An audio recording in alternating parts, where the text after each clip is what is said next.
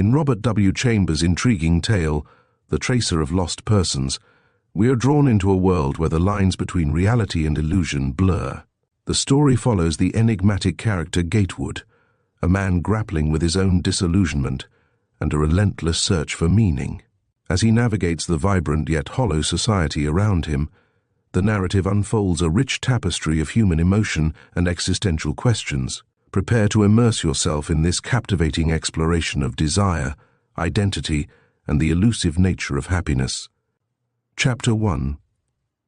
He was 33, agreeable to look at, equipped with as much culture and intelligence as is tolerated east of Fifth Avenue and west of Madison.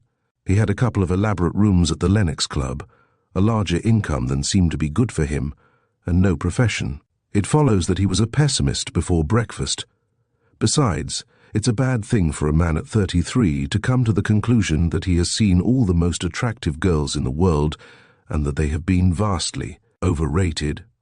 So, when a club servant with gilt buttons on his coat-tails knocked at the door, the invitation to enter was not very cordial. He of the buttons knocked again to take the edge off before he entered, then opened the door and unburdened himself as follows. "Mr. Gatewood, sir, Mr. Kearns's compliments, and wishes to know if he may have his coffee served at your table, sir." Gatewood, before the mirror, gave a vicious twist to his tie, inserted a pearl scarf pin, and regarded the effect with gloomy approval. "Say to Mr. Kearns that I am flattered," he replied morosely, "and tell Henry I want him." "Henry, sir?" "Yes, sir." The servant left. One of the sleek club valets came in, softly sidling. "Henry." "Sir?" "I'll wear a white waistcoat if you don't object." The valet laid out half a dozen. "Which one do you usually wear when I'm away, Henry? Which is your favourite?" "Sir?" "Pick it out and don't look injured and don't roll up your eyes. I merely desire to borrow it for one day." "Very good, sir." "And Henry, hereafter always help yourself to my best cigars. Those I smoke may injure you. I've attempted to conceal the keys, but you will, of course, eventually discover them under that loose tile on the hearth." "Yes, sir, thank you, sir," returned the valet gravely. "And Henry?" "Sir," with martyred dignity, "when you are tired of searching for my olivine and opal pin, just find it for a change. I'd like to wear that pin for a day or two, if it would not inconvenience you." "Very good, sir. I will unt it up, sir." Gatewood put on his coat, took hat and gloves from the unabashed valet, and sauntered down to the sunny breakfast room, where he found Kearns inspecting a morning paper and leisurely consuming grapefruit with a cocktail on the side. "Hullo," observed Kearns briefly.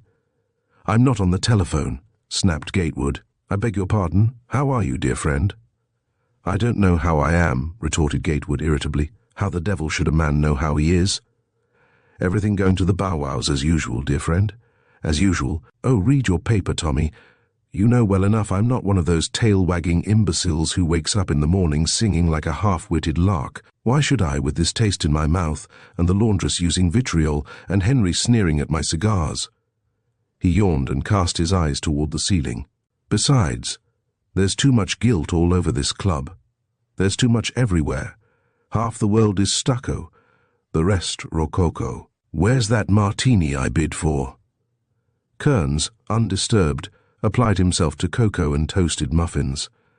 Grapefruit and an amber-tinted accessory were brought for the other and sampled without mirth. However, a little later Gatewood said, "Well, are you going to read your paper all day?" "What you need," said Kearns, laying the paper aside, "is a job any old kind would do, dear friend. I don't want to make any more money." "I don't want you to. I mean a job where you'd lose a lot and be scared into thanking heaven for car fare. You're a nice object for the breakfast table." "Bridge. I will be amiable enough by noontime." "Yes, you're endurable by noontime as a rule. When you're 40, you may be tolerated after 5 o'clock. When you're 50, your wife and children might even venture to emerge from the cellar after dinner." "Wife. I said wife," replied Kearns, as he calmly watched his man. He had managed it well so far, and he was wise enough not to overdo it. An interval of silence was what the situation required. "I wish I had a wife," muttered Gatewood, after a long pause. "Oh, haven't you said that every day for 5 years? Wife. Look at the willing assortment of dreams playing Sally Waters around town. Isn't this borough a bower of beauty, a flowery thicket where the prettiest kind in all the world grow under glass or outdoors? And what do? You used to pretend to prowl about inspecting the yearly crop of posies, growling, cynical, dissatisfied. But you've even given that up. Now you only point your nose skyward and squall for a mate, and yowl mournfully that you never have seen your ideal. I know. I never have seen my ideal, retorted Gatewood sulkily. But I know she exists, somewhere between heaven and Hoboken. You're sure, are you? Oh, I'm sure. And rich or poor, good or bad, she was fashioned for me alone. That's a theory of mine. You needn't accept it. In fact, it's none of your business, Tommy. All the same, insisted Kearns, did you ever consider that if your ideal does exist somewhere, it is morally up to you to find her? Haven't I inspected every debutante for 10 years? You don't expect me to advertise for an ideal, do you object, matrimony? Kearns regarded him intently. Now, I'm going to make a vivid suggestion, Jack. In fact, that's why I subjected myself to the ordeal of breakfasting with you. It's none of my business, as you so kindly put it. But shall I suggest something? Go ahead, replied Gatewood, tranquilly lighting a cigarette. I know what you'll say. No, you don't. Firstly, you are having such a good time in this world that you don't really enjoy yourself, isn't that so? Well, let it go at that. Secondly, with all your crimes and felonies, you have one decent trait left. You really would like to fall in love. And I suspect you'd even marry. There are grounds, said Gatewood guardedly, for your suspicions. Et après. Good. Then there's a way. I know.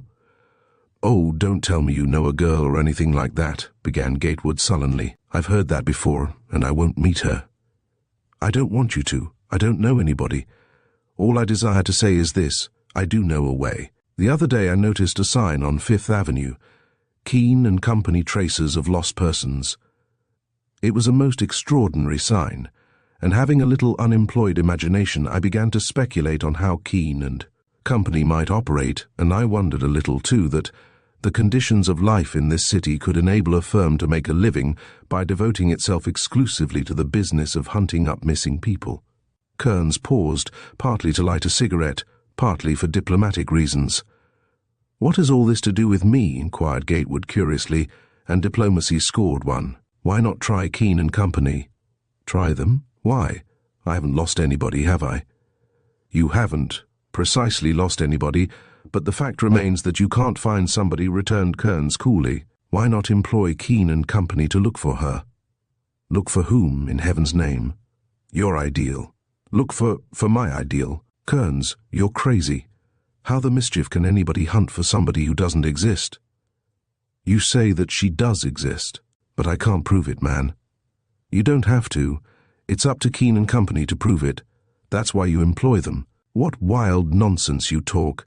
Keane and Company might perhaps be able to trace the concrete, but how are they going to trace and find the abstract? She isn't abstract. She is a lovely, healthy, and youthful concrete object, if, as you say, she does exist. How can I prove she exists? You don't have to. They do that. Look here, said Gatewood almost angrily. Do you suppose that if I were ass enough to go to these people and tell them that I wanted to find my ideal? Don't tell them, but how? There is no necessity for going into such trivial details. All you need say is, I am very anxious to find a young lady, and then describe her as minutely as you please. Then when they locate a girl of that description, they'll notify you. You will go. Judge for yourself whether she is the one woman on earth, and, if disappointed, you need only shake your head and murmur, not the same. And it's for them to find another. I won't do it, said Gatewood hotly. Why not? At least it would be amusing. You haven't many mental resources, and it might occupy you for a week or two. Gatewood glared. You have a pleasant way of putting things this morning, haven't you? I don't want to be pleasant, I want to jar you. Don't I care enough about you to breakfast with you? Then I've a right to be pleasantly unpleasant. I can't bear to watch your mental and spiritual dissolution. A man like you, with all your latent ability and capacity for being nobody in particular, which is the sort of man this nation needs. Do you want to turn into a club window gazer like Van Bronk? Do you want to become another Cortlandt Allerton and go rocking down the avenue a grimacing? Tailor-made sepulchre, the pompous obsequies of a dead intellect, a funeral on two wavering legs, carrying the corpse of all that should be deathless in a man. Why, Jack, I'd rather see you in bankruptcy. I'd rather see you trying to lead a double life in a single flat on $7.50 a week. I'd almost rather see you every day at breakfast than have it come to that. Wake up and get jocund with life. Why, you could have all good citizens stung to death if you chose. It isn't that I want you to make money, but I want you to worry over somebody besides yourself, not in Wall Street. A fool and its money are soon parted. But in your own home, where a beautiful wife and 7 angel children have you dippy and close to the ropes, where the housekeeper gets a rake off, and the cook is red-headed and comes from Sligo, and the butler's cousin will bear watching, and the chauffeur is a Frenchman, and the coachman's uncle is a Harlem vet, and every scullion in the establishment lies, drinks, steals, and supports 20 satiated relatives at your expense. That would mean the making of you, for after all, Jack, you are no genius. You're a plain, non-partisan, uninspired, clean-built, wholesome citizen. Thank God. The sort whose unimaginative mission is to pitch in with 80-odd millions of us, and, like the busy coral creatures, multiply with all your might, and make this little old republic the greatest, biggest, finest article that an overworked world has ever yet put up. Now you can call for help if you choose. Gatewood's breath returned slowly. In an intimacy of many years he had never suspected that sort of thing from Kearns. That is why, no doubt, the opinions expressed by Kearns stirred him to an astonishment too innocent to harbour anger or chagrin, and when Kearns stood up with an unembarrassed laugh, saying, "I'm going to the office. See you this evening," Gatewood replied rather vacantly, "Oh yes, I'm dining here. Goodbye, Tommy." Kearns glanced at his watch, lingering. "Was there anything you wished to ask me, Jack?" he inquired guilelessly. "Ask you? No, I don't think so." "Oh, I had an idea you might care to know where Keene and Company were to be found," said Gatewood firmly. "Is foolish." "I'll write the address for you anyway," rejoined Kearns, scribbling it and handing the card to his friend. Then he went down the stairs, several at a time, eased in conscience, satisfied that he had done his duty by a friend he cared enough for to breakfast with. "Of course," he ruminated, as he crawled into a hansom and lay back buried in meditation. "Of course there may be nothing in this Keene and Company business, but it will stir him up and set him thinking, and the longer Keene and Company take to hunt up an imaginary lady that doesn't exist, the more anxious and impatient poor old Jack Gatewood will become, until he'll catch the fever and go cantering about with that one fixed idea in his head. And," added Kearns softly, "no New Yorker in his right mind can go galloping through these 5 boroughs very long before he's roped, tied, and marked by the only girl in the world, the only girl, if you don't care to turn around and look at another million girls precisely like her. Oh Lord, precisely like her." Here was a nice exhorter to incite others to matrimony. Chapter 2. Meanwhile, Gatewood was walking along Fifth Avenue, more or less soothed by the May sunshine. First he went to his hatter's, looked at straw hats, didn't like them, protested, and bought one, wishing he had strength of mind enough to wear it home. But he hadn't.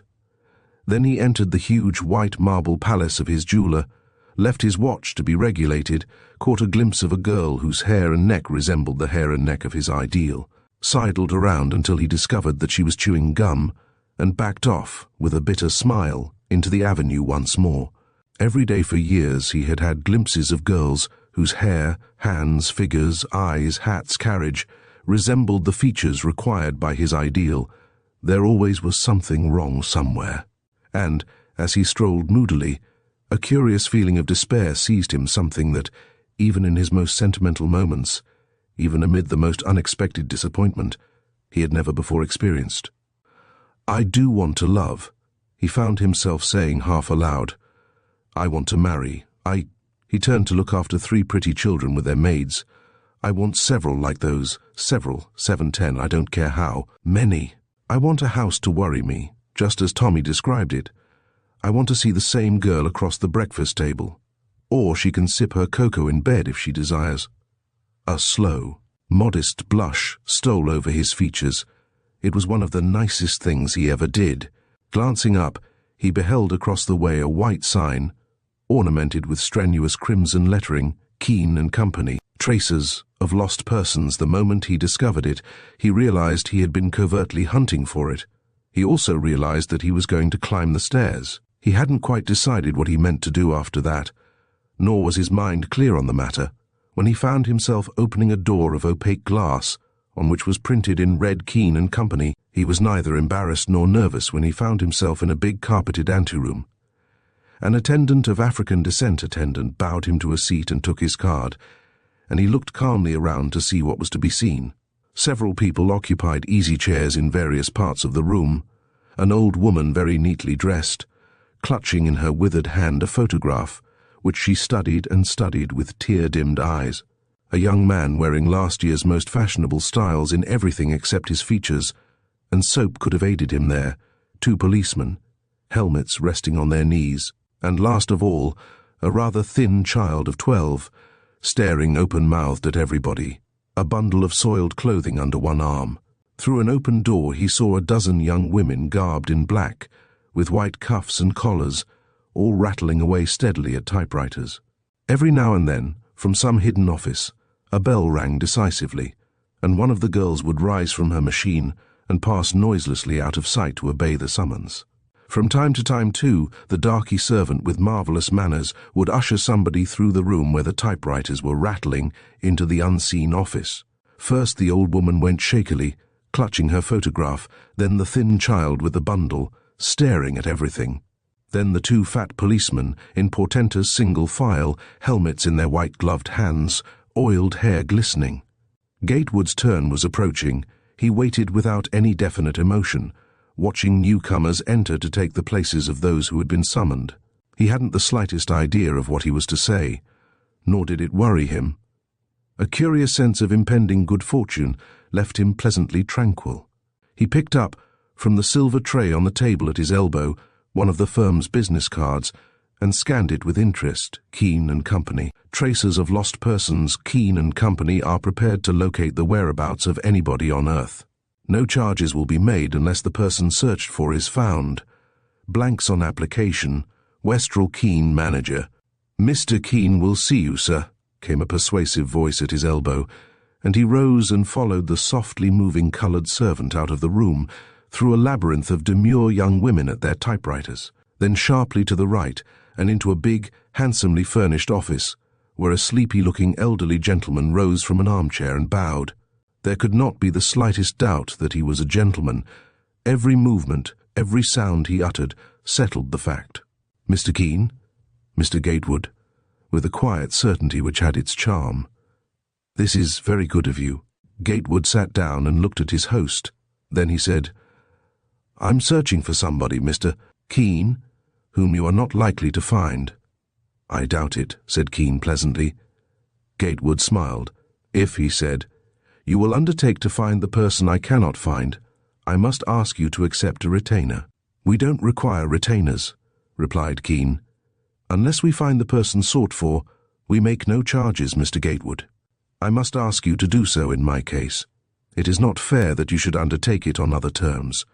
I desire to make a special arrangement with you. Do you mind?" "What arrangement had you contemplated?" inquired Keene, amused. "Only this.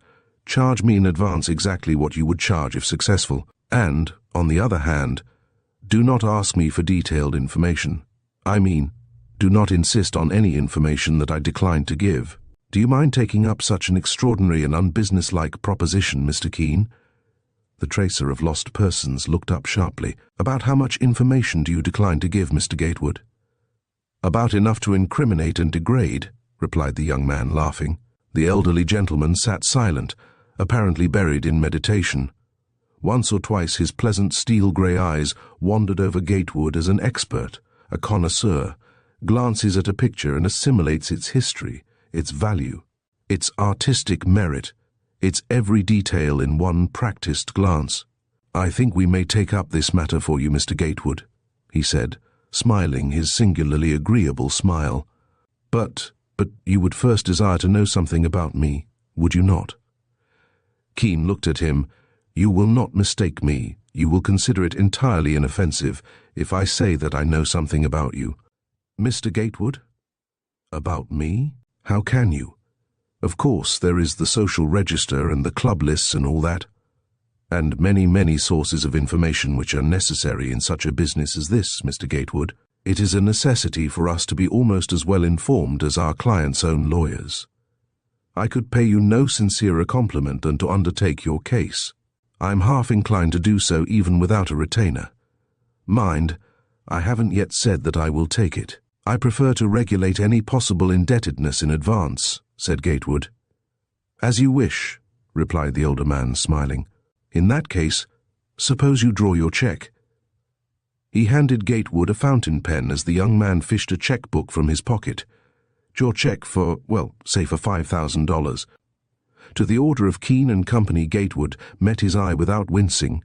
He was in for it now, and he was always perfectly game. He had brought it upon himself. It was his own proposition. Not that he would have for a moment considered the sum as high, or any sum exorbitant, if there had been a chance of success.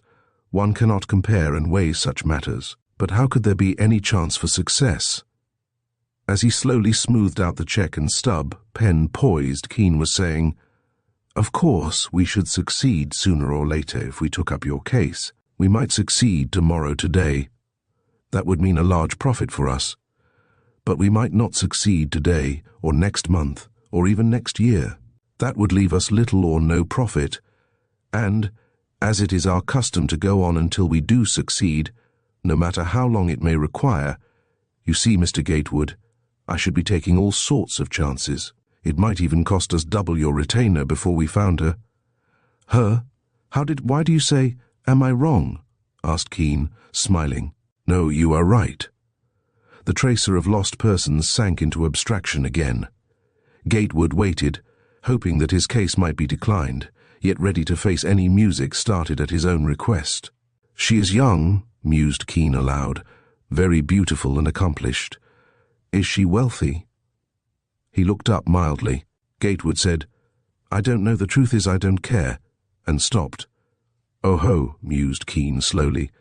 "I think I understand.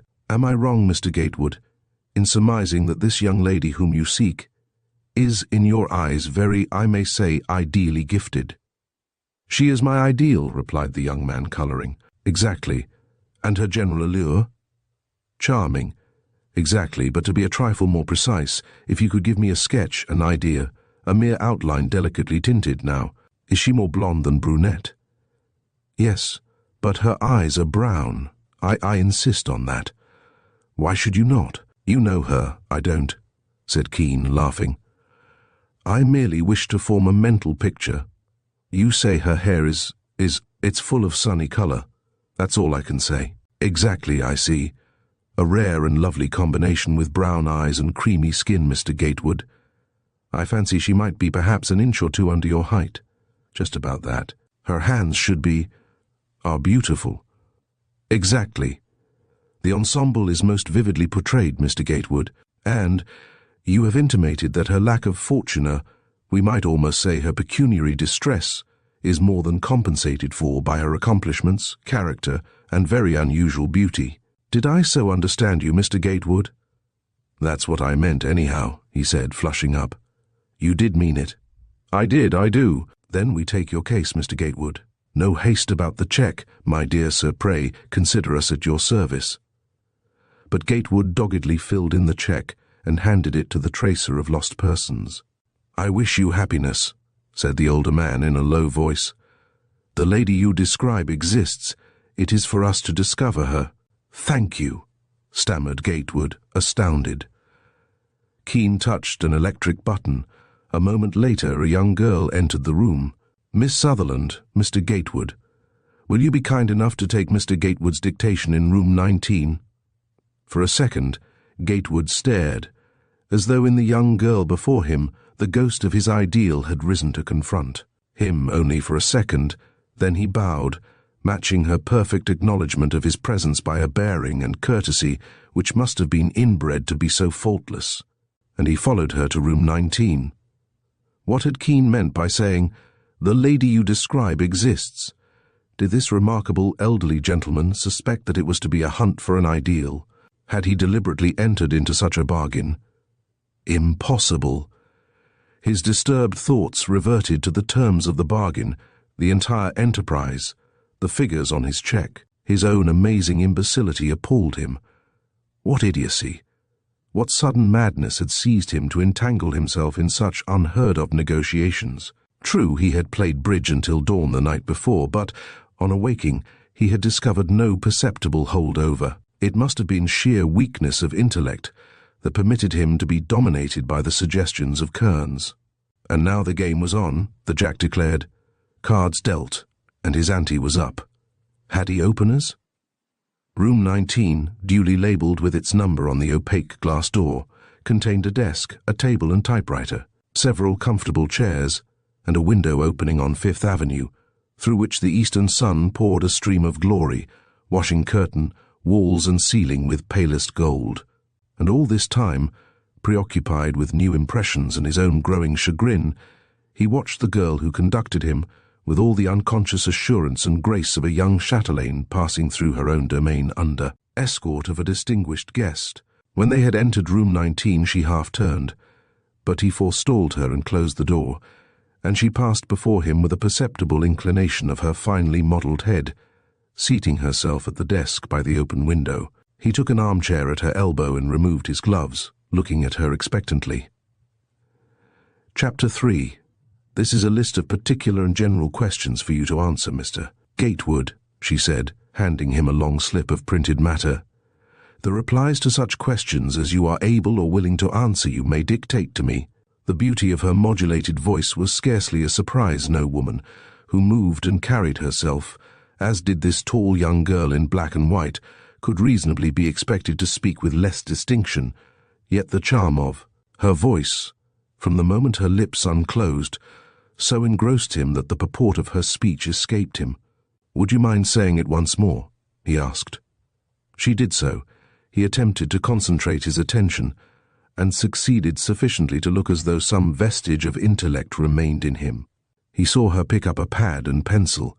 The contour and grace of two deliciously fashioned hands arrested his mental process once more.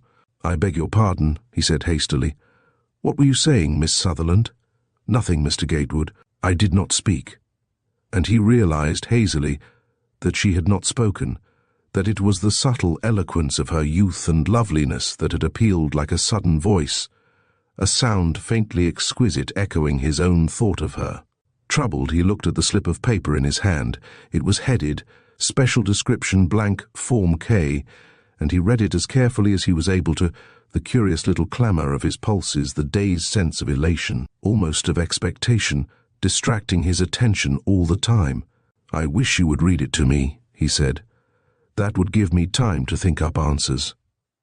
"If you wish," she assented pleasantly, swinging around toward him in her desk chair. Then she crossed one knee over the other to support the pad, and bending above it, lifted her brown eyes. She could have done nothing in the world more distracting at that moment. "What is the sex of the person you desire to find, Mr. Gatewood?" "Her sex? I fancy it is feminine." She wrote after sex the words, "She is probably feminine," looked at him absently, glanced at what she had written, flushed a little, rubbed out the "she is probably," wondering why a moment's mental wandering should have committed her to absurdity. "Married?" she asked with emphasis. "No," he replied, startled, then vexed. "I beg your pardon, you mean to ask if she is married?" "Oh, I didn't mean you, Mr. Gatewood. It's the next question. You see." She held out the blank toward him. "Is the person you are looking for married?" "Oh no, she isn't married either. At least trust not, because if she is, I don't want to find her," he ended, entangled in an explanation which threatened to involve him deeper than he desired. And, looking up, he saw the beautiful brown eyes regarding him steadily. They reverted to the paper at once, and the white fingers sent the pencil flying. "He trusts that she is unmarried, but if she is underlined married, he doesn't want to find her," she wrote. "That," she explained, "goes under the head of general remarks." At the bottom of the page she held it out, pointing with her pencil. He nodded, staring at her slender hand. Age, she continued, setting the pad firmly on her rounded, yielding knee and looking up at him. Age? Well, as a matter of fact, I could only venture a surmise. You know, he said earnestly, how difficult it is to guess ages, don't you, Miss Sutherland? How old do you think she is? Could you not hazard a guess, judging, say, from her appearance? I have no data, no experience to guide me. He was becoming involved again. Would you, for practice, permit me first to guess your age, Miss Sutherland? Why, yes, if you think that might help you to guess hers. So he leaned back in his armchair and considered her a very long time, having a respectable excuse to do so. 20 times he forgot he was looking at her for any purpose except that of disinterested delight, and 20 times he remembered with a guilty wince that it was a matter of business. Perhaps I had better tell you, she suggested, her colour rising a little under his scrutiny. Is it 18? Just her age. 21, Mr. Gatewood, and you said you didn't know her age. I have just remembered that I thought it might be 18, but I dare say I was shy 3 years in her case too. You may put it down at 21. For the slightest fraction of a second, the brown eyes rested on his, the pencil hovered in hesitation. Then the eyes fell, and the moving fingers wrote. Did you write 21? He inquired carelessly. I did not, Mr. Gatewood. What did you write? I wrote, he doesn't appear to know much about her age, but I do know, you said, they looked at one another earnestly. The next question, she continued with composure, is date and place of birth. Can you answer any part of that question? I trust I may be able to some day. What are you writing? I'm writing, he trusts he may be able to some day. Wasn't that what you said? Yes, I did say that. I'm not perfectly sure what I meant by it. She passed to the next question. Height? About 5'6", he said, fascinated gaze on her. Hair? More gold than brown full of gleams. She looked up quickly. His eyes reverted to the window rather suddenly. He had been looking at her hair. Complexion? She continued after a shade of hesitation. It's a sort of delicious mixture bisque, tinted with a pinkish bloom ivory and rose, he was explaining volubly. When she began to shake her head, timing each shake to his words.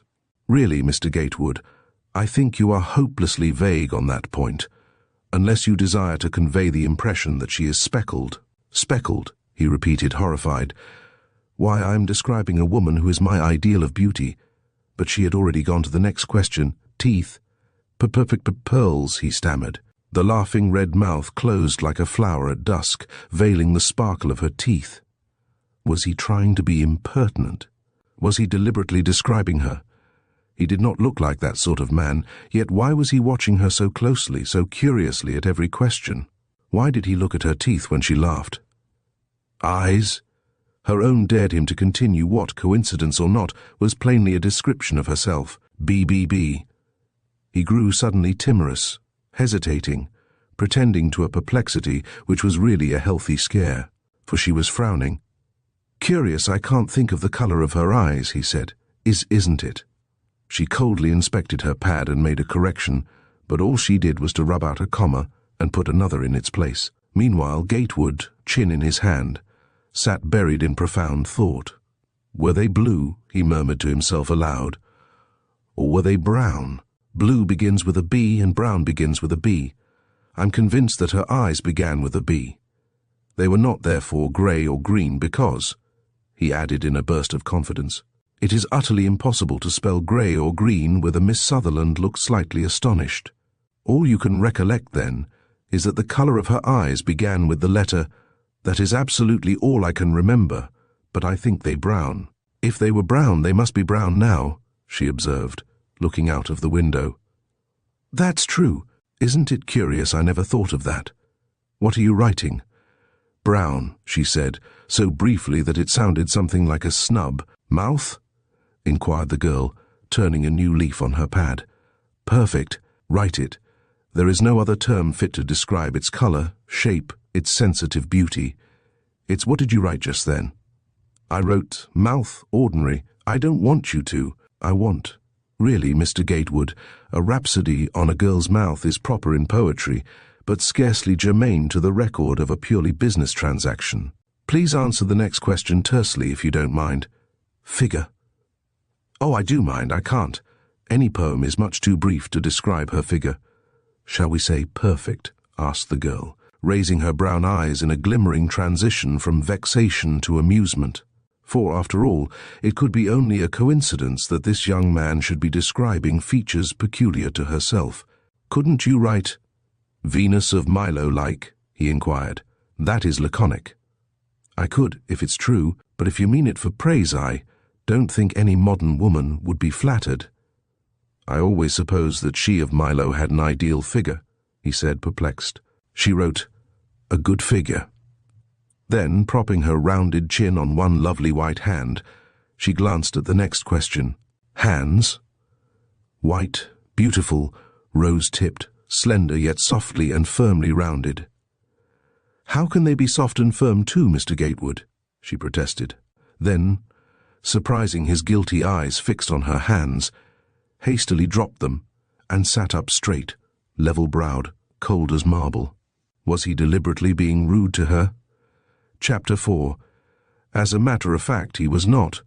Too poor in imagination to invent, on the spur of the moment, charms and qualities suited to his ideal, he had, at first unconsciously, taken as a model the girl before him, quite unconsciously and innocently at first, then furtively, and with a dawning perception of the almost flawless beauty he was secretly plagiarizing. Aware now that something had annoyed her. Aware, too, at the same moment, that there appeared to be nothing lacking in her to satisfy his imagination of the ideal. He began to turn redder than he had ever turned in all his life.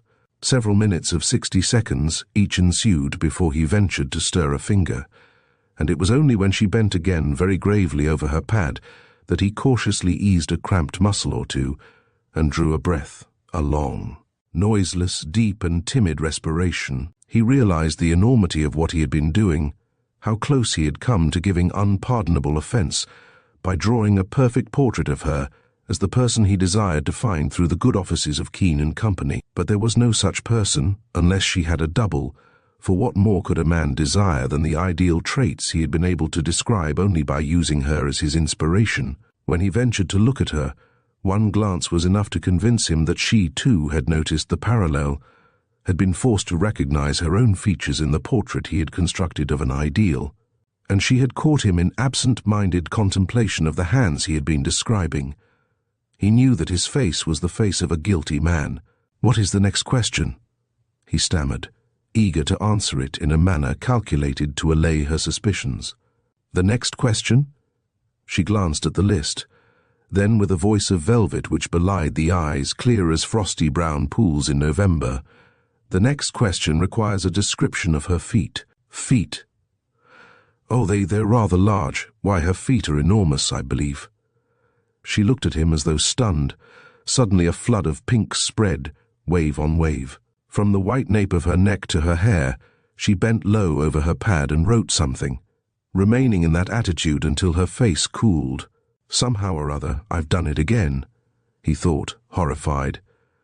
"The best thing I can do is to end it and go home." In his distress, he began to hedge, saying, "Of course, she is rather tall, and her feet are in some sort of proportion, in fact. They are perfectly symmetrical feet. Never in his life had he encountered a pair of such angrily beautiful eyes." Speech stopped with a dry gulp. "We now come to general remarks," she said in a voice made absolutely steady and emotionless. "Have you any remarks of that description to offer, Mr. Gatewood?" "I'm willing to make remarks," he said, "if I only knew what you wish me to say." She mused, eyes on the sunny window, then looked up. "Where did you last see her?" "Near Fifth Avenue." "And what street?" He named the street. "Near rather," he said timidly.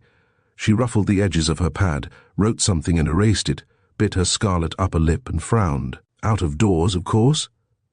"No, indoors," he admitted furtively. She looked up with a movement almost nervous. "Do you dare, care, to be more concise?" "I would rather not," he replied in a voice from which he hoped he had expelled the tremors of alarm. "As you please, Mr. Gatewood. And would you care to answer any of these other questions? Who and what are or were her parents? Give all particulars concerning all her relatives. Is she employed or not? What are her social, financial, and general circumstances? Her character, personal traits, aims, interests, desires. Has she any vices? Any virtues? Talents? Ambitions? Caprices? Fads? Are you in love with her? Yes, he said, I am. Is she in love with you? No, she hates me, I'm afraid. Is she in love with anybody? That is a very difficult... The girl wrote he doesn't know with a satisfaction apparently causeless. Is she a relative of yours, Mr. Gatewood? Very sweetly. No, Miss Sutherland, very positively. You desire to marry her, you say? I do, but I didn't say it. She was silent then. What is her name? In a low voice which started several agreeable thrills chasing one another over him. I declined to answer, he stammered. On what grounds, Mr. Gatewood? He looked her full in the eyes. Suddenly he bent forward and gazed at the printed paper from which she had been apparently reading. Why, all those questions you are scaring me with are not there, he exclaimed indignantly. You are making them up. I know, but she was flushing furiously. But they are on the other forms, some of them. Can't you see you are answering Form K? That is a special form. But why do you ask me questions that are not on Form K? Because it is my duty to do all I can to secure evidence which may lead to the discovery of the person you desire to find. I assure you, Mr. Gatewood, this duty is not always agreeable, and some people make it harder still. Gatewood looked out of the window. Various emotions, among them shame, mortification, chagrin, pervaded him and chased each other along his nervous system, colouring his neck and ears a fiery red for the enlightenment of any observer. I did not mean to offend you, said the girl in a low voice, such a gently regretful voice that Gatewood swung around in his chair. There is nothing I would not be glad to tell you about the woman I have fallen in love with, he said. She is overwhelmingly lovely, and when I dare, I will tell you her name and where I first saw her, and where I saw her last, if you desire. Shall I? It would be advisable. When will you do this? When I dare. You don't dare now? No, not now. She absently wrote on her pad, He doesn't dare tell me now. Then, with head still bent, she lifted her mischief-making, trouble-breeding brown eyes to his once more. I am to come here, of course, to consult you? He asked dizzily. Mr. Keene will receive you. He may be busy. He may be, she repeated dreamily. So, I'll ask for you. We could write you, Mr. Gatewood, he said hastily. It's no trouble for me to come. I walk every morning. But there would be no use, I think, in your coming very soon. All Mr. Keene could do for a while would be to report progress. That is all I dare look for, progress for the present. During the time that he remained, which was not very long, neither of them spoke until he arose to take his departure. Goodbye, Miss Sutherland. I hope you may find the person I've been searching for. Goodbye, Mr. Gatewood. I hope we shall... But I don't know. And as a matter of fact, she did not know. She was rather excited over nothing, apparently, and also somewhat preoccupied with several rather disturbing emotions, the species of which she was interested in determining. But to label and catalogue each of these emotions separately required privacy and leisure to think. And she also wished to look very earnestly at the reflection of her own face in the mirror of her own chamber. For it is a trifle exciting, though but an innocent coincidence, to be compared, feature by feature, to a young man's ideal. As far as that went, she excelled it too, and, as she stood by the desk, alone, gathering up her notes, she suddenly bent over and lifted the hem of her gown a trifle sufficient to reassure herself that the dainty pair of shoes she wore would have baffled the efforts of any Venus ever sculptured. And she was perfectly right. Of course, she thought to herself, his ideal runaway hasn't enormous feet. He, too, must have been struck with the similarity between me and his ideal, and when he realized that I also noticed it, he was frightened by my frown into saying that her feet were enormous. How silly! For I didn't mean to frighten him. He frightened me once or twice. I mean, he irritated me.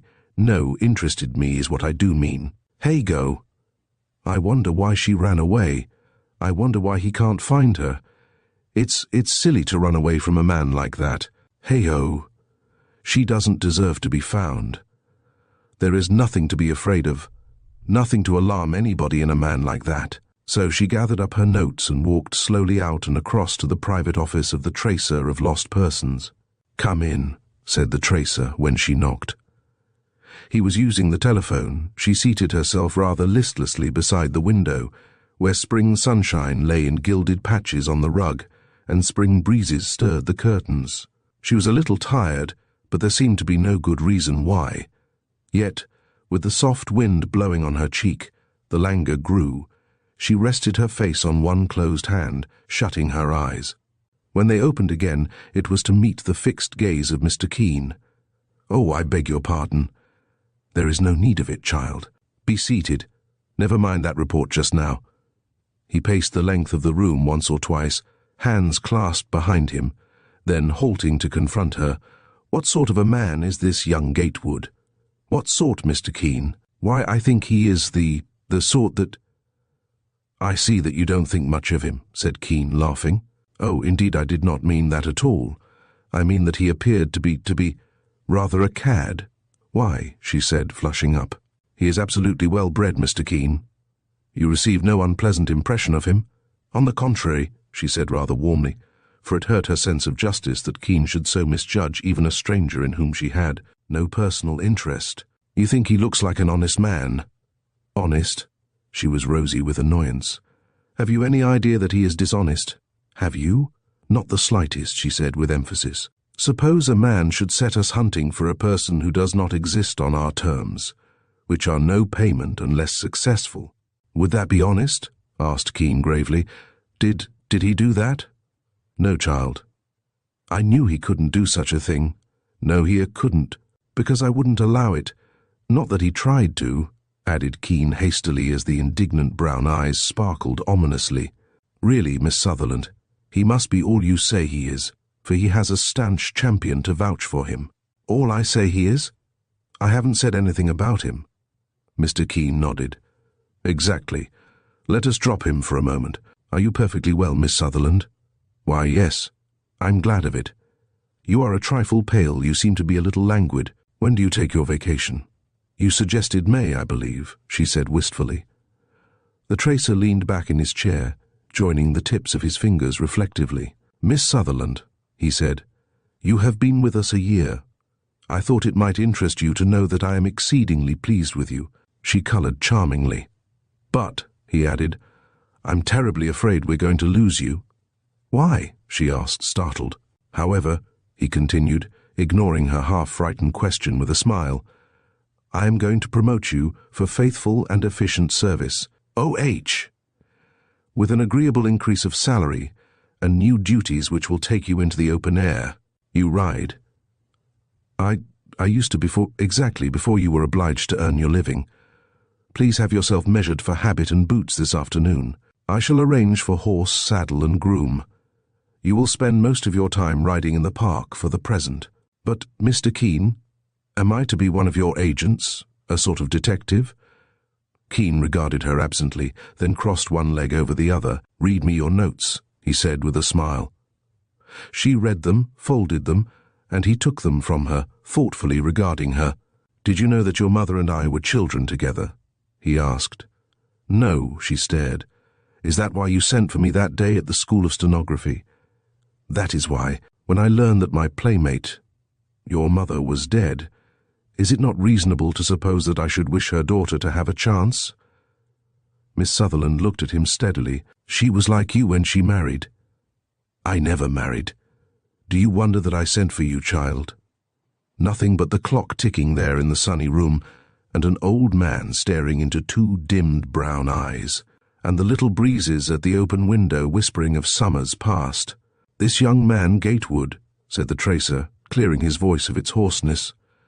"This young man ought to be all right, if I did not misjudge his father years ago, child, years ago.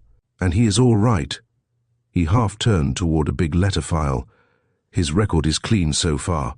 The trouble with him is idleness. He ought to marry." "Isn't he trying to?" she asked.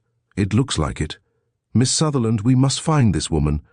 "Yes, but I don't see how you are going to on such slight information." "Information? Child, I have all I want, all I could desire." He laughed, passing his hands over his grey hair. We are going to find the girl he is in love with before the week ends." "Do you really think so?" she exclaimed. "Yes, but you must do a great deal in this case." "Aye, exactly. And what am I to do? Ride in the park, child. And if you see Mr. Gatewood, don't you dare take your eyes off him for one moment. Watch him. Observe everything he does. If he should recognize you and speak to you, be as amiable to him as though it were not by my orders. Then I am to be a detective," she faltered. The tracer did not appear to hear her. He took up the notes, turned to the telephone, and began to send out a general alarm, reading the description of the person whom Gatewood had described. The vast, intricate and delicate machinery under his control was being set in motion all over the Union. "Not that I expect to find her outside the borough of Manhattan," he said, smiling, as he hung up the receiver and turned to her. "But it's as well to know how many types of that species exist in this republic, and who they are, in case any other young man comes here raving of brown eyes and gleams in the hair." Miss Sutherland, to her own intense consternation, blushed. "I think you had better order that habit at once," said the tracer carelessly. "Tell me, Mr. Keene," she asked tremulously, "am I to spy upon Mr. Gatewood and report to you? For I simply cannot bear to do it." "Child, you need report nothing unless you desire to, and when there is something to report, it will be about the woman I am searching for. Don't you understand? I have already located her. You will find her in the park, and when you are sure she is the right one, and if you care to report it to me, I shall be ready to listen. I am always ready to listen to you. But I warn you, Mr. Keene, that I have perfect faith in the honor of Mr. Gatewood. I know that I could have nothing unworthy to report." "I am sure of it," said the tracer of lost persons, studying her with eyes that were not quite clear. "Now, I think you had better order that habit. Your mother sat her saddle perfectly. We rode very often, my lost playmate and I." He turned, hands clasped behind his back, absently pacing the room backward, forward, there in the spring sunshine. Nor did he notice her lingering, nor mark her as she stole from the room, brown eyes saddened and thoughtful, wondering, too, that there should be in the world so much room for sorrow. Chapter 5.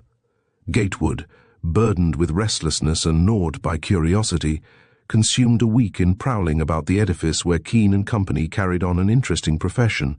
His first visit resulted merely in a brief interview with Mr. Keene, who smilingly reported progress and suavely bowed him out.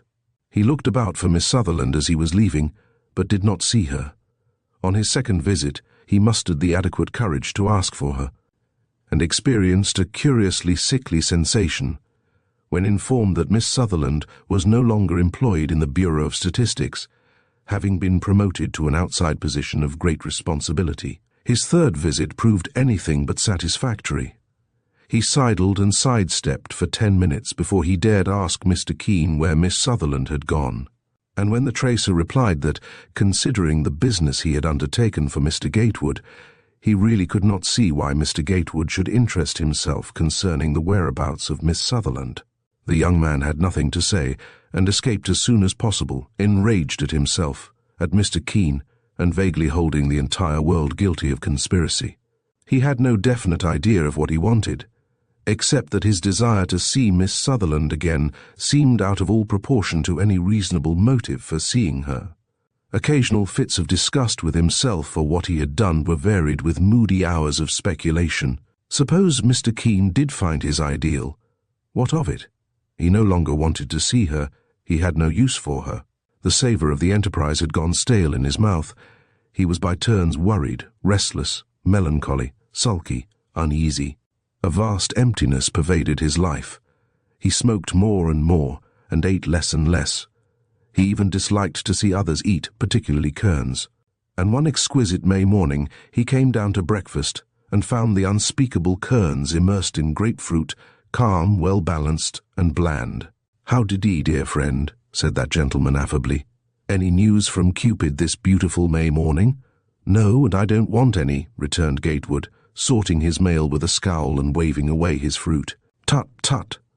Lovers must be patient. Dearie will be found some day." "Some day," snarled Gatewood. "I shall destroy you, Tommy. Naughty, naughty." reflected Kearns, pensively assaulting the breakfast food. Lovey must not worry, Dovey shall be found, and all will be joy and gingerbread. If you throw that orange, I'll run screaming to the governor's. Aren't you ashamed just because you're in a love tantrum? One more word and you get it. May I sing as I trifle with this frugal fare, dear friend? My heart is so happy that I should love to warble a few wild notes. He paused to watch his badgered victim dispose of a martini. I wonder, he mused, if you'd like me to tell you what a cocktail before breakfast does to the lining of your stomach. Would you? No. I suppose it's what the laundress does to my linen. What do I care? Don't be a short sport, Jack. Well, I don't care for the game you put me up against. Do you know what has happened? I really don't, dear friend. The tracer of lost persons has not found her. Has he? He says he has, retorted Gatewood sullenly, pulling a crumpled telegram from his pocket and casting it upon the table. I don't want to see her. I'm not interested. I never saw but one girl in my life who interested me in the slightest, and she's employed to help in this ridiculous search. Kearns, meanwhile, had smoothed out the telegram and was intently perusing it. John Gatewood, Lenox Club, 5th Avenue. Person probably discovered. Call here as soon as possible. W. Keene. What do you make of that? Demanded Gatewood hoarsely. Make of it? Why, it's true enough, I fancy. Go and see, and if it's she, be hers. I won't. I don't want to see any ideal. I don't want to marry. Why do you try to make me marry somebody? Because it's good for you, dear friend. Otherwise you'll go to the doggy dogs. You don't realize how much worry you are to me. Confound it. Why don't you marry? Why didn't I ask you that when you put me up to all this foolishness? What right have you to— Tut, friend. I know there's no woman alive fit to wed me and spend her life in stealing kisses from me. I have no ideal. You have an ideal. I haven't. Oh, yes, dear friend. There's a stub in your checkbook to prove it. You simply bet $5,000 that your ideal existed. You've won. Go and be her joy and sunshine. I'll put an end to this whole business, said Gatewood wrathfully, and I'll do it now. Bet you that you're engaged within the week, said Kearns with a placid smile. The other swung around savagely. What will you bet, Tommy? You may have what odds you please. I'll make you sit up for this. I'll bet you, answered Kearns deliberately, an entire silver dinner service against a saddle horse for the bride. That's a fool bet, snapped Gatewood. What do you mean? Oh, if you don't care to, what do I want of a silver service? But all right, I'll bet you anything. She'll want it, replied Kearns significantly, booking the bet. I may as well canter out to Tiffany's this morning, I fancy. Where are you going, Jack? To see Keene and confess what an ass I've been, returned Gatewood sullenly, striding across the breakfast room to take his hat and gloves from the rack, and out he went, mad all over. On his way up the avenue he attempted to formulate the humiliating confession which already he shrank from, but it had to be done. He simply could not stand the prospect of being notified, month after month, that a lady would be on view somewhere. It was like going for a fitting. It was horrible. Besides, what use was it? Within a week or two, an enormous and utterly inexplicable emptiness had yawned before him, revealing life as a hollow delusion. He no longer cared. Immersed in bitter reflection, he climbed the familiar stairway and sent his card to Mr. Keene, and in due time he was ushered into the presence of the tracer of lost persons. Mr. Keene, he began, with a headlong desire to get it over and be done with it, I may as well tell you how impossible it is for you or anybody to find that person I described. Mr. Keene raised an expostulatory hand, smiling indulgence. It is more than possible, Mr. Gatewood, more than probable. It is almost an accomplished fact. In other words, I think I may venture to congratulate you and say that she is found. Now, how can she be found when there isn't— Mr. Gatewood, the magician will always wave his magic wand for you and show you his miracles for the price of admission. But for that price he does not show you how he works his miracles, said Keene, laughing. But I ought to tell you, persisted Gatewood, that it is utterly impossible you should find the person I wish to discover, because she— I can only prove that you are wrong, smiled Keene, rising from his easy chair. Mr. Keene, said the young man earnestly, I have been more or less of a chump at times. One of those times was when I came here on this errand. All I desire now is to let the matter rest as it is. I am satisfied, and you have lost nothing, nor have you found anything or anybody. You think you have, but you haven't. I do not wish you to continue the search, or to send me any further reports. I want to forget the whole miserable matter, to be free, to feel myself freed from any obligations to that irritating person I asked you to find. The tracer regarded him very gravely. Is that your wish, Mr. Gatewood? I can scarcely credit it. It is. I've been a fool. I simply want to stop being one if anybody will permit it. And you decline to attempt to identify the very beautiful person we have discovered to be the individual for whom you asked us to search. I do. She may be beautiful, but I know well enough she can't compare with someone. I am sorry, said Keene thoughtfully. We take so much pride in these matters. When one of my agents discovered where this person was, I was rather happy, for I have taken a peculiar personal interest in your case. However, Mr. Keene, said Gatewood, if you could understand how ashamed and mortified I am at my own conduct. Keene gazed pensively out of the window. I also am sorry. Miss Sutherland was to have received a handsome bonus for her discovery. Miss S.S.S. Sutherland. Exactly, without quite so many S's, said Keene, smiling. Did she discover that person? Exclaimed the young man, startled. She thinks she has. I am not sure she is correct, but I am absolutely certain that Miss Sutherland could eventually discover the person you were in search of. It seems a little hard on her, just on the eve of success, to lose. But that can't be helped now. Gatewood, more excited and uncomfortable than he had ever been in all his life, watched Keene intently. Too bad, muttered the tracer to himself. The child needs the encouragement. It meant $1,000 to her. He shrugged his shoulders, looked up, and as though rather surprised to see Gatewood still there, smiled an impersonal smile and offered his hand in adieu. Gatewood winced. Could I see Miss Sutherland? He asked. I am afraid not. She is at this moment following my instructions but that cannot interest you now. Yes, it does, if you don't mind. Where is she? I'll take a look at the person she discovered. I will, really. Why, it's only this. I suspected that you might identify a person whom I had reason to believe was to be found every morning riding in the park. So Miss Sutherland has been riding there every day. Yesterday she came here greatly excited. Yes, go on. Keene gazed dreamily at the sunny window. She thought she had found your other person. So I said you would meet her on the bridle path, near, but that's of no interest now. Near where? Demanded Gatewood, suppressing inexplicable excitement. And as Keene said nothing, I'll go, I want to go, I really do. Can't a fellow change his mind? Oh, I know you think I'm a lunatic, and there's plenty of reason too. Keene studied him calmly. Yes, plenty of reason, Mr. Gatewood. But do you suppose you are the only one? I know another who was perfectly sane 2 weeks ago. The young man waited impatiently. The tracer paced the room, grey head bent, delicate, wrinkled hands clasped loosely behind his bent back. You have horses at the Whip and Spur Club, he said abruptly. Suppose you ride out and see how close Miss Sutherland has come to solving our problem.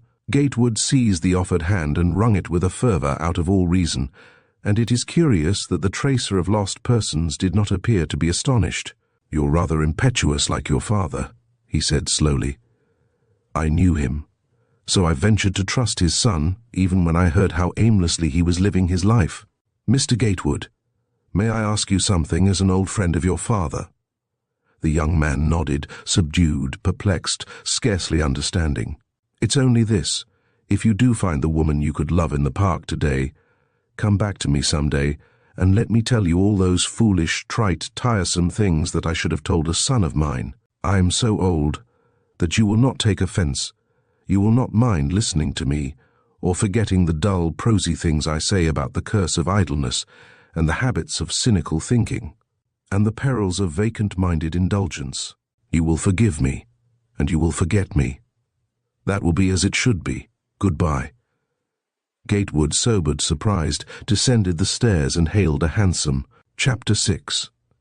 All the way to the Whip and Spur Club, he sat buried in a reverie from which, at intervals, he started, aroused by the heavy, expectant beating of his own pulses. But what did he expect, in heaven's name? Not the discovery of a woman who had never existed. Yet his excitement and impatience grew as he watched the saddling of his horse, and when at length he rode out into the sunshine and cantered through the park entrance, his sense of impending events and his expectancy amounted to a fever which colored his face attractively. He saw her almost immediately. Her horse was walking slowly in the dappled shadows of the new foliage. She, listless in her saddle, sometimes watching the throngs of riders passing, at moments turning to gaze into the woodland vistas where, over the thickets of flowering shrubbery, orioles and robins sped flashing on tinted wings from shadow to sun, from sun to shadow. But she looked up as he drew bridle and wheeled his mount beside her, and "Oh," she said, flushing in recognition. "I have missed you terribly," he said quietly. It was dreamy weather, even for late spring. The scent of lilacs and mock orange hung heavy as incense along the woods. Their voices unconsciously found the key to harmonize with it all. She said, "Well, I think I have succeeded. In a few moments she will be passing. I do not know her name. She rides a big roan. She is very beautiful, Mr. Gatewood." He said, "I am perfectly certain we shall find her. I doubted it until now, but now I know." "Oh, but I may be wrong," she protested. "No, you cannot be." She looked up at him. "You can have no idea how happy you make me," he said unsteadily. But I may be all wrong, dreadfully wrong." "Yes, you may be, but I shall not be. For do you know that I have already seen her in the park?"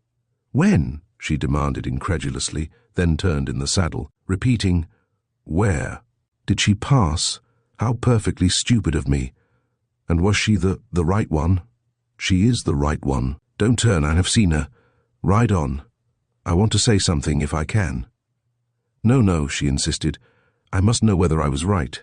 "You are right, but you don't know it yet." "Oh, very well then, we'll turn if you insist." And he wheeled his mount as she did, riding at her bridle again. "How can you take it so coolly, so indifferently?" she said. "Where has she gone? Never mind. She must turn and pass us sooner or later, for she lives uptown." "What are you laughing at, Mr. Gatewood?" In annoyed surprise. "I am laughing at myself. Oh, I'm so many kinds of a fool, you can't think how many, and it's no use." She stared, astonished. He shook his head. "No, you don't understand yet, but you will. Listen to me, this very beautiful lady you have discovered is nothing to me." "Nothing to you?" she faltered. Two pink spots of indignation burned in her cheeks. How dare you say that? After all that has been done, all that you have said. You said you loved her. You did say so too. I don't love her now." "But you did." Tears of pure vexation started. She faced him eye to eye, thoroughly incensed. "What sort of man are you?" she said under her breath. "Your friend Mr. Kearns is wrong. You are not worth saving from yourself." "Kearns," he repeated, angry and amazed. "What the deuce has Kearns to do with this affair?"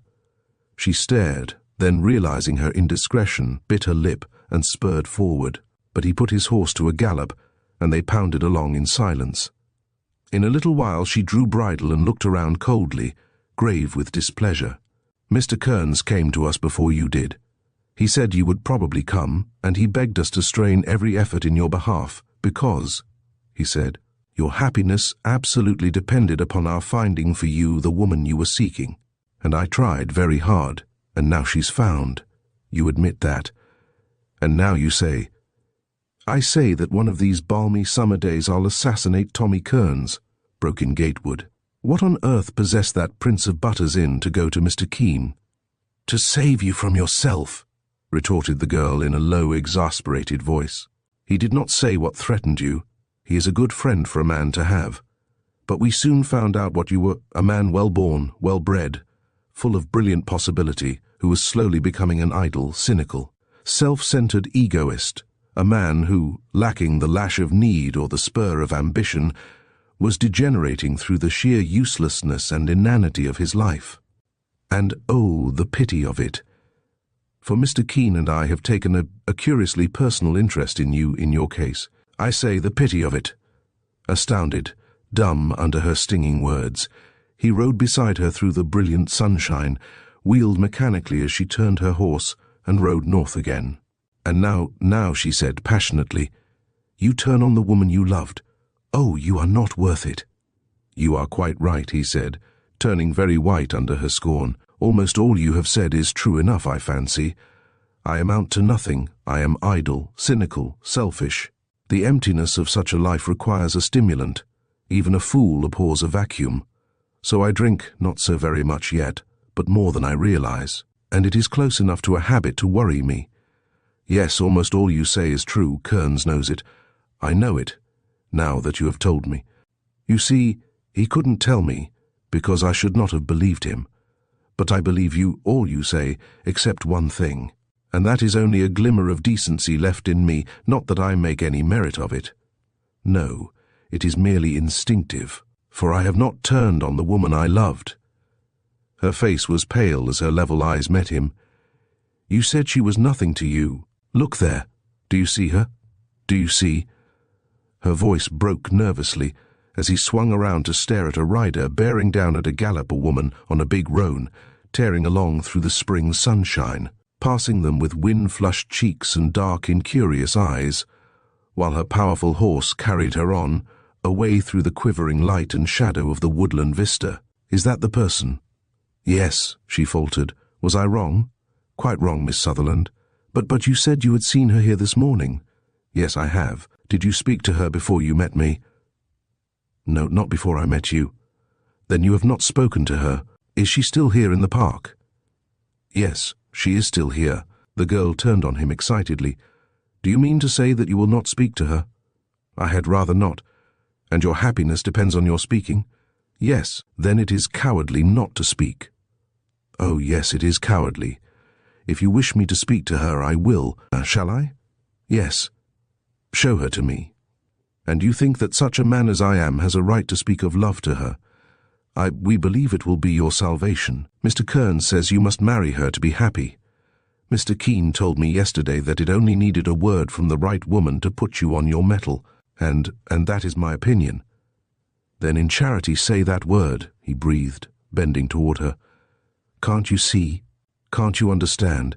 Don't you know that from the moment I looked into your eyes I loved you?" How dare you?" she stammered, crimsoning. "God knows," he said wistfully. "I am a coward. I don't know how I dared. Goodbye." He walked his horse a little way, then launched him into a gallop, tearing on and on, sun, wind, trees swimming, whirling like a vision, hearing nothing, feeling nothing, save the leaden pounding of his pulse and the breathless, terrible tightening in his throat. When he cleared his eyes and looked around, he was quite alone, his horse walking under the trees and breathing heavily. At first he laughed, and the laugh was not pleasant. Then he said aloud, "It is worth having lived for, after all," and was silent. And again, I could expect nothing. She was perfectly right to sidestep a fool, and such a fool. The distant gallop of a horse, dulled on the soft soil but coming nearer, could not arouse him from the bitter depths he had sunk in, not even when the sound ceased beside him and horse snorted recognition to horse. It was only when a light touch rested on his arm that he looked up heavily, caught his breath. "Where is the other woman?" she gasped. "There never was any other." "You said—" "I said I loved my ideal. I did not know she existed until I saw you. Then we were searching for a vision. But it was your face that haunted me. And I am not worth it, as you say. And I know it, for you have opened my eyes." He drew bridle, forcing a laugh. "I cut a sorry figure in your life. Be patient. I'm going out of it now." And he swung his horse. At the same moment, she did the same, making a demi-tour and meeting him halfway, confronting him. "Do you mean to ride out of my life without a word?" she asked unsteadily. "Goodbye." He offered his hand. Stirring his horse forward, she leaned lightly over and laid both hands in his. Then, her face surging in color, she lifted her beautiful dark eyes to his as the horses approached. Nearer, nearer, until, as they passed, flank brushing flank, her eyes fell, then closed as she swayed toward him and clung, her young lips crushed to his. There was nobody to witness it, except the birds and squirrels. Nobody but a distant mounted policeman, who almost fainted away in his saddle.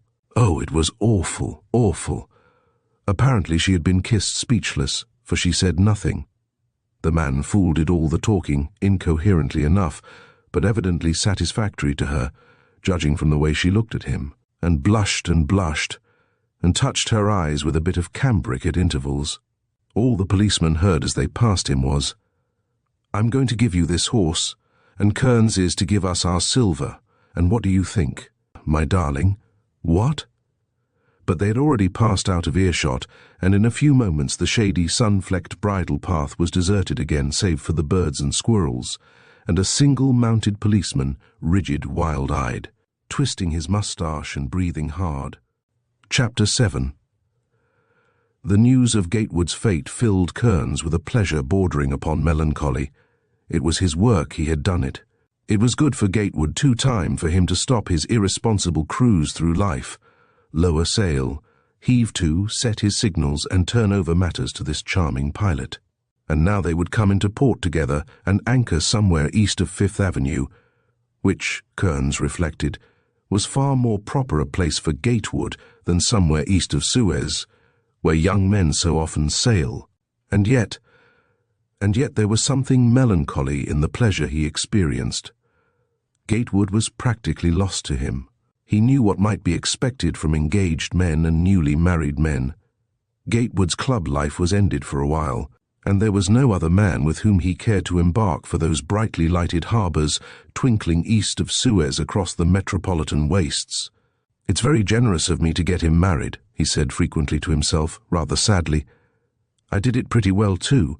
It only shows that women have no particular monopoly in the realms of diplomacy and finesse. In fact, if a man really chooses to put his mind to such matters, he can make it no trumps and win out behind a bum ace and a guarded knave." He was pleased with himself. He followed Gatewood about explaining how good he had been to him. An enthusiasm for marrying off his friends began to germinate within him. He tried it on Darrell, on Barnes, on Yates, but was turned down and severely stung. Then one day, Harron of the Philippines Scouts turned up at the club, and they held a determined reunion until daylight, and they told each other all about it all, and what uppercuts life had handed out to them since the troopship sailed. And after the rosy glow had deepened to a more gorgeous hue in the room, and the electric lights had turned into silver pinwheels, and after they had told each other the story of their lives, and the last siphon fizzed impotently when urged beyond its capacity, Kearns arose and extended his hand, and Harron took it, and they executed a song resembling Auld Lang Syne. "Old man," said Kearns reproachfully, "there's one thing you have been deuced careful not to mention, and that is about what happened to you 3 years ago." "Steady," said Harron. "There is nothing to tell, Tommy." "Nothing?" "Nothing. I never saw her again. I never shall." Kearns looked long and unsteadily upon his friend, then very gravely fumbled in his pocket and drew forth the business card of Westrel Keene, tracer of lost persons. "That," he said, "will be about all." And he bestowed the card upon Harron with magnificent condescension. And about 5 o'clock the following afternoon, Harron found the card among various effects of his, scattered over his dresser. It took him several days to make up his mind to pay any attention to the card or the suggestion it contained. He scarcely considered it seriously even when, passing along Fifth Avenue one sunny afternoon, he chanced to glance up and see the sign Keene and Company, tracers of lost persons, staring him in the face. He continued his stroll, but that evening, upon mere impulse, he sat down and wrote a letter to Mr. Keene. The next morning's mail brought a reply and an appointment for an interview on Wednesday week. Harron tossed the letter aside, satisfied to let the matter go, because his leave expired on Tuesday, and the appointment was impossible. On Sunday, however, the melancholy of the deserted club affected his spirits. A curious desire to see this tracer of lost persons seized him with a persistence unaccountable. He slept poorly, haunted with visions. On Monday he went to see Mr. Keene. It could do no harm. It was too late to do either harm or good, for his leave expired the next day at noon. The business of Keene and Company, tracers of lost persons, had grown to enormous proportions. Appointments for a personal interview with Mr. Keene were now made a week in advance, so when young Harren sent in his card, the gaily liveried attendant of African descent came back presently, threading his way through the waiting throng with pomp and circumstance, and returned the card to Harren, with the date of appointment rewritten in ink across the top. The day named was Wednesday. On Tuesday, Harren's leave expired. "That won't do," said the young man brusquely. "I must see Mr. Keene today. I wrote last week for an appointment." The liveried darky was polite but obdurate. "Dis here am d'appointment, sir," he explained persuasively. "But I want to see Mr. Keene at once," insisted Harren. "It ain't no use, sir," said the darky respectfully. "Days me irons and me irons ob Jem and Jess a settin' round and waitin' for Mr. Keene. In dis here profession, sir, de fustest gemman dat has a p'intment is de fustest gemman dat kin see Mr. Keene. You is a military gemman Joseph, Captain Harren, and you is aware dat precedence under rigor."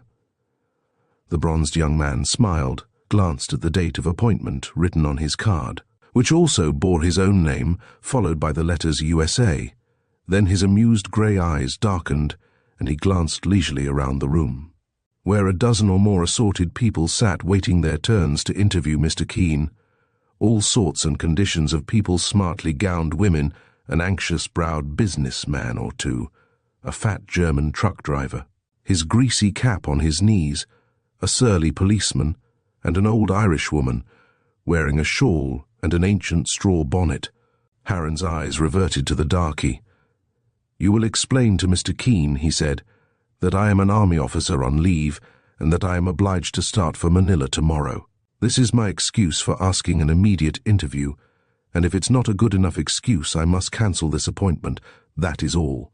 The darky stood, irresolute, inclined to argue, but something in the steel-grey eyes of the man set him in involuntary motion, and he went away once more with the young man's message. Harren turned and walked back to his seat. The old woman with the faded shawl was explaining volubly to a handsomely gowned woman beside her that she was looking for her boy, Danny, that her name was Mrs. Regan, and that she washed for the aristocracy of Hunter's Point at a liberal price per dozen, using no deleterious substances in the suds, as heaven was her witness. The German truck driver, moved by this confidence, was stirred to begin an endless account of his domestic misfortunes, and old Mrs. Regan, becoming impatient, had already begun to interrupt with an account of Regan's recent hoisting on the wings of a premature petard when the dark servant reappeared.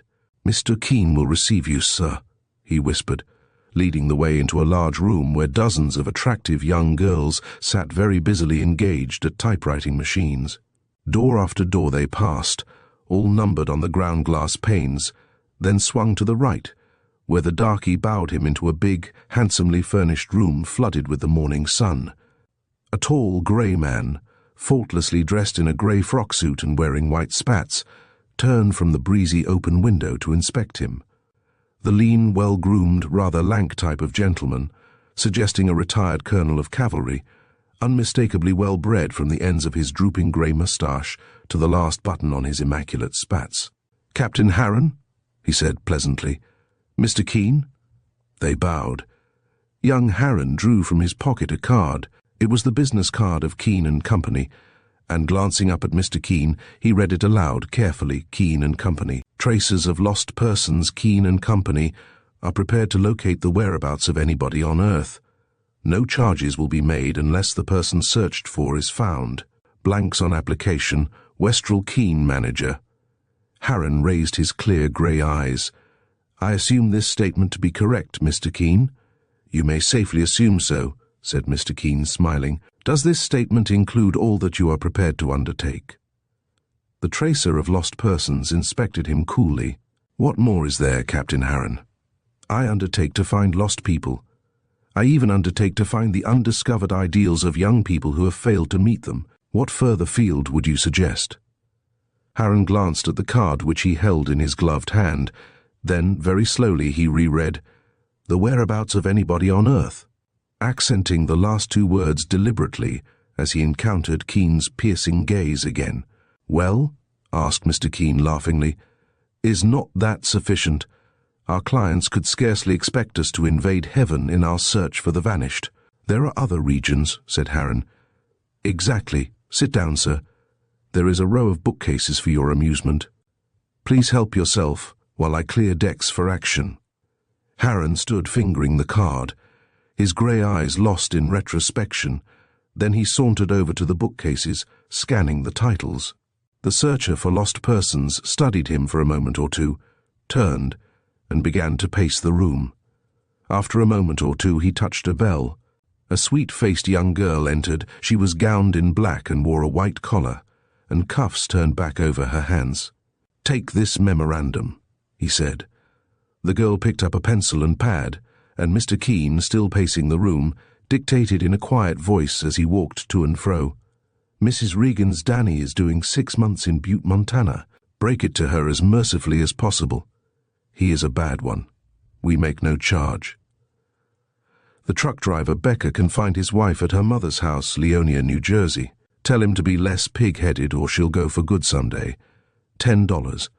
Mrs. M, no, 36,001, can find her missing butler in service at 79 Vine Street, Hartford, Connecticut. She may notify the police whenever she wishes. His portrait is no. Rogues is gallery, $500. Miss K, no, 3,679, may send her letter, care of Cisneros and Company, Rio, where the person she is seeking has gone into the coffee business. If she decides that she really does love him, he'll come back fast enough. $250. Mr. W. No, 3,620 must go to the morgue for further information. His repentance is too late, but he can see that there is a decent burial. The charge, $1,000 to the Florence mission. You may add that we possess his full record. The tracer paused and waited for the stenographer to finish. When she looked up, "Who else is waiting?" he asked. The girl read over the initials and numbers.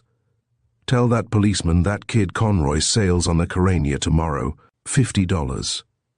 There is nothing definite in the other cases. Report progress and send out a general alarm for the cashier, inquired for by no. You will find details in vol.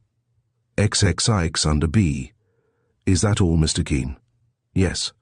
I'm going to be very busy with turning slowly toward Harren with Captain Harren of the Philippine Scouts. Until tomorrow, a very complicated case, Miss Borrow, involving cipher codes and photography, Chapter 8. Harren started, then walked slowly to the center of the room as the pretty stenographer passed out with a curious level glance at him. "Why do you say that photography plays a part in my case?" he asked. "Doesn't it?" "Yes. But how?" "Oh, I only guessed it," said Keene with a smile. "I made another guess that your case involved a cipher code. Does it?" "Yes," said the young man, astonished. "But I don't see." "It also involves the occult," observed Keene calmly. "We may need Miss Borrow to help us." Almost staggered, Harren stared at the tracer, out of his astonished grey eyes, until that gentleman laughed outright and seated himself, motioning Harren to do likewise. "Don't be surprised, Captain Harren," he said. "I suppose you have no conception of our business, no realization of its scope, its network of information bureaus all over the civilized world, its myriad sources of information, the immensity of its delicate machinery, the endless data, and the infinitesimal details we have at our command. You, of course, have no idea of the number of people of every sort and condition who are in our employ, of the ceaseless yet inoffensive surveillance we maintain.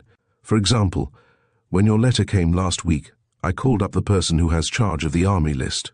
There you were, Kenneth Harren, Captain Philippine Scouts, with the date of your graduation from West Point. Then I called up a certain department devoted to personal detail, and in 5 minutes I knew your entire history. I then touched another electric button, and in a minute I had before me the date of your arrival in New York, your present address, and he looked up quizzically at Harren, and several items of general information, such as your peculiar use of your camera, and the list of books on psychical phenomena and cryptograms which you have been buying. Harren flushed up. "Do you mean to say that I have been spied upon, Mr. Keene?"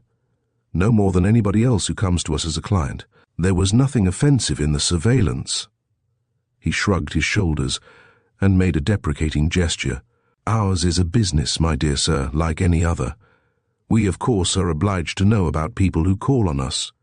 Last week you wrote me, and I immediately set every wheel in motion. In other words, I had you under observation from the day I received your letter to this very moment." "You learned much concerning me?" asked Harren quietly. "Exactly, my dear sir. But," continued Harren with a touch of malice, "you didn't learn that my leave is up tomorrow, did you?" "Yes, I learned that too." "Then why did you give me an appointment for the day after tomorrow?" demanded the young man bluntly. The tracer looked him squarely in the eye. "Your leave is to be extended," he said. "What?" "Exactly. It has been extended 1 week. How do you know that?" "You applied for extension, did you not?" "Yes," said Harren, turning red. "But I don't see how you knew that by cable?" "Yes." "There's a cablegram in your rooms at this very moment," said the tracer carelessly. "You have the extension you desired. And now, Captain Harren, with a singularly pleasant smile, what can I do to help you to a pursuit of that true happiness which is guaranteed for all good citizens under our Constitution?" Captain Harren crossed his long legs, dropping one knee over the other, and deliberately surveyed his interrogator. "I really have no right to come to you," he said slowly. "Your prospectus distinctly states that Keene and company undertake to find live people, and I don't know whether the person I am seeking is alive or... His steady voice faltered. The tracer watched him curiously. "Of course that is important," he said. "If she is dead." "Didn't you say she, Captain?" "No, I did not." "I beg your pardon, then, for anticipating you," said the tracer carelessly. "Anticipating? How do you know it is not a man I am in search of?"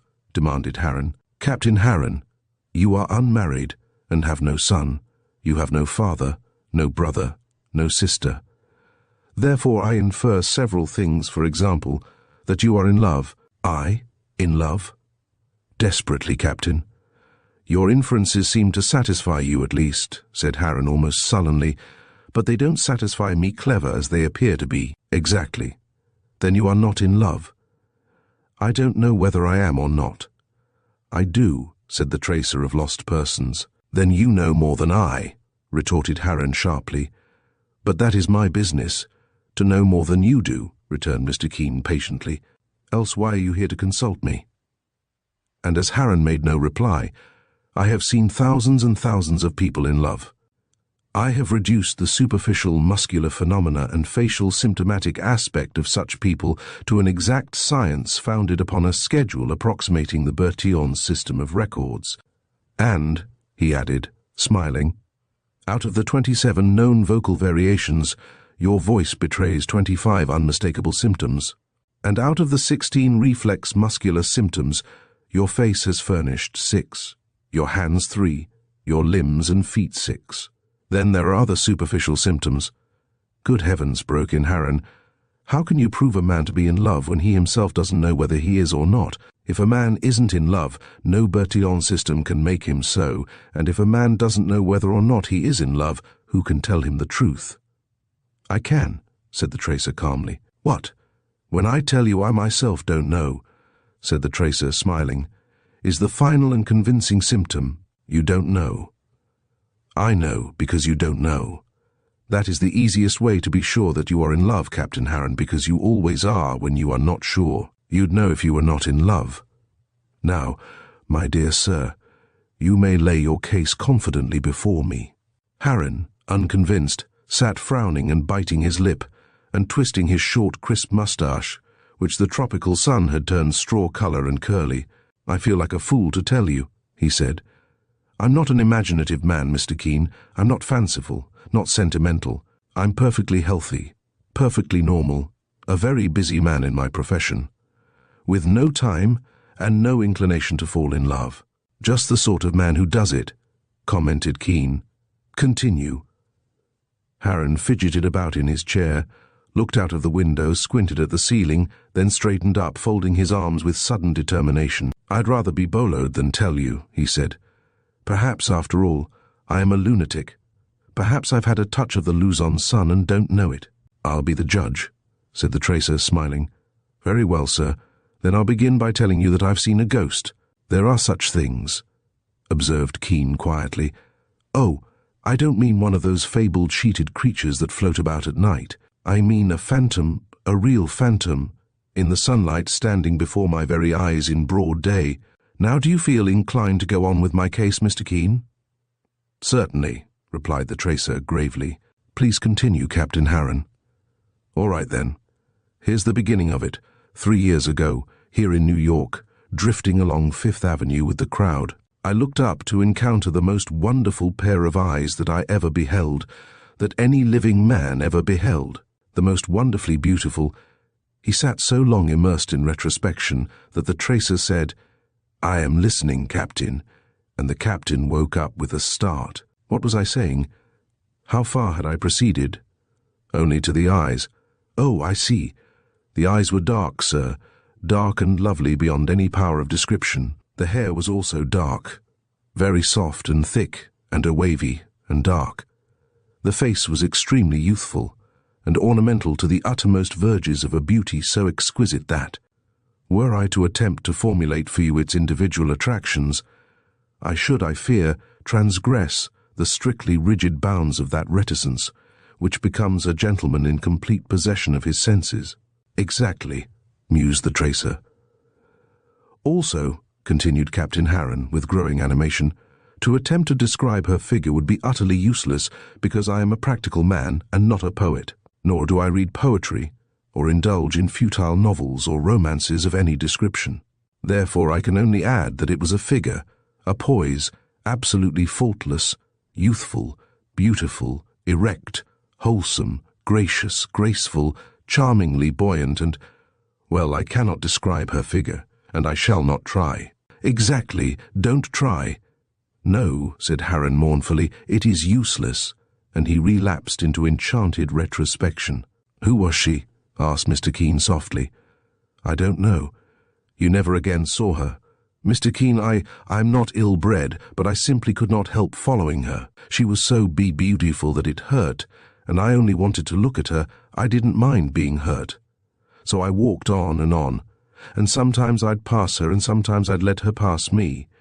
And when she wasn't looking, I'd look, not offensively, but just because I couldn't help it. And all the time my senses were humming like a top and my heart kept jumping to get into my throat, and I hadn't a notion where I was going or what time it was or what day of the week.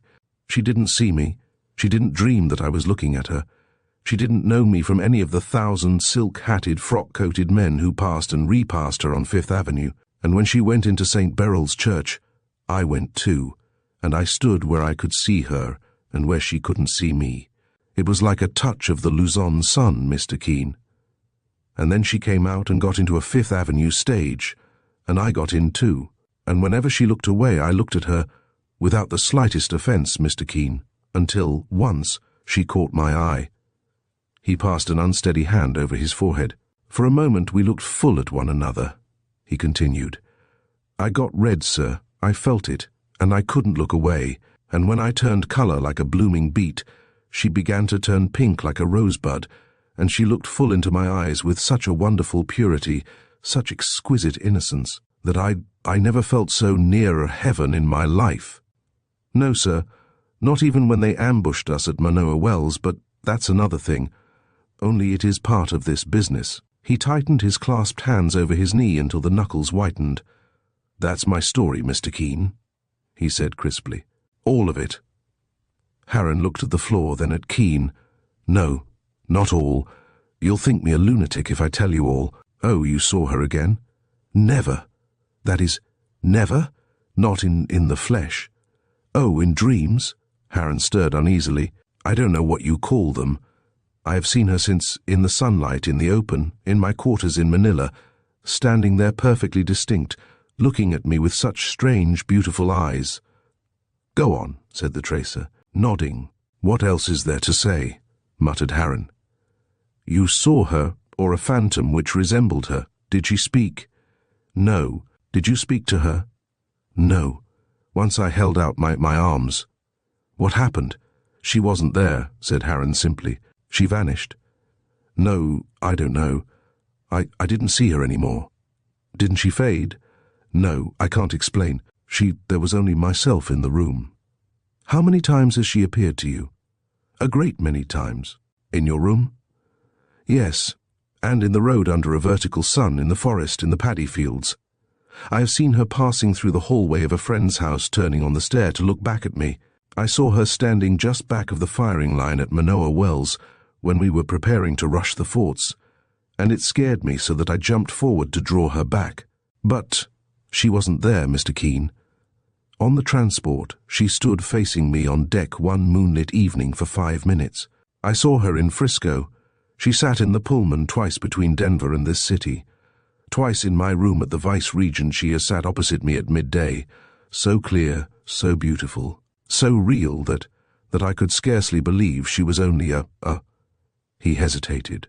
The apparition of her own subconscious self, said the tracer quietly. Science has been forced to admit such things, and as you know, we are on the verge of understanding the alphabet of some of the unknown forces which we must someday reckon with. Harren, tense, a trifle pale, gazed at him earnestly. Do you believe in such things? How can I avoid believing, said the tracer. Every day, in my profession, we have proof of the existence of forces for which we have as yet no explanation, or at best, a very crude one. I have had case after case of premonition, case after case of dual and even multiple personality, case after case where apparitions played a vital part in the plot which was brought to me to investigate. I'll tell you this, Captain, I personally never saw an apparition, never was obsessed by premonitions, never received any communications from the outer void, but I have had to do with those who undoubtedly did. Therefore, I listen with all seriousness and respect to what you tell me. Suppose, said Harren, growing suddenly red, that I should tell you I have succeeded in photographing this phantom. The tracer sat silent. He was astounded, but he did not betray it. You have that photograph, Captain Harren? Yes. Where is it? In my rooms. You wish me to see it? Harren hesitated.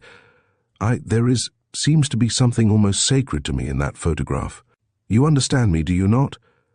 Yet, if it will help you in finding her— Oh, said the tracer in guileless astonishment. You desire to find this young lady. Why? Harren stared. Why? Why do I want to find her? Man, I can't live without her. I thought you were not certain whether you really could be in love. The hot colour in the captain's bronzed cheeks mounted to his hair. Exactly, purred the tracer, looking out of the window. Suppose we walk around to your rooms after luncheon, shall we? Harren picked up his hat and gloves, hesitating, lingering on the threshold. You don't think she is a dead? He asked unsteadily. No, said Mr. Keene, I don't. Because, said Harren wistfully, her apparition is so superbly healthy and glowing with youth and life.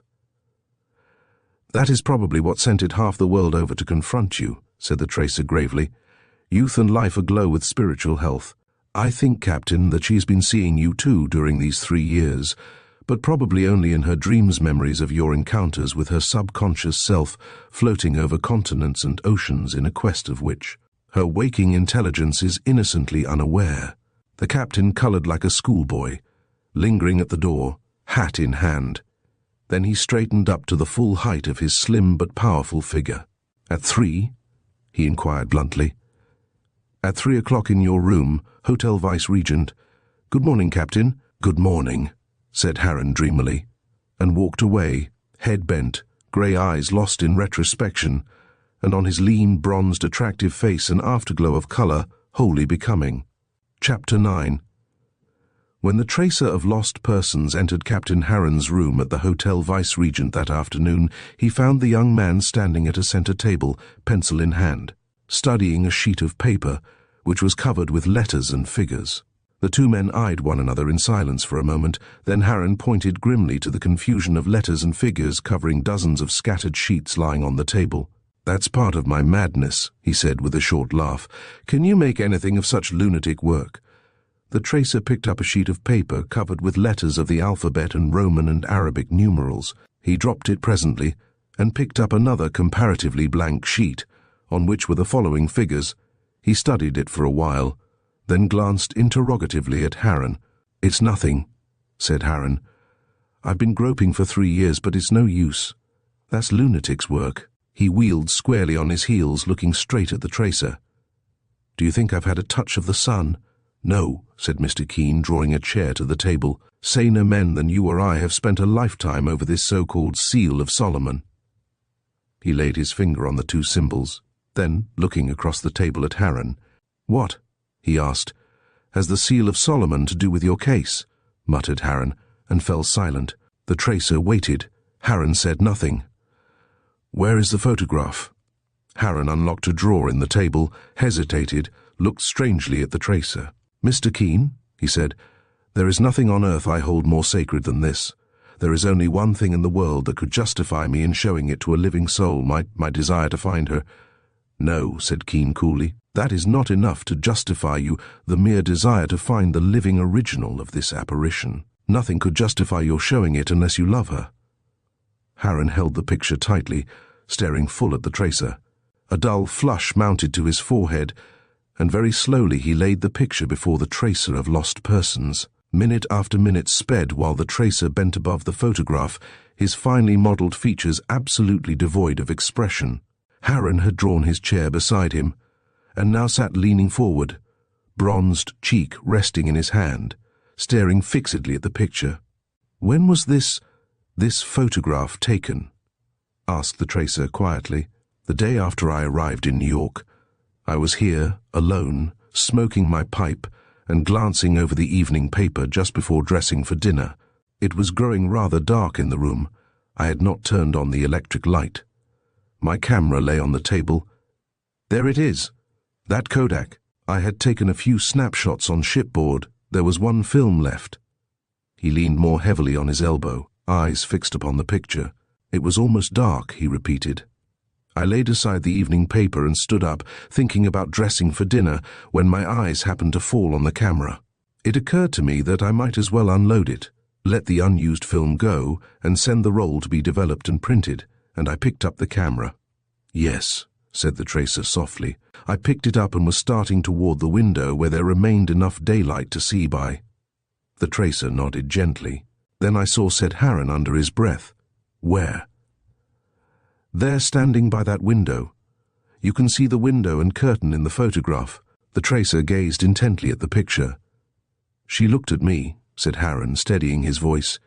"She was as real as you are, and she stood there, smiling faintly, her dark, lovely eyes meeting mine. Did you speak?"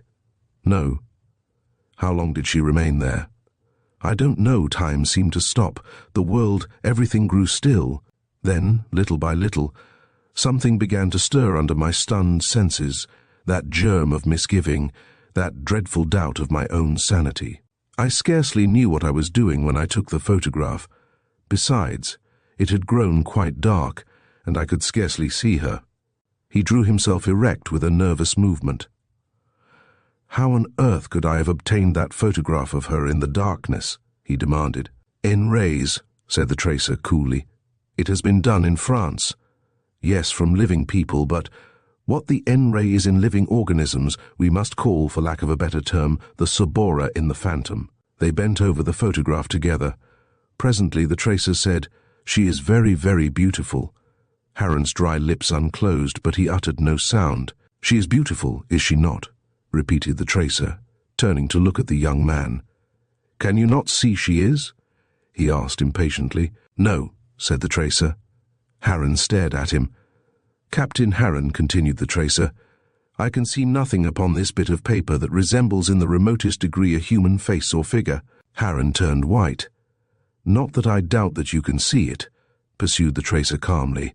"I simply repeat that I see absolutely nothing on this paper except a part of a curtain, a window pane, and—" "What?" "For God's sake," cried Harren hoarsely. "I don't know yet. Wait, let me study it. Can you not see her face, her eyes? Don't you see that exquisite slim figure standing there by the curtain?" demanded Harren, laying his shaking finger on the photograph. "Why, man, it is as clear, as clean-cut, as distinct as though the picture had been taken in sunlight.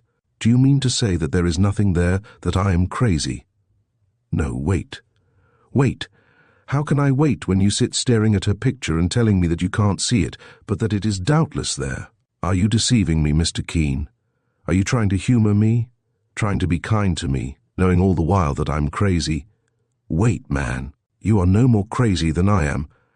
I tell you that I can see something on the window pane. He suddenly sprang up and walked to the window, leaning close and examining the glass. Harren followed and laid his hand lightly over the pane. "Do you see any marks on the glass?" demanded Keene. Harren shook his head. "Have you a magnifying glass?" asked the tracer. Harren pointed back to the table, and they returned to the photograph, the tracer bending over it and examining it through the glass. "All I see," he said, still studying the photograph, "is a corner of a curtain and a window on which certain figures seem to have been cut. Look, Captain Harren, can you see them? I see some marks, some squares. You can't see anything written on that pane as though cut by a diamond. Nothing distinct, but you see perfectly. In minute detail? Yes." The tracer thought a moment. "Does she wear a ring?" "Yes, can't you see? Draw it for me." They seated themselves side by side, and Harren drew a rough sketch of the ring which he insisted was so plainly visible on her hand. "Oh," observed the tracer, "she wears the seal of Solomon on her ring." Harren looked up at him. "That symbol has haunted me persistently for 3 years," he said. "I have found it everywhere on articles that I buy, on house furniture, on the belts of dead ladrones, on the hilts of creases, on the funnels of steamers, on the headstalls of horses. If they put a laundry mark on my linen, it's certain to be this. If I buy a box of matches, the sign is on it. Why, I've even seen it on the brilliant wings of tropical insects. It's got on my nerves. I dream about it. And you buy books about it and try to work out its mystical meaning," suggested the tracer, smiling, but Harren's grey eyes were serious. He said, "She never comes to me without that symbol somewhere about her. I told you she never spoke to me.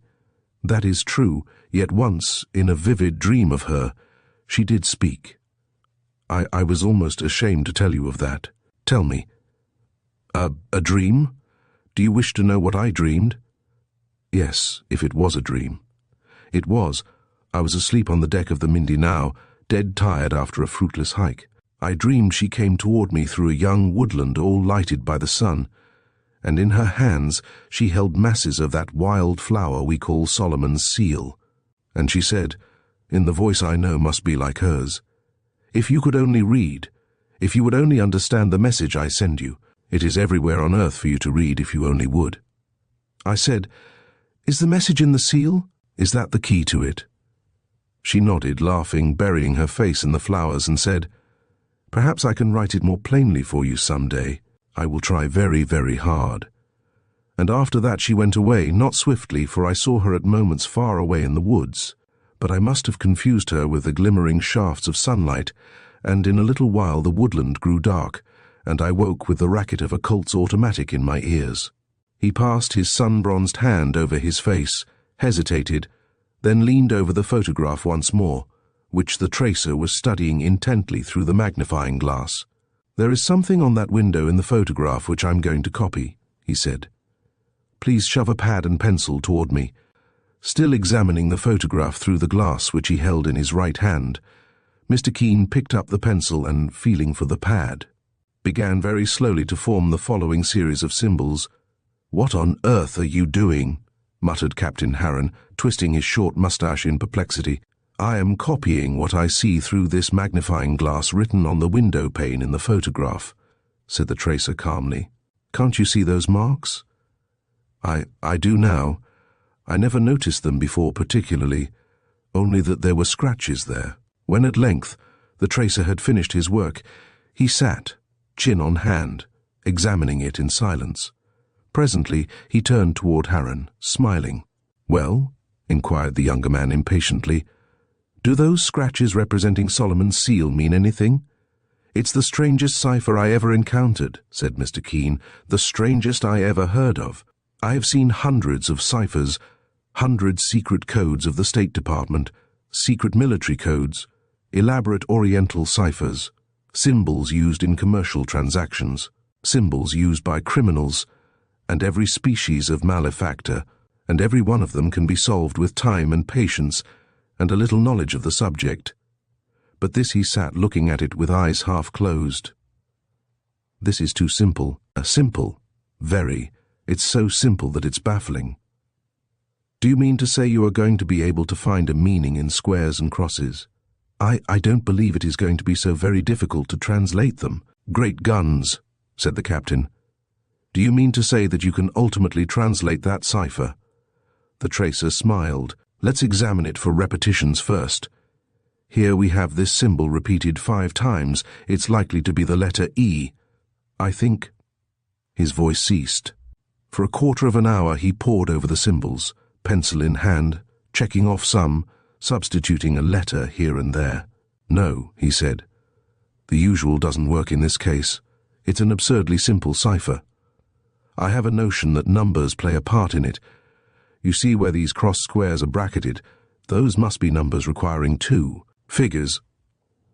He fell silent again, and for another quarter of an hour he remained motionless, immersed in the problem before him, Harren frowning at the paper over his shoulder. Chapter 10. Come, said the tracer suddenly. This won't do. There are too few symbols to give us a key, too few repetitions to furnish us with any key basis. Come, Captain, let us use our intellects. Let us talk it over with that paper lying there between us. It's a simple cipher, a childishly simple one if we use our wits. Now, sir, what I see repeated before us on this sheet of paper is merely one of the forms of a symbol known as Solomon's seal. The symbol is, as we see, repeated a great many times. Every seal has been dotted or crossed on some one of the lines composing it. Some seals are coupled with brackets and armatures. What of it? Inquired Harren vacantly. Well, sir, in the first place, that symbol is supposed to represent the spiritual and material, as you know. What else do you know about it? Nothing. I bought a book about it, but made nothing of it.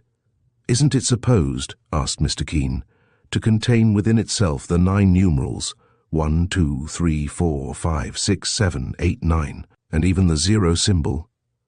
I believe so. Exactly. Here's the seal. Now I'll mark the 1, 2, and 3 by crossing the lines like this. 1, 2, 3 now. Eliminating all lines not crossed, there remains the 1, the 2, the 3. And here is the entire series. And the 0... A sudden excitement stirred Harren. He leaned over the paper, gazing earnestly at the cipher. The tracer rose and glanced around the room as though in search of something. Is there a telephone here? He asked. For heaven's sake, don't give this up just yet, exclaimed Harren. These things mean numbers, don't you see? Look at that. Pointing to a linked pair of seals, that means the number 19. You can form it by using only the crossed lines of the seal. Don't you see, Mr. Keene? Yes, Captain Harren. The cipher is, as you say, very plain, quite as easy to read as so much handwriting. That is why I wish to use your telephone at once, if you please. It's in my bedroom. You don't mind if I go on working out this cipher while you're telephoning? Not in the least, said the tracer blandly. He walked into the captain's bedroom, closing the door behind him. Then he stepped over to the telephone, unhooked the receiver, and called up his own headquarters. Hello, this is Mr. Keene. I want to speak to Miss Borrow. In a few moments Miss Borrow answered, I am here, Mr. Keene. Good. Look up the name Inwood. Try New York First Edith Inwood is the name. Look sharp, please, I am holding the wire. He held it for 10 full minutes. Then Miss Borrow's low voice called him over the wire. Go ahead, said the tracer quietly. There is only one Edith Inwood in New York. Mr. Keene, Miss Edith Inwood, graduate of Barnard, 1902, left an orphan 1903 and obliged to support herself, became an assistant to Professor Boggs of the Museum of Inscriptions, is considered an authority upon Arabian cryptograms, has written a monograph on the Harati symbol, a short treatise on the swastika. She is 24 years of age. Do you require further details? No, said the tracer. Please ring off. Then he called up general information. I want the Museum of Inscriptions. Get me their number, please. After a moment, is this the Museum of Inscriptions? Is Professor Boggs there? Is this Professor Boggs? Could you find time to decipher an inscription for me at once? Of course I know you are extremely busy, but have you no assistant who could do it? What did you say her name is? Miss Inwood. Oh, and will the young lady translate the inscription at once if I send a copy of it to her by messenger? Thank you very much, Professor. I will send a messenger to Miss Inwood with a copy of the inscription. Goodbye. He hung up the receiver, turned thoughtfully, opened the door again, and walked into the sunlit living room. Look here, cried the captain in a high state of excitement. I've got a lot of numbers out of it already. Wonderful, murmured the tracer, looking over the young man's broad shoulders at a sheet of paper bearing these numbers. 9 minus 14 minus 5 minus 22 minus 5 minus 18 minus 19 minus 1 minus 23 minus 25 15 minus 21 2 minus 21 minus 20 15 minus 14 3 minus 25 15 minus 25 9 minus 15 minus 20 15 minus 25. Marvelous, repeated the tracer, smiling. Now what do you suppose those numbers can stand for? Letters, announced the captain triumphantly. Take the number 9, for example. The 9th letter in the alphabet is I. Mr. Keene, suppose we try writing down the letters according to that system. Suppose we do, agreed the tracer gravely. So, counting under his breath, the young man set down the letters in the following order, not attempting to group them into words. Inversor Hubert unsay love you Edith Inwood. Then he leaned back, excited, triumphant. There you are, he said, only of course it makes no sense. He examined it in silence, and gradually a hopeless expression effaced the animation. How the deuce am I going to separate that mass of letters into words, he muttered. This way, said the tracer, smilingly taking the pencil from his fingers, and he wrote, I never saw you but once. I love you. Edith Inwood. Then he laid the pencil on the table and walked to the window. Once or twice he fancied that he heard incoherent sounds behind him, and after a while he turned, retracing his steps leisurely. Captain Harron, extremely pink, stood tugging at his short moustache and studying the papers on the desk. Well? Inquired the tracer, amused. The young man pointed to the translation with unsteady finger. What on earth does that mean? He demanded shakily. Who is Edith Inwood? What on earth does that cryptogram mean on the window pane in the photograph? How did it come there? It isn't on my window pane, you see. The tracer said quietly, That is not a photograph of your window. What? No, Captain. Here, look at it closely through this glass. There are 16 small panes in that sash. Now count the panes in your window. 8. Besides, look at that curtain. It is made of some figured stuff like chintz. Now look at your own curtain yonder. It is of plain velour. But I took that photograph. She stood there by that very window. The tracer leaned over the photograph, examining it through the glass, and studying it, he said, Do you still see her in this photograph, Captain Harron? Certainly. Can you not see her? No, murmured the tracer, but I see the window which she really stood by when her phantom came here seeking you, and that is sufficient. Come, Captain Harron, we are going out together. The captain looked at him earnestly. Something in Mr. Keene's eyes seemed to fascinate him. You think that it's likely we are going to see her? He faltered. If I were you, mused the tracer of lost persons, joining the tips of his lean fingers, meditatively, if I were you I should wear a silk hat and a frock coat. It's afternoon anyhow, he added deprecatingly, and we are liable to make a call. Captain Harron turned like a man in a dream and entered his bedroom, and when he emerged he was dressed and groomed with pathetic precision. Mr. Keene, he said, I don't know why I am daring to hope for all sorts of things. Nothing you have said really warrants it. But somehow I'm venturing to cherish an absurd notion that I may see her. Perhaps, said the tracer, smiling. Mr. Keene, you wouldn't say that if there was no chance, would you? You wouldn't dash a fellow's hopes. No, I wouldn't, said Mr. Keene. I tell you frankly that I expect to find her today. We'll see, said Mr. Keene guardedly. Come, Captain, don't look that way. Courage, sir. We are about to execute a turning movement, but you look like a Russian general on his way to the South Front. Harron managed to laugh. They went out, side by side, descended the elevator, and found a cab at the porte-cochere. Mr. Keene gave the directions and followed the captain into the cab.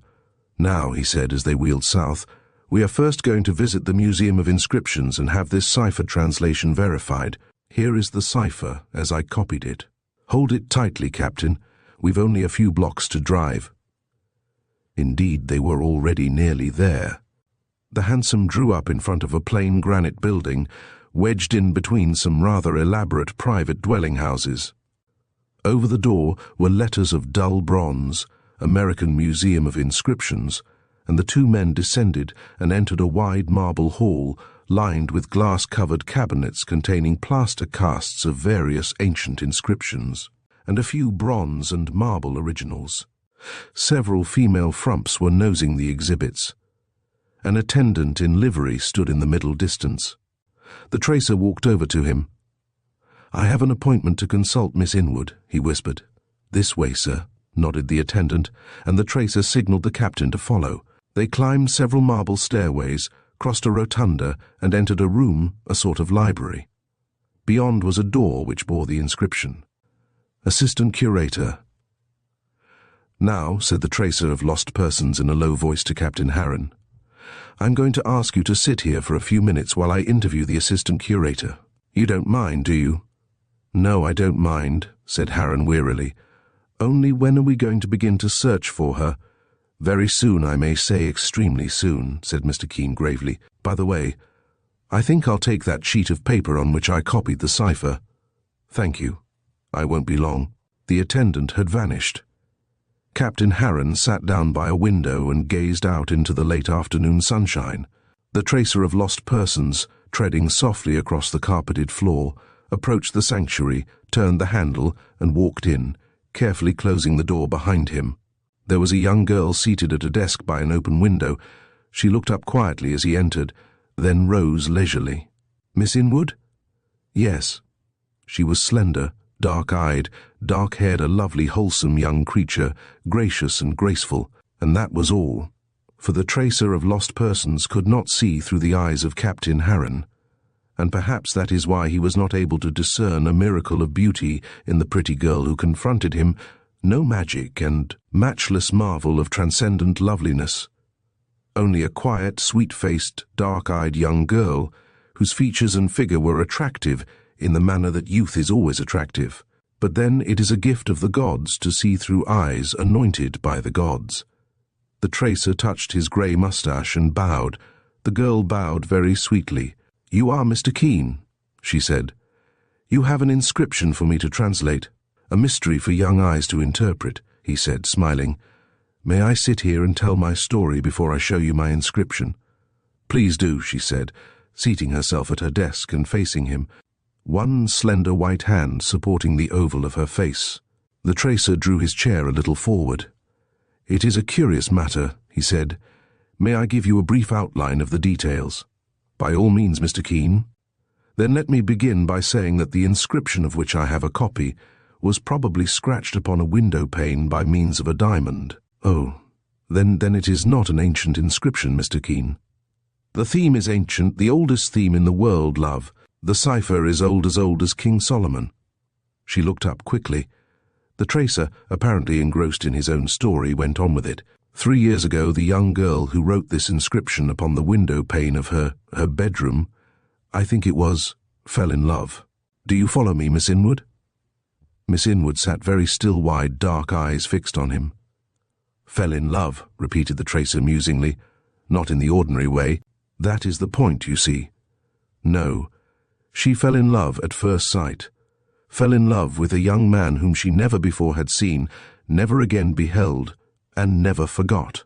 Do you still follow me, Miss Inwood?" She made the slightest motion with her lips. "No," mused the tracer of lost persons. "She never forgot him. I am not sure, but I think she sometimes dreamed of him. She dreamed of him awake, too. Once she inscribed a message to him, cutting it with the diamond in her ring on the window pane." A slight sound escaped from Miss Inwood's lips. "I beg your pardon," said the tracer. "Did you say something?" The girl had risen, pale, astounded, incredulous. "Who are you?" She faltered. "What is this story to do with me?" "Child," said the tracer of lost persons, "the seal of Solomon is a splendid mystery. All of heaven and earth are included within its symbol. And more than you dream of, more than I dare fathom. And I am an old man, my child old, alone, with nobody to fear for, nothing to dread, not even the end of all, because I am ready for that too. Yet I, having nothing on earth to dread, dare not fathom what that symbol may mean, nor what vast powers it may exert on life. God knows. It may be the very signet of fate itself, the sign manual of destiny." He drew the paper from his pocket, unrolled it, and spread it out under her frightened eyes. She whispered, steadying herself blindly against the arm he offered. She stood a moment so, then shuddering, covered her eyes with both hands.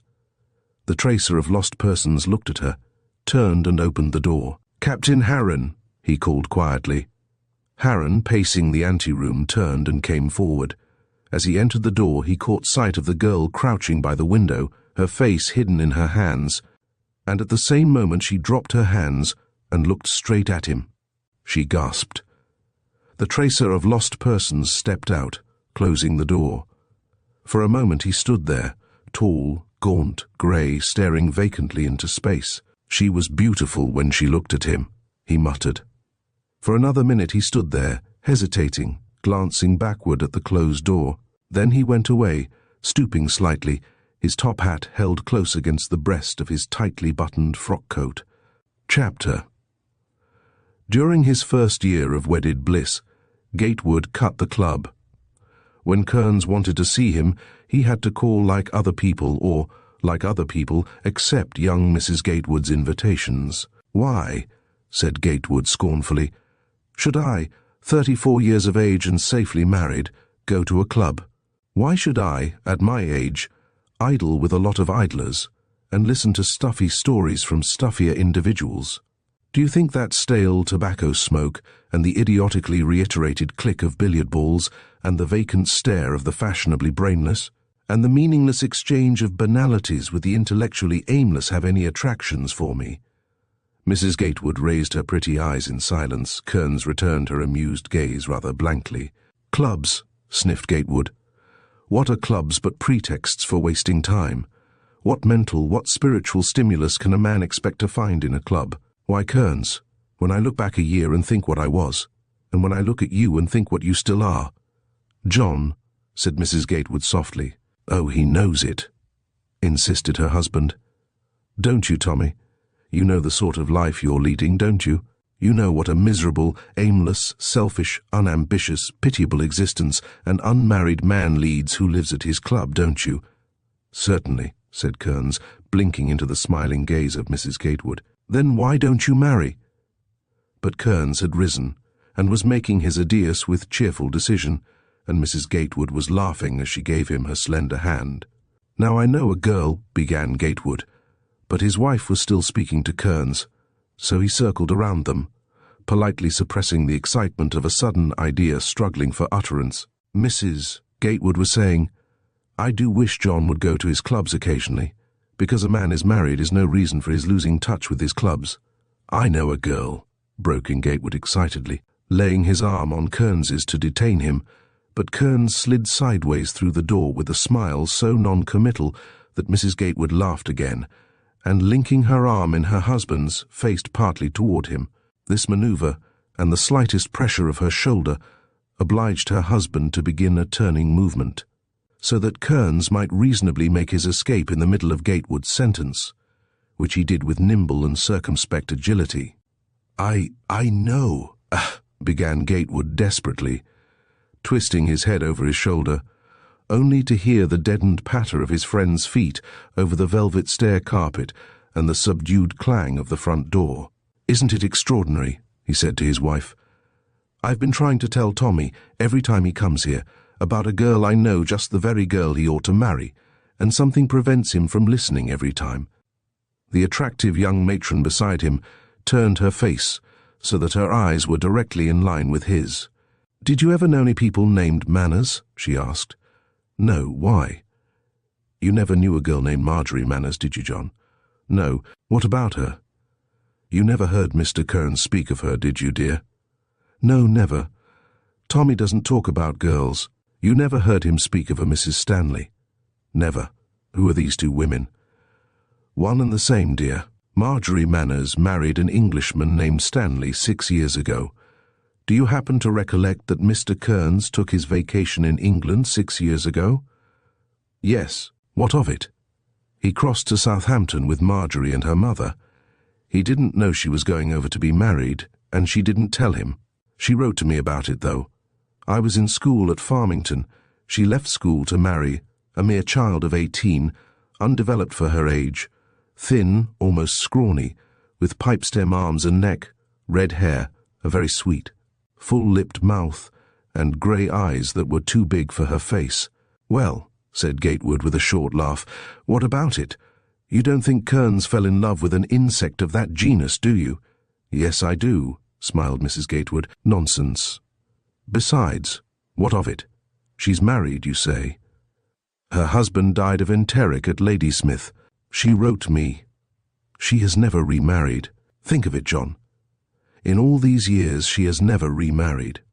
Oh, said Gatewood pityingly, do you really suppose that Tommy Kearns has been nursing a blighted affection all these years without ever giving me an inkling? Besides, men don't do that. Men don't curl up and blight. Besides, men don't take any stock in big-eyed, flat-chested, red-headed pipe stems. Why do you think that Kearns ever cared for her? I know he did. How do you know it? From Marjorie's letters. The conceited kid. Well, of all insufferable nerve. A man like Kearns, a man one of the finest, noblest characters, spiritually, intellectually, physically, a practically faultless specimen of manhood, and a red-headed, spindle-legged, oh my, oh fizz.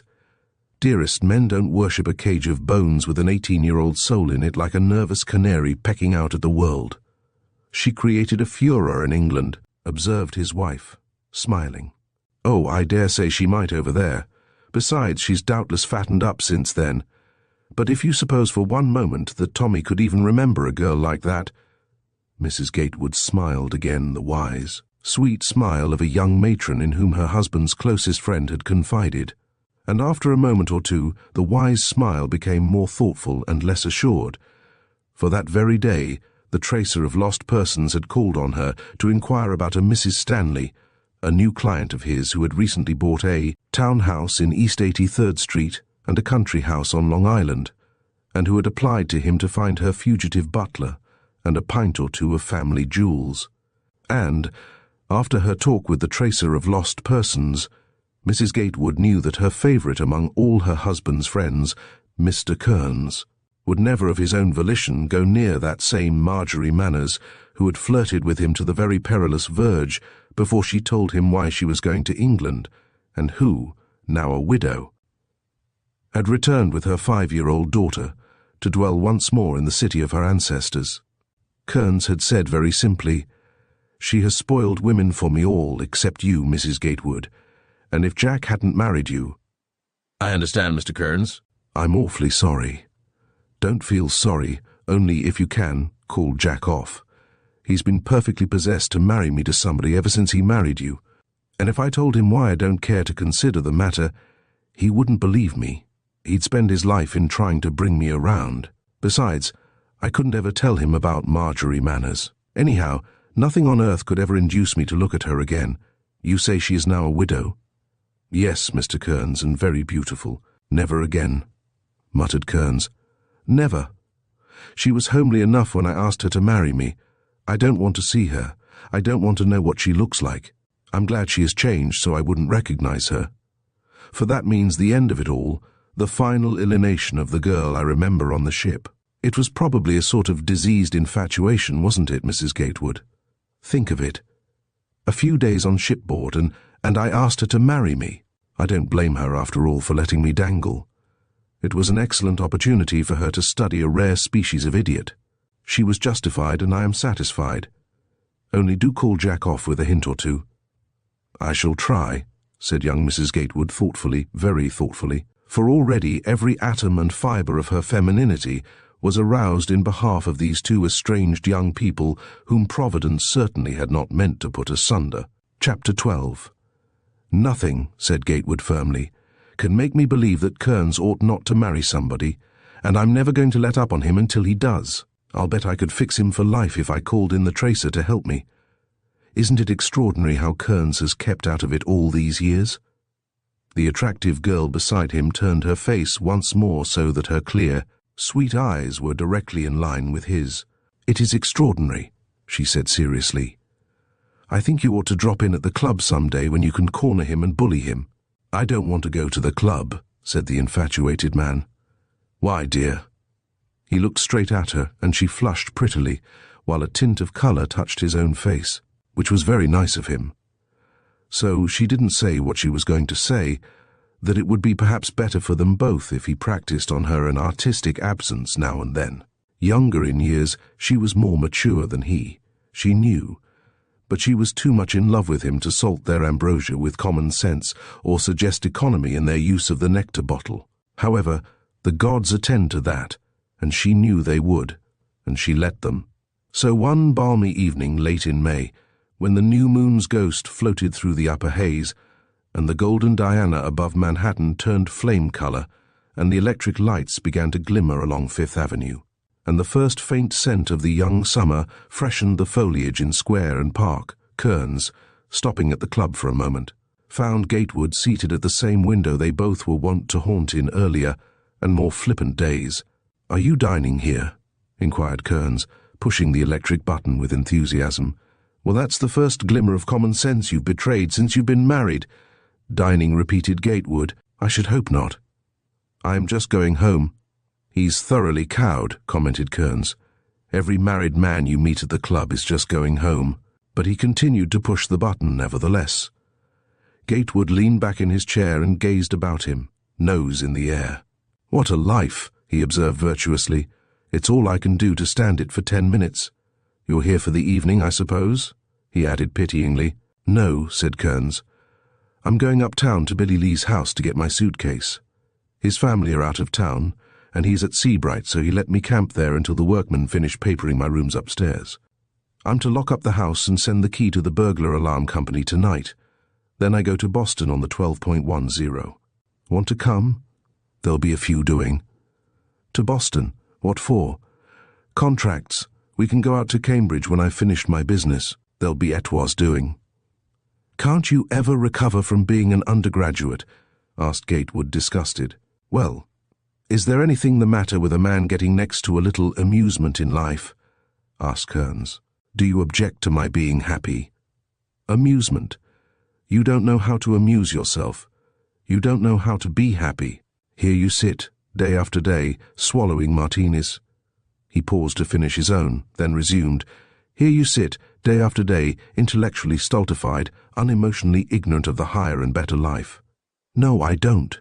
I've a book upstairs that tells all about that. I read it when I have holdovers." "Kearns, I wish to speak seriously. I've had it on my mind ever since I married. May I speak frankly?" "Well, when I come back from Boston—" "Because I know a girl," interrupted Gatewood. "Wait a moment. Tommy." Kearns rose and sauntered toward the door. "You've plenty of time to catch your train and be civil, too. I mean to tell you about that girl, if you'll listen." Kearns halted and turned upon his friend a pair of eyes, unwinking in their placid intelligence. "I was going to say that I know a girl," continued Gatewood, "who is just the sort of a girl you—" "No, she isn't," said Kearns, wheeling to resume his progress toward the cloakroom. "Tom," Kearns halted. "You're a fine specimen," commented Gatewood scornfully. "You spent the best years of your life in persuading me to get married, and the first time I tried to do the same for you, you make for the tall timber." "I know it," admitted Kearns, unashamed. "I'm bashful. I'm a chipmunk for shyness, so I'll say good night." "Come back," said Gatewood coldly. "But my suitcase. You left it at the Lees, didn't you? Well, you've time enough to go there, get it, make your train, and listen to me, too. Look here, Kearns, have you any of the elements of decency about you?" "No," said Kearns, "not a single element." He seated himself defiantly in the club window facing Gatewood and began to button his gloves. When he had finished, he settled his new straw hat more comfortably on his head, and, leaning forward and balancing his Malacca walking stick across his knees, gazed at Gatewood with composure. "Crank up," he said pleasantly. I'm going in less than 3 minutes. He pushed the electric knob as an afterthought, and when the gilt buttons of the club servant glimmered through the dusk, 2 more. He explained briskly. After a few moments' silence, broken by the tinkle of ice in thin glassware, Gatewood leaned forward, menacing his friend with an impressive forefinger. Did you or didn't you once tell me that a decent citizen ought to marry? I did, dear friend. Did I or didn't I do it? In the words of the classic, you done it, admitted Kearns. Was I or wasn't I going to the devil before I had the sense to marry? Persisted Gatewood. You was, dear friend, said Kearns with enthusiasm. You had almost went there ere I appeared and saved you. Then why shouldn't you marry and let me save you? But I'm not going to the bow-wows. I'm all right. I'm a decent citizen. I awake in the rosy dawn with a song on my lips. I softly whistle ragtime as I button my collar. I warble a few delicious vagrant notes as I part my sparse hair. I'm not murderous before breakfast. I go downtown, singing, to my daily toil. I fish for fat contracts in Georgia marble. I return uptown immersed in a holy calm and the evening paper. I offer myself a cocktail. I bow and accept. I dress for dinner with the aid of a rascally valet. But do I swear at him? No, dear friend, I say. Henry, I have known far, far worse scoundrels than you. Thank you for filling up my bay rum with water. Bless you for wearing my imported hosiery. I deeply regret that my new shirts do not fit you, Henry. And my smile is a benediction upon that wayward scullion. Then, dear friend, why do you desire to offer me up upon the altar of unrest? What is a little wifey to me or I to any wifey?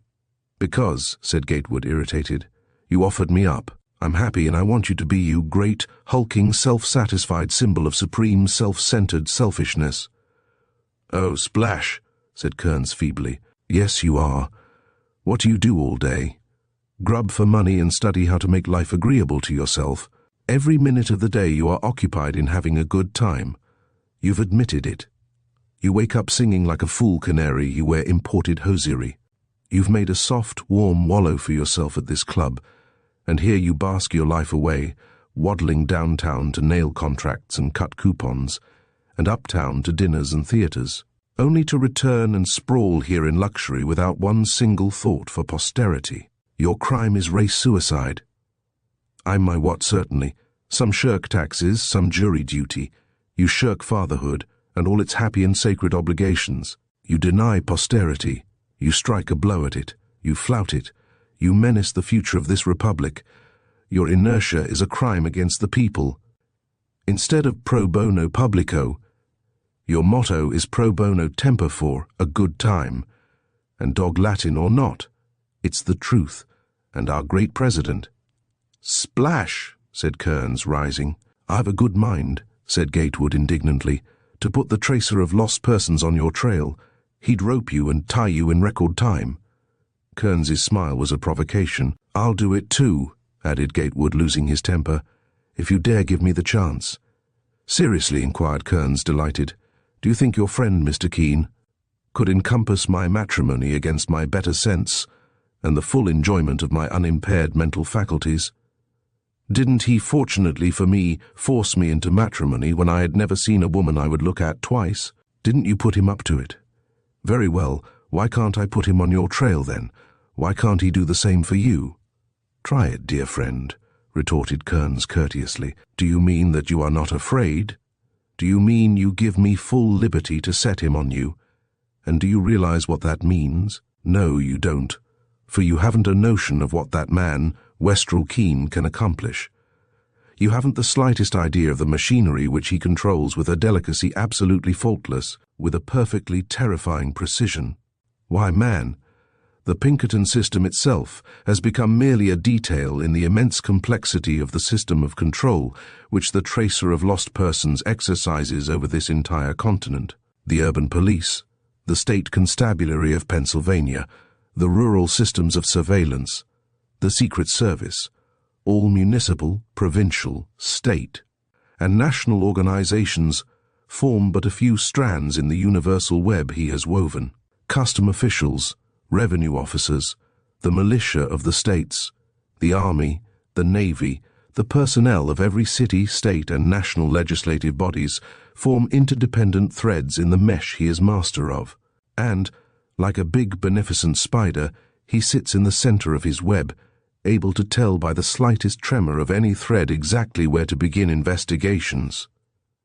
Flushed, earnest, a trifle out of breath with his own eloquence, Gatewood waved his hand to indicate a Ciceronian period, adding as Kearns's incredulous smile broadened, "Say splash again, and I'll put you at his mercy." "Splash!" "Dear friend," observed Kearns pleasantly, "if a man doesn't want to marry, the Army, the Navy, the Senate, the White Wings, and the Great White Father at Washington can't make him." "I tell you I want to see you happy," said Gatewood angrily. "Then gaze upon me. I'm it." "You're not. You don't know what happiness is." "Don't I? Well, I don't miss it, dear friend. But if you've never had it, and therefore don't miss it, it's time somebody found some real happiness for you. Kearns, I simply can't bear to see you missing so much happiness." "Why grieve?" "Yes, I will. I do grieve in spite of your grinning skepticism and your bantering attitude. See here, Tom, I've started about 1,000 times to say that I knew a girl. Do you want to hear that splash again?" Gatewood grew madder. He said, "I could easily lay your case before Mr. Keene, and have you in love and married and happy whether you like it or not. If I were not going to Boston, my son, I should enjoy your misguided efforts," returned Kearns blandly. "Your going to Boston makes no difference. The tracer of lost persons doesn't care where you go or what you do. If he starts in on your case, Tommy, you can't escape." "You mean he can catch me now? Here? At my own club? Or on the public highway or on the classic Boston train?" "He could. Yes, I firmly believe he could land you before you ever saw the Boston State House. I tell you he can work like lightning, Kearns. I know it. I am so absolutely convinced of it that I almost hesitate." "Don't feel delicate about it," laughed Kearns. "You may call him on the telephone while I go uptown and get my suitcase. Perhaps I'll come back a blushing bridegroom, who knows?" "If you'll wait here, I'll call him up now," said Gatewood grimly. "Oh, very well. Only I left my suitcase in Billy's room, and it's full of samples of Georgia marble, and I've got to get it to the train. You've plenty of time. If you'll wait until I talk to Mr. Keene, I'll dine with you here. Will you?" "What? Dine in this abandoned joint with an outcast like me?"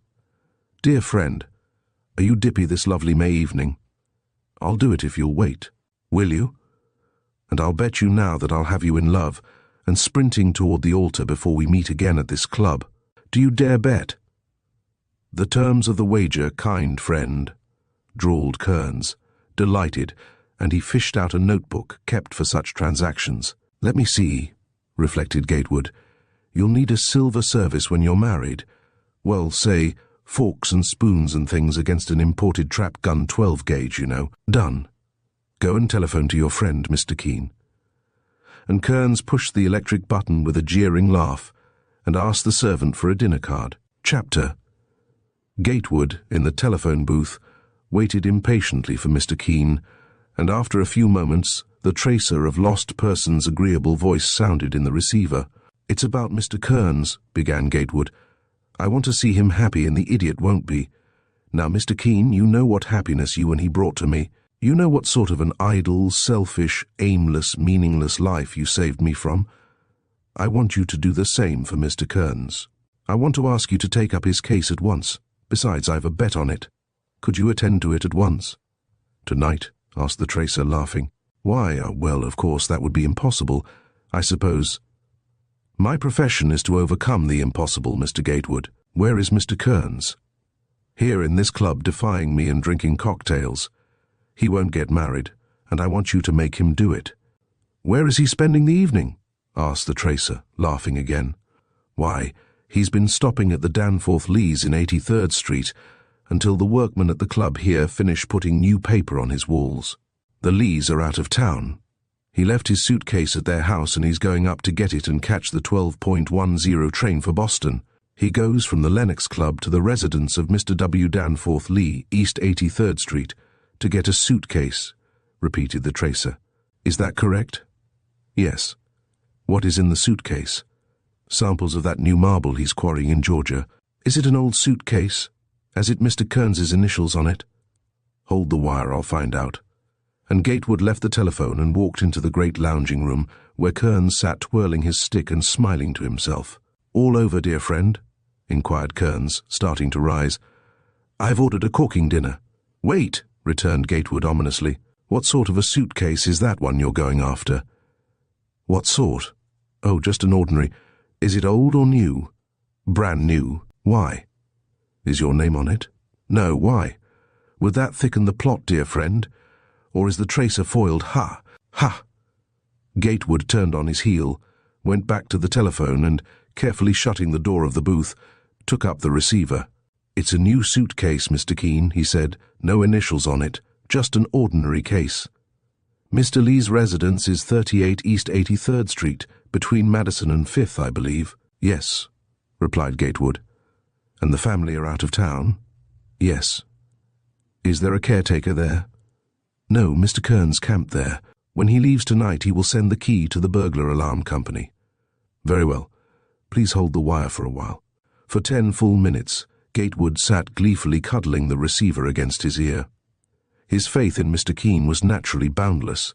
He believed that whatever the tracer attempted could not result in failure. He desired nothing in the world so ardently as to see Kearns safely married.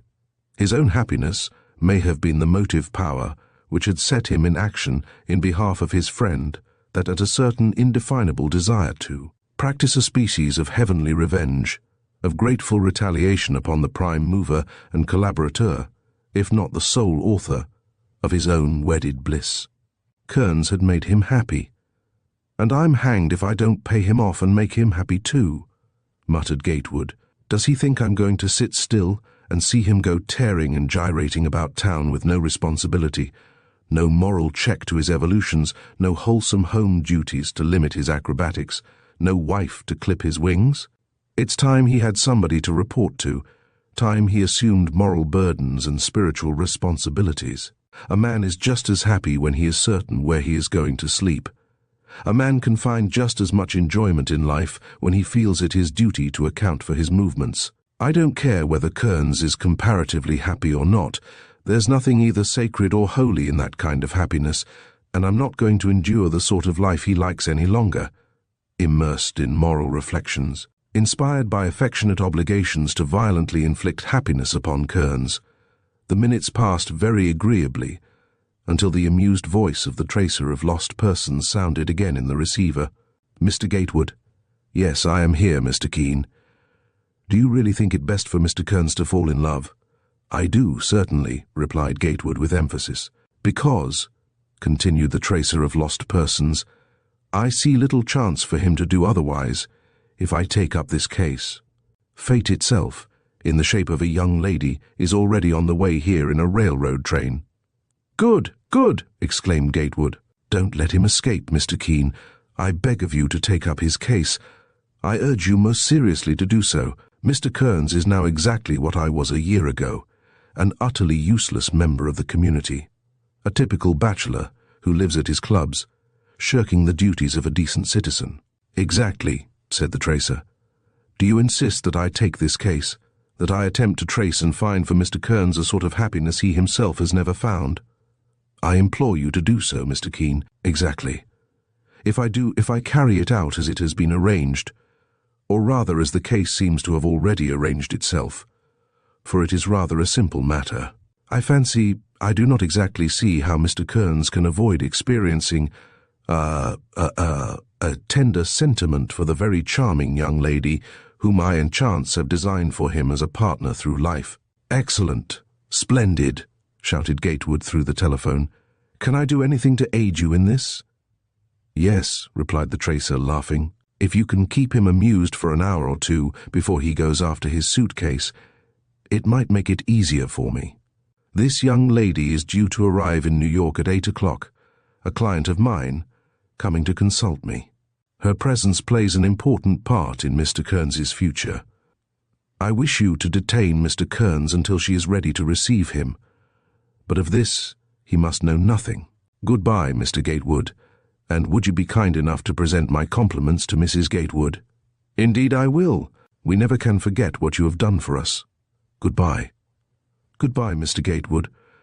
Try to keep Mr. Kearns amused for 2 or 3 hours.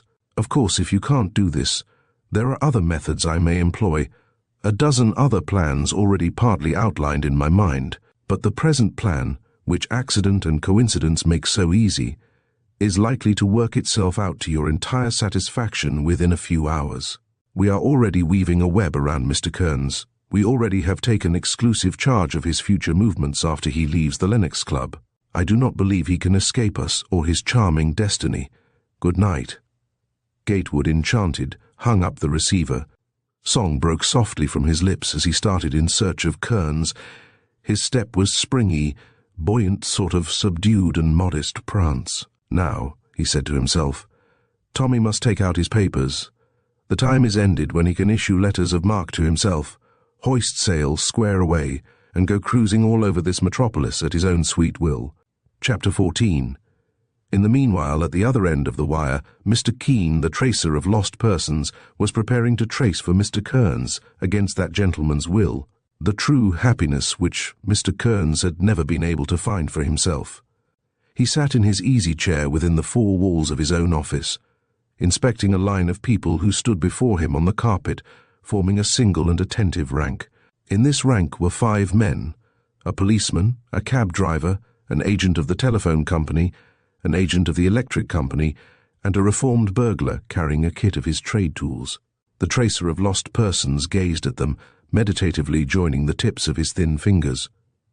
"I want the number on 36 East 83rd Street changed to no. 38, and the number 38 replaced by number 36, he said to the policeman. "I want it done at once. Get a glazier and go up there and have it finished in an hour. Mrs. Kenner, caretaker at number 36, is in my pay. She will not interfere. There is nobody in number 38. Mr. Kearns leaves there tonight, and the burglar alarm company takes charge tomorrow." And turning to the others, "You," nodding at the reformed burglar, "know your duty. Mike." To the cab driver, "Don't miss Mr. Kearns at the Lennox Club. If he calls you before 11, drive into the park and have an accident. And you," to the agent of the telephone company, "will sever all telephone connection in Mrs. Stanley's house. And you," to the official of the electric company, "will see that the circuit in Mrs. Stanley's house is cut so that no electric light may be lighted and no electric bell sound." The tracer of lost persons stroked his grey moustache thoughtfully. "And that," he ended, "will do, I think. Good night." He rose and stood by the door as the policeman headed the solemn file which marched out to their duty. Then he looked at his watch, and, as it was already a few minutes after 8, he called up number 36 East 83rd Street, and in a moment more had Mrs. Stanley on the wire. "Good evening," he said pleasantly. "I suppose you have just arrived from Roslyn. I may be a little late. I may be very late, in fact, so I called you up to say so. And I wished to say another thing, to ask you whether your servants could recollect ever having seen a young man about the place, a rather attractive young man with excellent address and manners, 5 feet 11 inches, slim but well built, dark hair, dark eyes and dark moustache, offering samples of Georgia marble for sale." "Really, Mr. Keene," replied a silvery voice, "I have heard them say nothing about such an individual. If you will hold the wire, I will ask my maid." And after a pause, "No, Mr. Keene, my maid cannot remember any such person. Do you think he was a confederate of that wretched butler of mine?" "I am scarcely prepared to say that. In fact," added Mr. Keene, "I haven't the slightest idea that this young man could have been concerned in anything of that sort. Only, if you should ever by any chance see such a man, detain him if possible until you can communicate with me. Detain him by any pretext, by ruse, by force if you can. Only detain him until I can get there. Will you do this?" "Certainly, Mr. Keene, if I can. Please describe him again." Mr. Keene did so minutely. "You say he sells Georgia marble by samples, which he carries in a suitcase?" "He says that he has samples of Georgia marble in his suitcase," replied the tracer cautiously. "It might be well, if possible, to see what he has in his suitcase." "I will warn the servants as soon as I return to Roslyn. When may I expect you this evening, Mr. Keene?" "It is impossible to say, Mrs. Stanley. If I am not there by midnight, I shall try to call next morning." So they exchanged civil adieux. The tracer hung up his receiver and leaned back in his chair, smiling to himself. "Curious," he said. "That chance should have sent that pretty woman to me at such a time. Kearns is a fine fellow, every inch of him. It hit him hard when he crossed with her to Southampton 6 years ago. It hit him harder when she married that Englishman. I don't wonder he never cared to marry after that brief week of her society, for she is just about the most charming woman I have ever met, red hair and all. And if quick action is what is required, it's well to break the ice between them at once with a dreadful misunderstanding." Chapter 15. The dinner that Kearns had planned for himself and Gatewood was an ingenious one, cunningly contrived to discontent Gatewood with home fare and lure him by its seductive quality into frequent revisits to the club, which was responsible for such delectable wines and viands. A genial glow already enveloped Gatewood and pleasantly suffused Kearns. From time to time they held some rare vintage aloft, squinting through the crystal-imprisoned crimson with deep content. "Not that my word is necessarily the last word concerning Burgundy," said Gatewood modestly, "but I venture to doubt that any club in America can match this bottle, Kearns." "Now, Jack," wheedled Kearns, "isn't it pleasant to dine here once in a while? Be frank, man. Look about at the other tables, at all the pleasant familiar faces, the same fine fellows, bless 'em, the same smoky old ceiling, the same bum portraits of dead governors, the same old stag heads on the wall. Now, Jack, isn't it mighty pleasant after all? Be a gentleman and admit it." Yes," confessed Gatewood. "It's all right for me once in a while, because I know that I am presently going back to my own home, a jolly lamplit room and the prettiest girl in Manhattan curled up in an armchair." "You're fortunate," said Kearns shortly, and for the first time there remained no lurking mockery in his voice. For the first time his retort was tinged with bitterness. But the next instant his eyes glimmered with the same gay malice, and the unbelieving smile twitched at his clean-cut lips, and he raised his hand, touching the short ends of his moustache with that careless, amused cynicism which rather became him. "All that you picture so entrancingly is forbidden the true believer," he said, and began to repeat, "O weaver, weave the flowers of Ferahan into the fabric that thy birth began. Iris, narcissus, tulips cloud-band tied, these thou shalt picture for the eye of man. Henna, Herati, and the Jalams tied in Saraband, and Saruk be thy guide, and the red dye of Ispahan beside the checkered Chinese fret of ancient gold. So heed the ban, old as the law is old, nor weave into thy warp the laughing face, nor limb, nor body, nor one line of grace, nor hint, nor tint, nor any veiled device of woman who is barred from paradise." "A nice sentiment," said Gatewood hotly. "Can't help it. You see, I'm forbidden to monkey with the eternal looms, or weave the forbidden into the pattern of my life." Gatewood sat silent for a moment, then looked up at Kearns with something so closely akin to a grin that his friend became interested in its scarcely veiled significance, and grinned in reply. "So you really expect that your friend, Mr. Keene, is going to marry me to somebody Nolans Volans?" asked Kearns. "I do. That's what I dream of, Tommy. My poor friend, dream on. I am. Tommy, you're lost. I mean, you're as good as married now. You think so? I know it. There you sit, savouring your Burgundy, idling over a cigar, happy, carefree, fancy-free, at liberty, as you believe, to roam off anywhere at any time and continue the eternal hunt for pleasure. That's what you think. Ha! Tommy, I know better. That's not the sort of man I see sitting on the same chair where you are now sprawling in such content. I see a doomed man, already in the shadow of the altar, wasting his time unsuspiciously while chance comes whirling into the city behind a Long Island locomotive, and fate, the footman, sits outside ready to follow him. And destiny awaits him no matter what he does, what he desires, where he goes, wherever he turns tonight. Destiny awaits him at his journey's end." "Very fine," said Kearns admiringly. "Too bad it's due to the Burgundy." "Never mind what my eloquence is due to," retorted Gatewood. "The fact remains that this is probably your last bachelor dinner. Kearns, old fellow, here's to her. Bless her. I wish sincerely that we knew who she is and where to send those roses. Anyway, here's to the bride. He stood up very gravely and drank the toast, then, reseating himself, tapped the empty glass gently against the table's edge until it broke. "You are certainly doing your part well," said Kearns admiringly. Then he swallowed the remainder of his burgundy and looked up at the club clock. 11, he said with regret. "I've about time to go to 83rd Street, get my suitcase, and catch my train at 125th Street. To a servant he said, "Call a hansom," then rose and sauntered downstairs to the cloakroom, where presently both men stood, hatted and gloved, swinging their sticks. "That was a fool bet you made," began Kearns. "I'll release you, Jack." "Sorry, but I must insist on holding you," replied Gatewood, laughing. "You're going to your doom. Come on. I'll see you as far as the cab door." They walked out, and Kearns gave the cabby the street and number and entered the hansom. "Now," said Gatewood, "you're in for it. You're done for.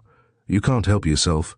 I've won my 12-gauge trap gun already, and I'll have to set you up in table silver anyway, so it's an even break. You're all in, Tommy. The tracer is on your trail." In the beginning of a flippant retort, Kearns experienced a curious sensation of hesitation. Something in Gatewood's earnestness, in his jeering assurance and delighted certainty, made him for one moment feel doubtful, even uncomfortable. "What nonsense you talk," he said, recovering his equanimity. "Nothing on earth can prevent me driving to 38 East 83rd Street, getting my luggage, and taking the Boston Express. Your tracer doesn't intend to stop my hansom and drag me into a cave, does he? You haven't put knockouts into that burgundy, have you? Then what in the dickens are you laughing at?" But Gatewood, on the sidewalk under the lamplight, was still laughing as Kearns drove away, for he had recognized in the cab driver a man he had seen in Mr. Kearns' office. And he knew that the tracer of lost persons had Kearns already well in hand. The hansom drove on through the summer darkness between rows of electric globes drooping like huge white moonflowers from their foliated bronze stalks, on up the splendid avenue, past the great brilliantly illuminated hotels, past the white cathedral, past clubs and churches and the palaces of the wealthy, on, along the park wall, edged by its double rows of elms, under which shadowy forms moved lovers strolling in couples. "Pooh," sniffed Kearns. "The whole world has gone love-mad, and I'm the only sane man left." But he leaned back in his cab and fell a-thinking of a thin girl with red hair and great grey eyes, a thin, frail creature, scarcely more than a child, who had held him for a week in a strange sorcery, only to release him with a frightened smile, leaving her indelible impression upon his life forever. And, thinking, he looked up, realizing that the cab had stopped in East 83rd Street before one of a line of brownstone houses, all externally alike. Then he leaned out and saw that the house number was 38. That was the number of the Lees house. He descended, bade the cabman await him, and producing his latchkey started up the steps, whistling gaily. But he didn't require his key, for, as he reached the front door, he found, to his surprise and concern, that it swung partly open, just a mere crack. "The mischief," he muttered. "Could I have failed to close it? Could anybody have seen it and crept in?" He entered the hallway hastily and pressed the electric knob. No light appeared in the sconces. "What the deuce?" he murmured. "Something wrong with the switch." And he hurriedly lighted a match and peered into the darkness. By the vague glimmer of the burning match, he could distinguish nothing. He listened intently, tried the electric switch again without success. The match burned his fingers and he dropped it, watching the last red spark die out in the darkness. Something about the shadowy hallway seemed unfamiliar. He went to the door, stepped out on the stoop, and looked up at the number on the transom. It was 38, no doubt about the house. Hesitating, he glanced around to see that his hansom was still there. It had disappeared. "What an idiot that cabman is!" he exclaimed, intensely annoyed at the prospect of lugging his heavy suitcase to a Madison Avenue car and traveling with it to Harlem. He looked up and down the dimly lighted street. East. An electric car glided down Madison Avenue. West. The lights of Fifth Avenue glimmered against the dark foliage of the park. He stood a moment, angry at the desertion of his cabman, then turned and re-entered the dark hall, closing the door behind him. Up the staircase he felt his way to the first landing and, lighting a match, looked for the electric button. Am I crazy? Or was there no electric button in this hall? He thought. The match burned low, he had to drop it. Perplexed, he struck another match and opened the door leading into the front room and stood on the threshold a moment, looking about him at the linen-shrouded furniture and pictures. This front room, closed for the summer, he had not before entered, but he stepped in now, poking about for any possible intruder, lighting match after match. I suppose I ought to go over this confounded house inch by inch, he murmured. What could have possessed me to leave the front door ajar this morning? For an instant he thought that perhaps Mrs. Nolan, the woman who came in the morning to make his bed, might have left the door open, but he knew that couldn't be so, because he always waited for her to finish her work and leave before he went out. So either he must have left the door open, or some marauder had visited the house. Was, perhaps, at that moment in the house, and it was his duty to find out. I'd better be about it too, he thought savagely, or I'll never make my train. He struck his last match, looked around, and seeing gas jets among the clustered electric bulbs of the sconces, tried to light one, and succeeded. He had left his suitcase in the passageway between the front and rear rooms, and now, cautiously, stick in hand, he turned toward the dim corridor leading to the bedroom. There was his suitcase anyway. He picked it up and started to push open the door of the rear room, but at the same time, and before he could lay his hand on the knob, the door before him opened suddenly in a flood of light. And a woman stood there, dark against the gas-lit glare, a pistol waveringly extended in the general direction of his head. Chapter 16. Good heavens, he said, appalled, and dropped his suitcase with a crash. What are you doing? She controlled her voice and the wavering weapon with an effort. What are you doing in this house? Doing, in this house, he repeated, his eyes protruding in the direction of the unsteady pistol muzzle. What are you doing in this house, if you don't mind saying? I must ask you to put up your hands, she said. If you move, I shall certainly shoot off this pistol. It will go off anyway if you handle it like that, he said, exasperated. What do you mean by pointing it at me? I mean to fire it off in a few moments if you don't raise your hands above your head. He looked at the pistol. It was new and shiny. He looked at the athletic young figure silhouetted against the brilliant light. Well, if you make a point of it, of course. He slowly held up both hands, higher, then higher still. Upon my word, he breathed. Held up by a woman. And he said aloud, bitterly, No doubt you have assistance close at hand. No doubt, she said coolly. What have you been packing into that valise? Packing into what? Oh, into that suitcase. That is my suitcase. Of course it is, she said quietly. But what have you inside it? Nothing you or your friends would care for, he said meaningly. I must be the judge of that, she retorted. Please open that suitcase. How can I if my hands are in the air? He expostulated, now intensely interested in the novelty of being held up by this graceful and vaguely pretty silhouette. You may lower your arms to unpack the suitcase, she said. I had rather not if you are going to keep me covered with your pistol. Of course I shall keep you covered. Unpack your booty at once. My, what booty? Madam, do you take me for a thief? Have you by chance entered the wrong house? I cannot reconcile your voice with what I am forced to consider you, a housebreaker. We will discuss that later. Unpack that bag, she insisted. But there is nothing in it except samples of marble. What? She exclaimed nervously. What did you say? Samples of marble, madam. Georgia marble. Oh, so you are the young man who goes about pretending to peddle Georgia marble from samples, are you? The famous marble man I have heard of. I? Madam, I don't know what you mean. Come, she said scornfully. Let me see the contents of that suitcase. I am not afraid of you. I am not a bit afraid of you.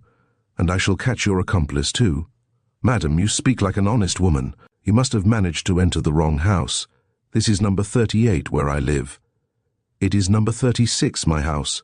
But I know it is number 38, Mr. Lee's house, he protested hopefully. This is some dreadful mistake. Mr. Lee's house is next door, she said. Do you not suppose I know my own house? Besides, I have been warned against a plausible young man who pretends he has Georgia marble to sell. "There is a dreadful mistake somewhere," he insisted. "Please put up your pistol and aid me to solve it." "I am no robber, madam. I thought at first that you were. I'm living in Mr. Lee's house, number 38 East 83rd Street, and I've looked carefully at the number over the door of this house, and the number is 38, and the street is East 83rd. So I naturally conclude that I am in Mr. Lee's house." "Your arguments and your conclusions are very plausible," she said, "but fortunately for me, I have been expressly warned against a young man of your description. You are the marble man." "It's a mistake, a very dreadful one." "Then how did you enter this house?" "I have a key. I found the front door unlatched." "Please don't misunderstand me. I know it sounds unconvincing, but I really have a key to number 38. He attempted to reach for his pocket and the pistol glittered in his face. "Won't you let me prove my innocence?" he asked. "You can't prove it by showing me a key. Besides, it's probably a weapon. Anyhow, if, as you pretend, you have managed to get into the wrong house, why did you bring that suitcase up here?" "It was here. It's mine. I left it here in this passageway." "In my house?" she asked incredulously. "In number 38, that is all I know. I'll open the suitcase if you will let me. I have already described its contents. If it has samples of marble in it, you must be convinced." "It will convince me that it is your valise." "But what of that?" "I know it is yours already," she said defiantly. "I know at least that you are the marble man, if nothing worse." "But malefactors don't go about carrying samples of Georgia marble," he protested, dropping on one knee under the muzzle of her revolver and tugging at the straps and buckles. In a second or two he threw open the case, and the sight of the contents staggered him. For there, thrown in pell-mell among small square blocks of polished marble, was a complete kit of burglar's tools, including also a mask, a dark lantern, and a blackjack. What on earth is this?" he stammered. "These things don't belong to me. I won't have them. I don't want them. Who put them into my suitcase? How the deuce?" "You are the marble man," she said with a shudder. "Your crimes are known. Your wretched accomplice will be caught. You are the marble man or something worse." Kneeling there, aghast, bewildered, he passed his hand across his eyes as though to clear them from some terrible vision. But the suitcase was still there with its incriminating contents when he looked again. "I am sorry for you," she said tremulously. If it were not for the marble, I would let you go. But you are the marble man." "Yes, and I'm probably a madman too. I don't know what I am. I don't know what is happening to me. I ought to be going. That is all I know. I cannot let you go, but I must. I've got to catch a train." The feebleness of his excuse chilled her pity. "I shall not let you go," she said, resting the hand which held the pistol on her hip, but keeping him covered. "I know you came to rob my house. I know you are a thoroughly bad and depraved young man, but for all that I could find it in my heart to let you go if you were not also the marble man." "What on earth is the marble man?" he asked, exasperated. "I don't know. I have been earnestly warned against him. Probably he is a relative of my butler. I'm not a relative of anybody's butler." "You say you are not. How do I know?" I will make you an offer. I will give you one last chance. If you will return to me the jewels that my butler took—" "Good heavens, madam, do you really take me for a professional burglar?" "How can I help it?" she said indignantly.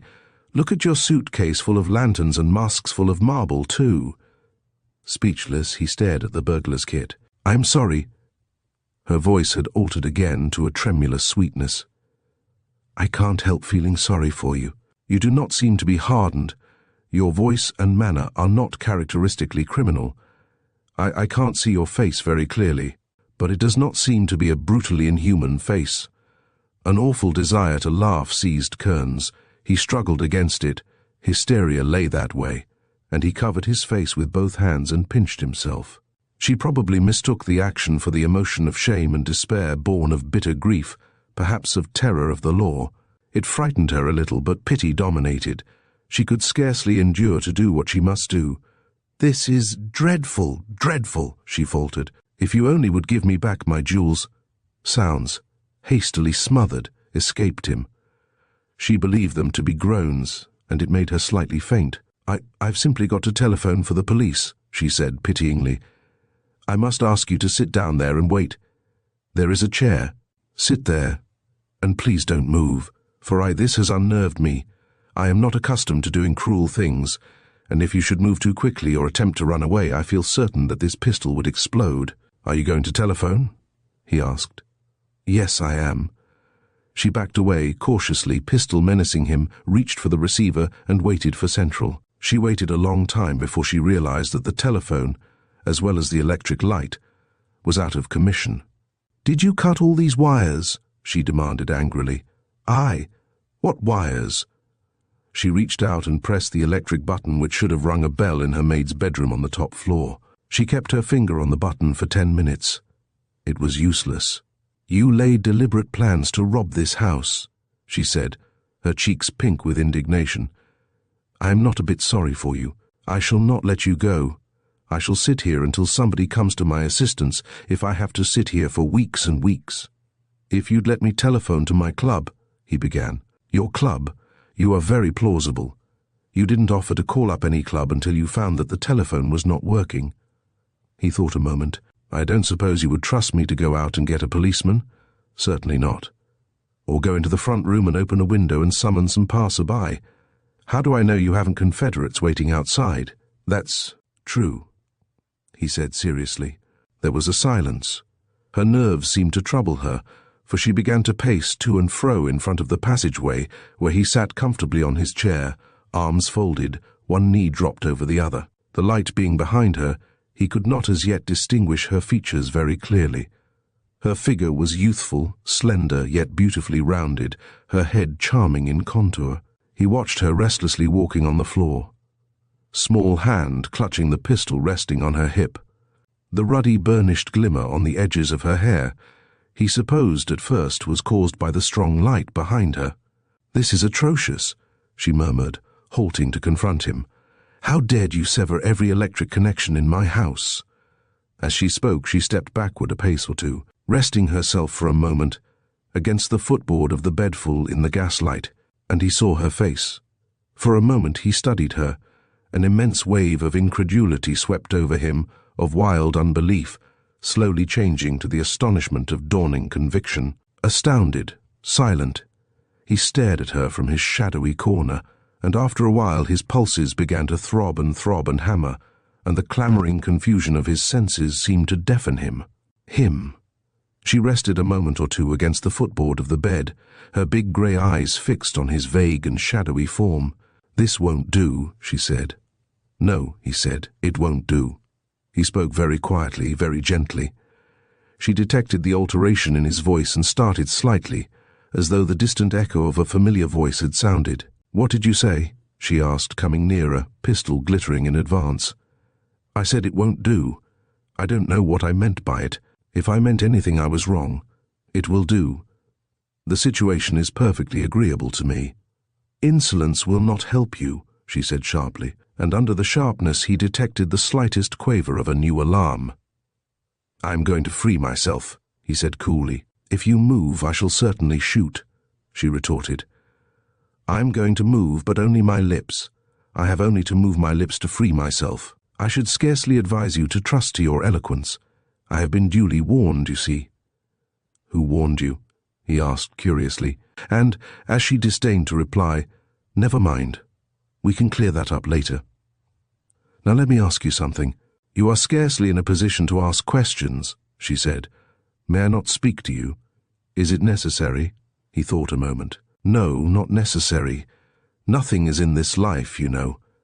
I thought differently once. Once when I was younger, 6 years younger, I thought happiness was necessary. I found that a man might live without it." She stood gazing at him through the shadows, pistol on hip. "What do you mean?" she asked. "I mean that happiness is not necessary to life. Life goes on all the same. My life has continued for 6 years without that happiness, which some believe to be essential." After a silence, she said, "I can tell by the way you speak that you are well born. I dread to do what I simply must do." He too sat silent a long time, long enough for an utterly perverse and whimsical humor to take complete possession of him. "Won't you let me go this time?" he pleaded. "I cannot," "You had better let me go while you can," he said, "because perhaps you may find it difficult to get rid of me later." Affronted, she shrank back from the doorway and stood in the center of her room, angry, disdainful, beautiful, under the ruddy glory of her lustrous hair. His perverse mood changed too. He leaned forward, studying her minutely. The splendid grey eyes, the delicate mouth and nose, the full, sweet lips, the witchery of wrist and hand, and the flowing, rounded outline of limb and body under the pretty gown. Could this be she? This lovely, mature woman, wearing scarcely a trace of the young girl he had never forgotten, scarcely a trace, save in the beauty of her eyes and hair, save in the full, red mouth. Sweet and sensitive, even in its sudden sullenness. "Once," he said, and his voice sounded to him like voices heard in dreams. "Once, years and years ago, there was a steamer and a man and a young girl on board. Do you mind my telling you about it?" She stood leaning against the footboard of the bed, not even deigning to raise her eyes in reply, so he made the slightest stir in his chair, and then she looked up quickly enough, pistol poised. "The steamer," said Kearns slowly, "was coming into Southampton 6 years ago. On deck these two people stood, a man of 28, a girl of 18 6 years ago. The name of the steamer was the Carnatic. Did you ever hear of that ship?" She was looking at him attentively. He waited for her reply. She made none, and he went on. "The man had asked the girl something, I don't know what. I don't know why her grey eyes filled with tears. Perhaps it was because she could not do what the man asked her to do. It may have been to love him. It may have been that he was asking her to marry him, and that she couldn't. Perhaps that is why there were tears in her eyes, because she may have been sorry to cause him the pain of refusal. Sorry, perhaps a little guilty, because she must have seen that he was falling in love with her, and she let him, knowing all the time that she was to marry another man. Did you ever hear of that man before?" She had straightened up, quivering, wide-eyed, lips parted. He rose and walked slowly into her room, confronting her under the full glare of light. Her pistol fell clattering to the floor. It did not explode because it was not loaded. "Now," he said unsteadily, "will you give me my freedom?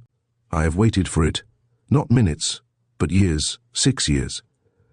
I ask it now, the freedom I enjoyed before I ever saw you. Can you give it back to me? Can you restore to me a capacity for happiness? Can you give me a heart to love with, love some woman, as other men love? Is it very much I ask of you to give me a chance in life, the chance I had before I ever saw you?" Her big grey eyes seemed fascinated. He looked deep into them, smiling, and she turned white.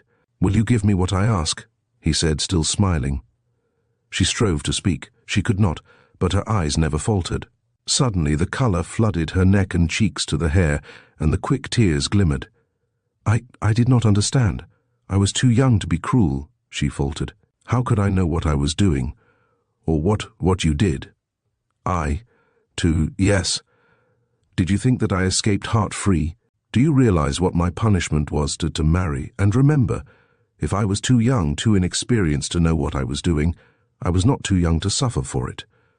"You mean—" He strove to control his voice, but the sweet, fearless grey eyes met his.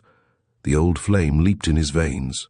He reached out to steady himself, and his hand touched hers, that soft white hand that had held him all these years in the hollow of its palm. "Did you ever love me?" he demanded. Her eyes, wet with tears, met his straight as the starry gaze of a child.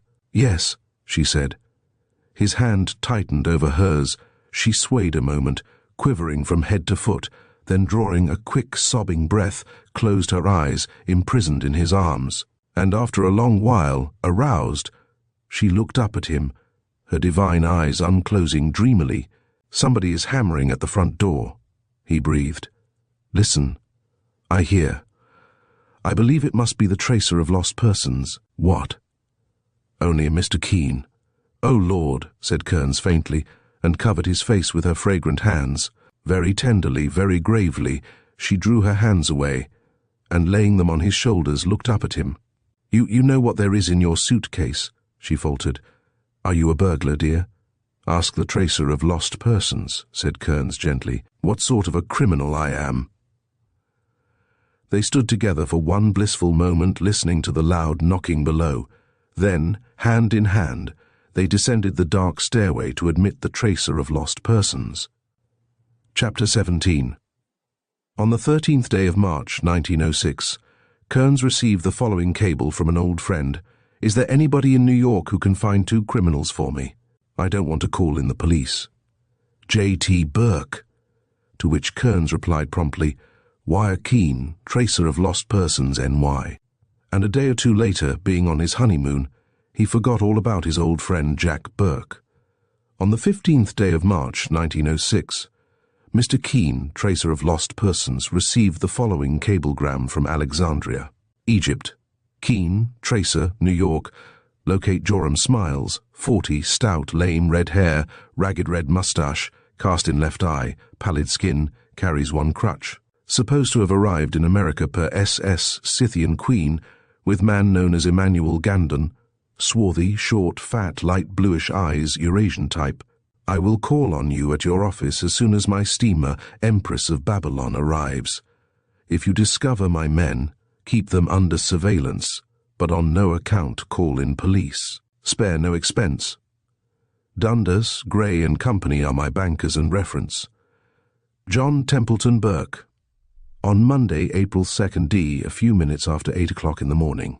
The card of Mr. John Templeton Burke was brought to Mr. Keene, tracer of lost persons, and a moment later, a well-built, wiry, sun-scorched young man was ushered into Mr. Keene's private office by a stenographer prepared to take minutes of the interview. The first thing that the tracer of lost persons noted in his visitor was his mouth, the next his eyes. Both were unmistakably good. The eyes which his creator had given him looked people squarely in the face at every word. The mouth, which a man's own character fashions agreeably, or mars, was pleasant, but firm when the trace of the smile lurking in the corners died out. There were dozens of other external characteristics which Mr. Keene always looked for in his clients, and now the rapid exchange of preliminary glances appeared to satisfy both men. For they advanced toward each other and exchanged a formal hand-clasp. "Have you any news for me?" asked Burke. "I have," said the tracer. "There are cigars on the table beside you, matches in that silver case. No, I never smoke, but I like the aroma, and I like to watch men smoke. Do you know, Mr. Burke, that no 2 men smoke in the same fashion? There is as much character in the manner of holding a cigar as there is difference in the technique of artists." Burke nodded, amused, but catching sight of the busy stenographer, his bronzed features became serious, and he looked at Mr. Keene inquiringly. "It is my custom," said the tracer. "Do you object to my stenographer?" Burke looked at the slim young girl in her black gown and white collar and cuffs. Then, very simply, he asked her pardon for objecting to her presence, but said that he could not discuss his case if she remained. So she rose, with a humorous glance at Mr. Keene, and the 2 men stood up until she had vanished, then reseated themselves vis-à-vis. Mr. Keene calmly dropped his elbow on the concealed button which prepared a hidden phonograph for the reception of every word that passed between them. "What news have you for me, Mr. Keene?" asked the younger man with that same directness which the tracer had already been prepared for, and which only corroborated the frankness of eyes and voice. "My news is brief," he said. "I have both your men under observation." "Already?" exclaimed Burke, plainly unprepared. "Do you actually mean that I can see these men whenever I desire to do so? Are these scoundrels in this town within pistol shot?" His youthful face hardened as he snapped out his last word, like the crack of a whip. "I don't know how far your pistol carries," said Mr. Keene. "Do you wish to swear out a warrant?" "No, I do not. I merely wish their addresses." "You have not used the police in this matter, have you, Mr. Keene?" "No. Your cable was explicit," said the tracer. "Had you permitted me to use the police, it would have been much less expensive for you." "I can't help that," said the young man. "Besides, in a matter of this sort, a man cannot decently consider expense." "A matter of what sort?" asked the tracer blandly. "Of this sort." "Oh, yet even now I do not understand. You must remember, Mr. Burke, that you have not told me anything concerning the reasons for your quest of these two men, Joram Smiles and Emmanuel Gandon. Besides, this is the first time you have mentioned pistol range." Burke, smoking steadily, looked at the tracer through the blue fog of his cigar. "No," he said. "I have not told you anything about them." Mr. Keene waited a moment, then, smiling quietly to himself, he wrote down the present addresses of Joram Smiles and Emmanuel Gandon, and tearing off the leaf, handed it to the younger man, saying, "I omit the pistol range, Mr. Burke. I am very grateful to you," said Burke.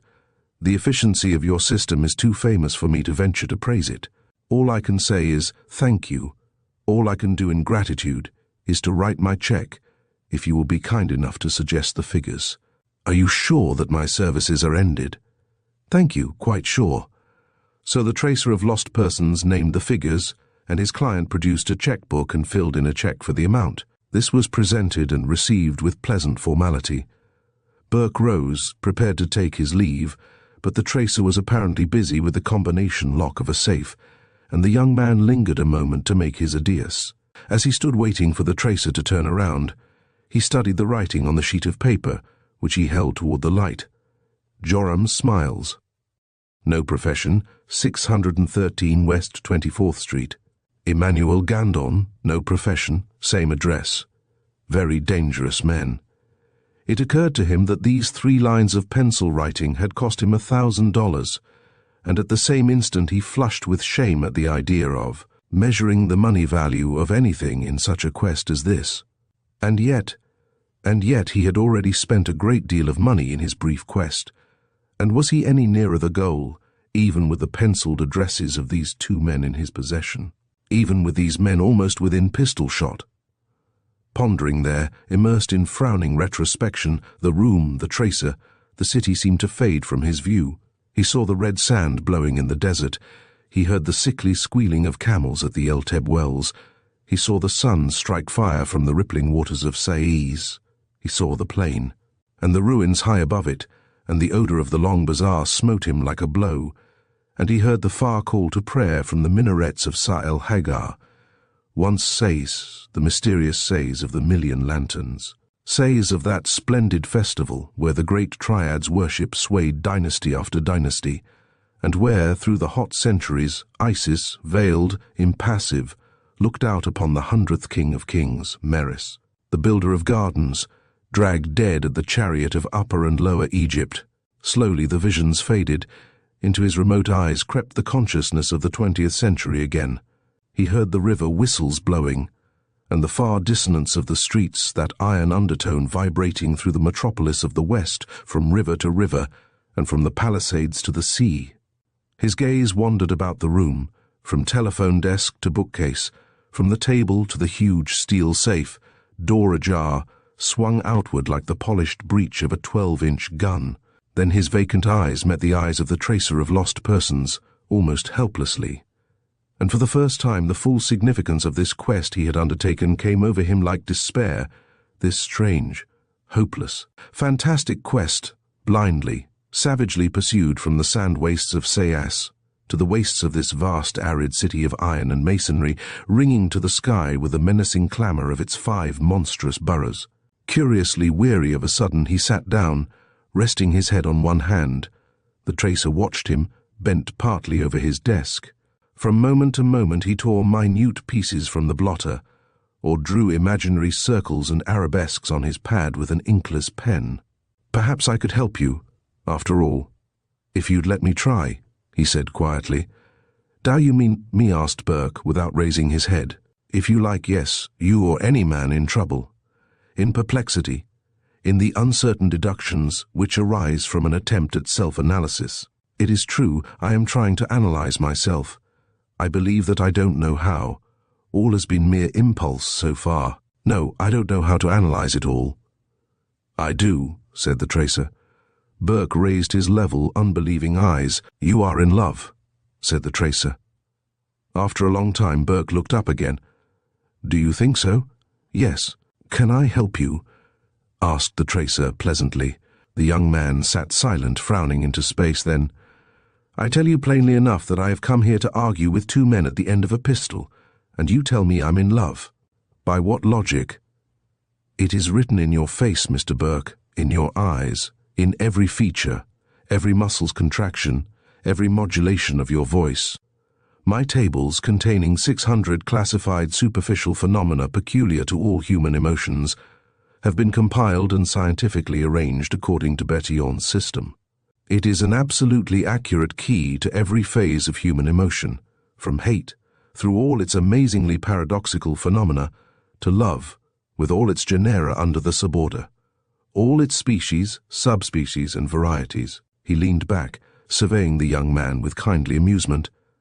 You talk of pistol range, but you are thinking of something more fatal than bullets, Mr. Burke. You are thinking of love, of the first, great, absorbing, unreasoning passion that has ever shaken you, blinded you, seized you, and dragged you out of the ordered path of life, to push you violently into the strange and unexplored. That is what stares out on the world through those haunted eyes of yours.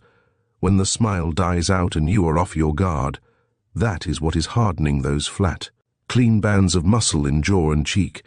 That is what those hints of shadow mean beneath the eye, that new and delicate pinch to the nostril, that refining, almost to sharpness of the nose, that sensitive edging to the lips, and the lean delicacy of the chin. He bent slightly forward in his chair. There is all that there, Mr. Burke, and something else, the glimmering dawn of desperation. Yes, said the other, that is there. I am desperate. Exactly.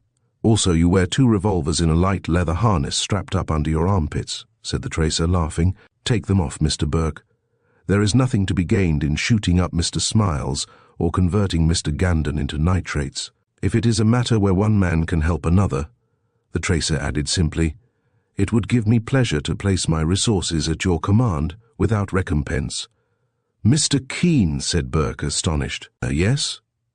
You are very amiable. I had not expected anything except professional interest from you. Why not? I like you, Mr. Burke. The utter disarming candor of this quiet elderly gentleman silenced the younger man, with a suddenness born of emotions long crushed, long relentlessly mastered, and which now, in revolt, shook him fiercely in every fibre. All at once he felt very young, very helpless in the world, that same world through which, until within a few weeks, he had roved so confidently, so arrogantly, challenging man and the gods themselves in the pride of his strength and youth. But now, halting, bewildered, lost amid the strange maze of byways whither impulse had lured and abandoned him, he looked out into a world of wilderness, and unfamiliar stars, and shadow shapes undreamed of, and he knew not which way to turn, not even how to return along the ways his impetuous feet had trodden in this strange and hopeless quest of his. How can you help me? He said bluntly, while the quivering undertone rang in spite of him. Yes, I am in love, but how can any living man help me? Are you in love with the dead? Asked the tracer gravely, for that only is hopeless. Are you in love with one who is not living? Yes. You love one whom you know to be dead. Yes, dead. How do you know that she is dead? That is not the question. I knew that when I fell in love with her. It is not that which appals me. I ask nothing more than to live my life out loving the dead. I ask very little. He passed his unsteady hand across his dry lips, across his eyes and forehead, then laid his clenched fist on the table. Some men remain constant to a memory, some to a picture-sane, wholesome, normal men. Some men, with a fixed ideal, never encounter its facsimile and so never love. There is nothing strange, after all, in this, nothing abnormal, nothing unwholesome. Grunwald loved the marble head and shoulders of the lovely Amazon in the Munich Museum. He died unmarried, leaving the charities and good deeds of a blameless life to justify him. Sir Henry Guest, the great surgeon who worked among the poor without recompense, loved Gainsborough's Lady Wilton. The portrait hangs above his tomb in St. Clement's Hundreds. D'Epernay loved Meligene Vacaresco, who died before he was born, and I love in my own fashion. His low voice rang with the repressed undertone of excitement. He opened and closed his clenched hand, as though controlling the lever of his emotions. What can you do for a man who loves the shadow of life? He asked. If you love the shadow because the substance has passed away, if you love the soul because the dust has returned to the earth as it was. It has, said the younger man. The tracer said very gravely, It is written that whenever the silver cord is loosed, then shall the dust return unto the earth as it was, and the spirit shall return unto him who gave it. The spirit, yes, that has taken its splendid flight. His voice choked up, died out. He strove to speak again, but could not. The tracer let him alone, and bent again over his desk, drawing imaginary circles on the stained blotter, while moment after moment passed under the tension of that fiercest of all struggles.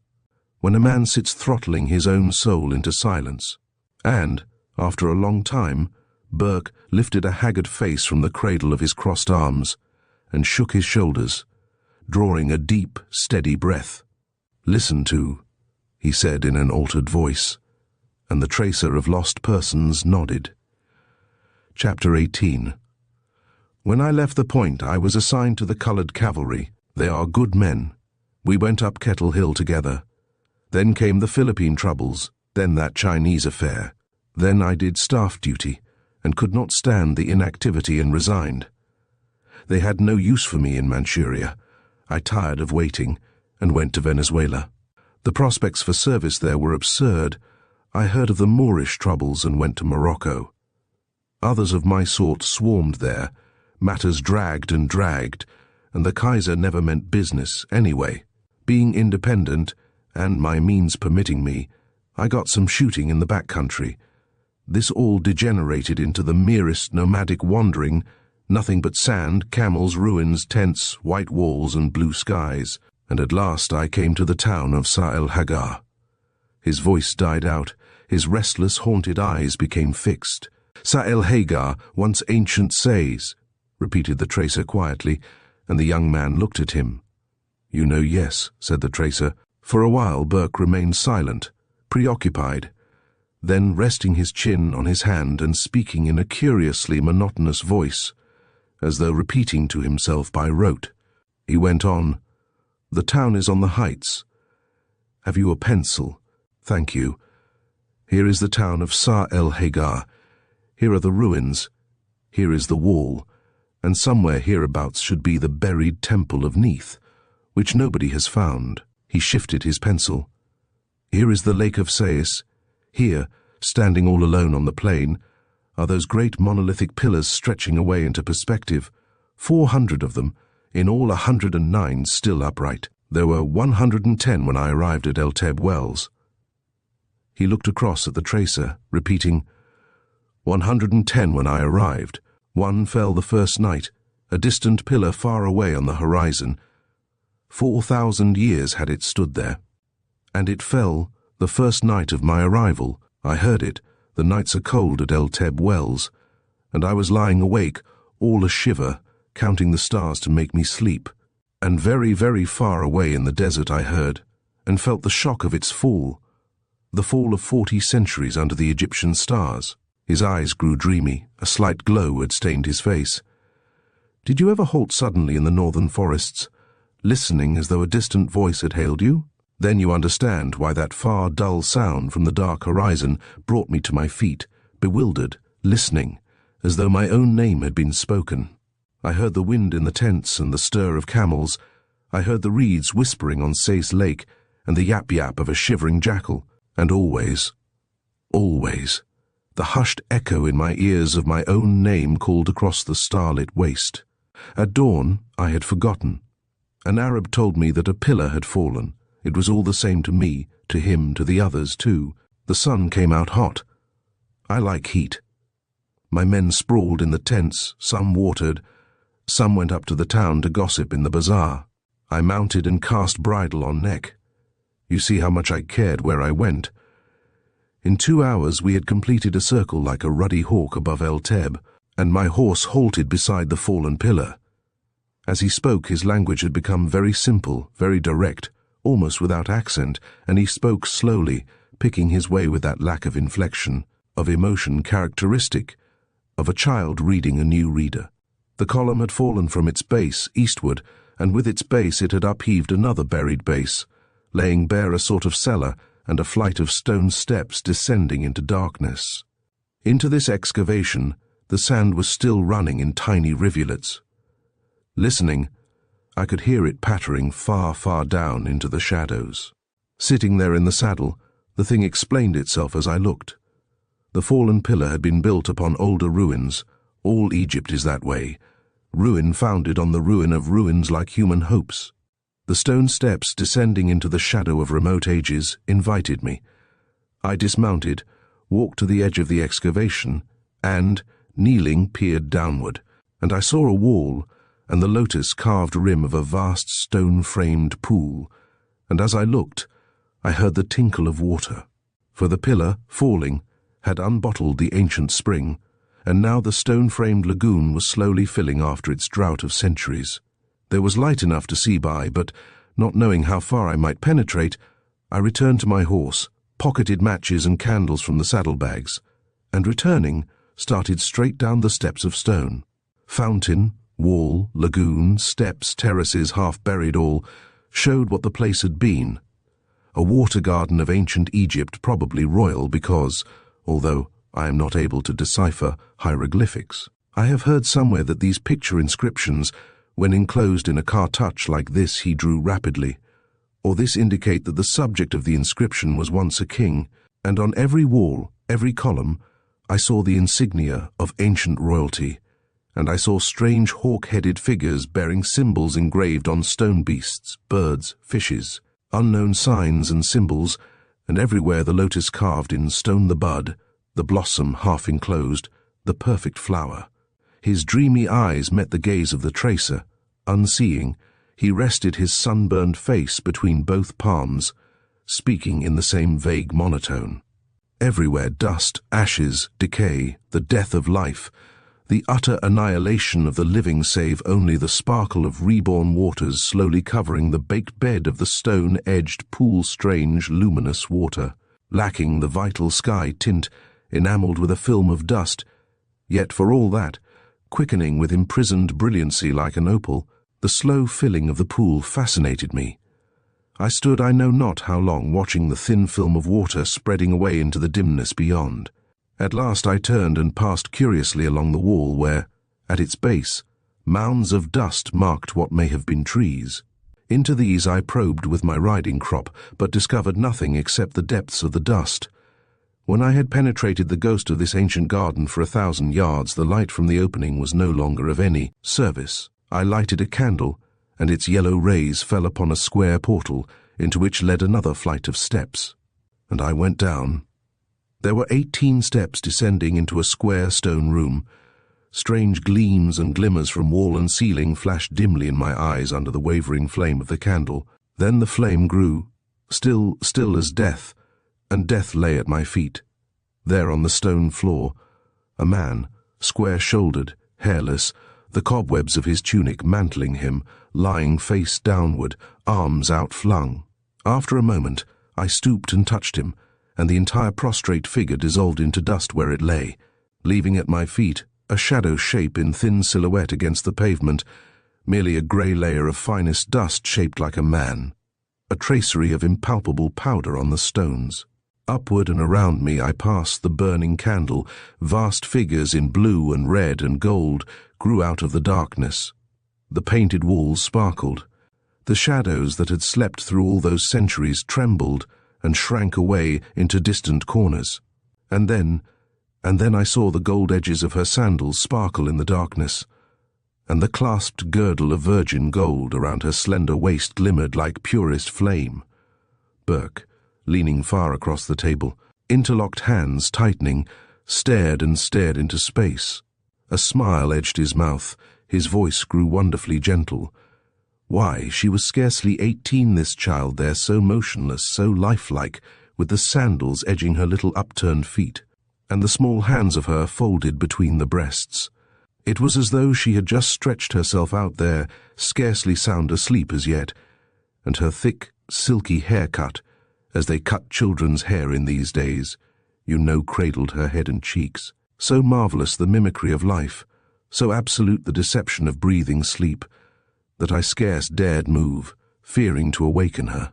When I did move, I forgot the dusty shape of the dead at my feet, and left, full across his neck, the imprint of a spurred riding boot.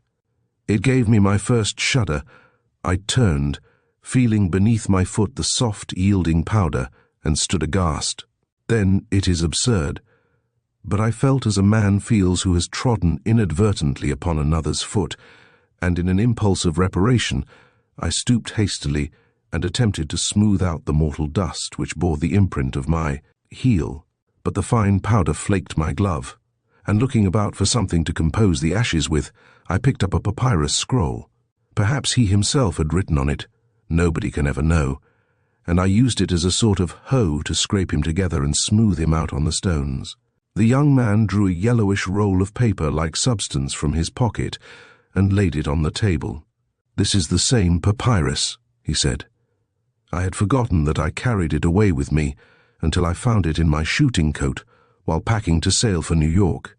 The tracer of lost persons reached over and picked up the scroll. It was flexible still, but brittle. He opened it with great care, considered the strange figures upon it for a while, then turned almost sharply on his visitor.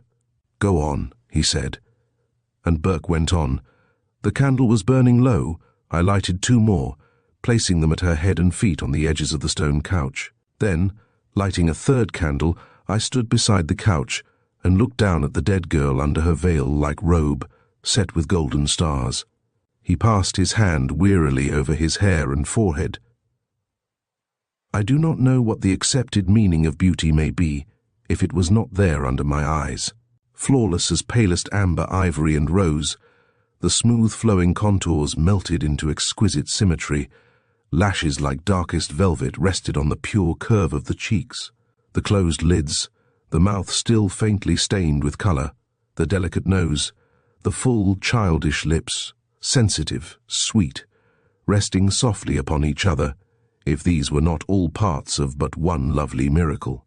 Then there is no beauty save in a dream of paradise.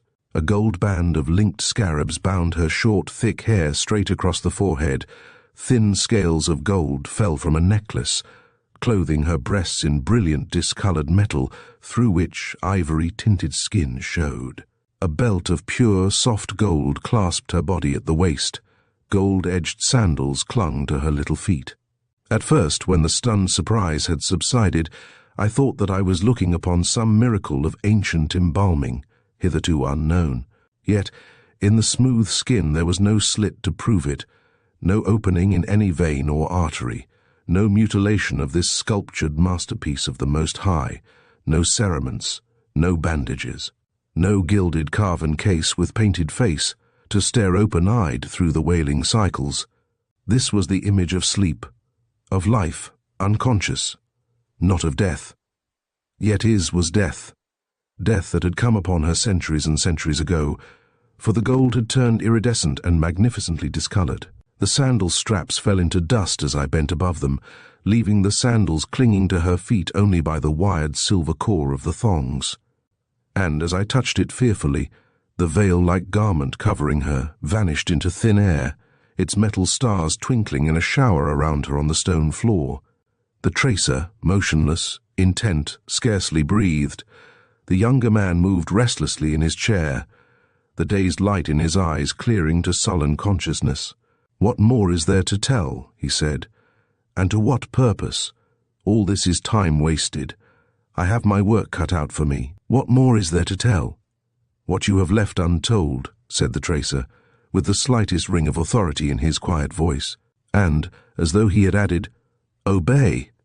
The younger man sank back in his chair, his hands contracting nervously. "I went back to El Teb," he said. "I walked like a dreaming man. My sleep was haunted by her beauty, night after night. When at last I fell asleep, instantly I saw her face, and her dark eyes opening into mine in childish bewilderment.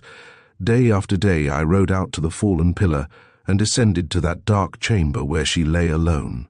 Then there came a time when I could not endure the thought of her lying there alone. I had never dared to touch her. Horror of what might happen had held me aloof, lest she crumble at my touch to that awful powder which I had trodden on. I did not know what to do. My Arabs had begun to whisper among themselves, suspicious of my absences, impatient to break camp perhaps, and roam on once more. Perhaps they believed I had discovered treasure somewhere. I am not sure. At any rate, dread of their following me, determination to take my dead away with me, drove me into action, and that day when I reached her silent chamber, I lighted my candle, and leaning above her for one last look, I touched her shoulder with my fingertip. It was a strange sensation. Prepared for a dreadful dissolution, utterly unprepared for cool, yielding flesh, I almost dropped where I stood, for her body was neither cold nor warm, neither dust-dry nor moist, neither the skin of the living nor the dead. It was firm, almost stiff, yet not absolutely without a certain hint of flexibility. The appalling wonder of it consumed me. Fear, incredulity, terror, apathy succeeded each other. Then slowly a fierce, shrinking happiness swept me in every fibre. This marvellous death, this triumph of beauty over death, was mine. Never again should she lie here alone through the solitudes of night and day. Never again should the dignity of death lack the tribute demanded of life. Here was the appointed watchery, who had found her alone in the wastes of the world, all alone on the outermost edges of the world, a child, dead and unguarded. And standing there beside her, I knew that I should never love again. He straightened up, stretching out his arm. I did not intend to carry her away to what is known as Christian burial. How could I consign her to darkness again, with all its dreadful mockery of marble, all its awful emblems? This lovely stranger was to be my guest forever. The living should be near her while she slept so sweetly her slumber through the centuries. She should have warmth, and soft hangings and sunlight and flowers, and her unconscious ears should be filled with the pleasant stir of living things. I have a house in the country, a very old house among meadows and young woodlands, and I had dreamed of giving this child a home. His voice broke. He buried his head in his hands a moment, but when he lifted it again, his features were hard as steel. There was already talk in the bazaar about me. I was probably followed, but I did not know it. Then one of my men disappeared. For a week I hesitated to trust my Arabs, but there was no other way. I told them there was a mummy which I desired to carry to some port and smuggle out of the country without consulting the government. I knew perfectly well that the government would never forego its claim to such a relic of Egyptian antiquity. I offered my men too much, perhaps. I don't know. They hesitated for a week, trying by every artifice to see the treasure, but I never let them out of my sight. Then one day 2 white men came into camp, and with them came a government escort to arrest me for looting an Egyptian tomb. The white men were Joram Smiles and that Eurasian Emmanuel Gandon, who was partly white, I suppose. I didn't comprehend what they were up to at first. They escorted me 40 miles to confront the official at Shenbak. When, after a stormy week, I was permitted to return to Sais, my Arabs and the white men were gone, and the stone chamber under the water garden wall was empty as the hand I hold out to you. He opened his palm and rose, his narrowing eyes clear and dangerous. At the bazaar I learned enough to know what had been done. I traced the white men to the coast. They sailed on the Scythian Queen, taking with them all that I care for on earth or in heaven. And you ask me why I measure their distance from me by a bullet's flight. The tracer also rose, pale and grave. Wait, he said. There are other things to be done before you prepare to face a jury for double murder.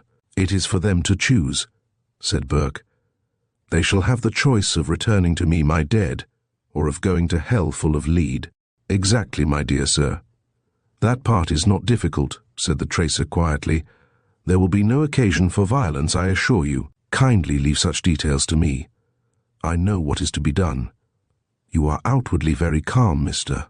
Burke, even dangerously placid, but though you maintain an admirable command over yourself superficially, you are laboring under terrible excitement. Therefore, it is my duty to say to you at once that there is no cause for your excitement, no cause for your apprehension as to results. I feel exceedingly confident that you will, in due time, regain possession of all that you care for most quietly. Quietly, my dear sir. You are not yet ready to meet these men, nor am I ready to go with you. I beg you to continue your habit of self-command for a little while. There is no haste, that is to say, There is every reason to make haste slowly, and the quickest method is to seat yourself. Thank you. And I shall sit here beside you and spread out this papyrus scroll for your inspection. Burke stared at the tracer, then at the scroll. What has that inscription to do with the matter in hand? He demanded impatiently. I leave you to judge, said the tracer. A dull tint of excitement flushed his lean cheeks. He twisted his grey moustache and bent over the unrolled scroll, which was now held flat by weights at the four corners. Can you understand any of these symbols, Mr. Burke? He asked. No. Curious, mused the tracer. Do you know it was fortunate that you put this bit of papyrus in the pocket of your shooting coat, so fortunate that, in a way, it approaches the miraculous? What do you mean? Is there anything in that scroll bearing on this matter? Yes. And you can read it. Are you versed in such learning, Mr. Keene? I'm an Egyptologist, among other details, said the tracer calmly. The young man gazed at him, astonished. The tracer of lost persons picked up a pencil, laid a sheet of paper on the table beside the papyrus, and slowly began to copy the first symbol, chapter 19. The ancient Egyptian word for the personal pronoun I was, said the tracer placidly. The phonetic for A was the hieroglyph a reed, for N, the water symbol, for U the symbols for K. Therefore, this hieroglyphic inscription begins with the personal pronoun, or I. That is very easy, of course. Now, the most ancient of Egyptian inscriptions read vertically in columns. There are only 2 columns in this papyrus, so we'll try it vertically and pass downward to the next symbol, which is enclosed in a sort of frame or cartouche.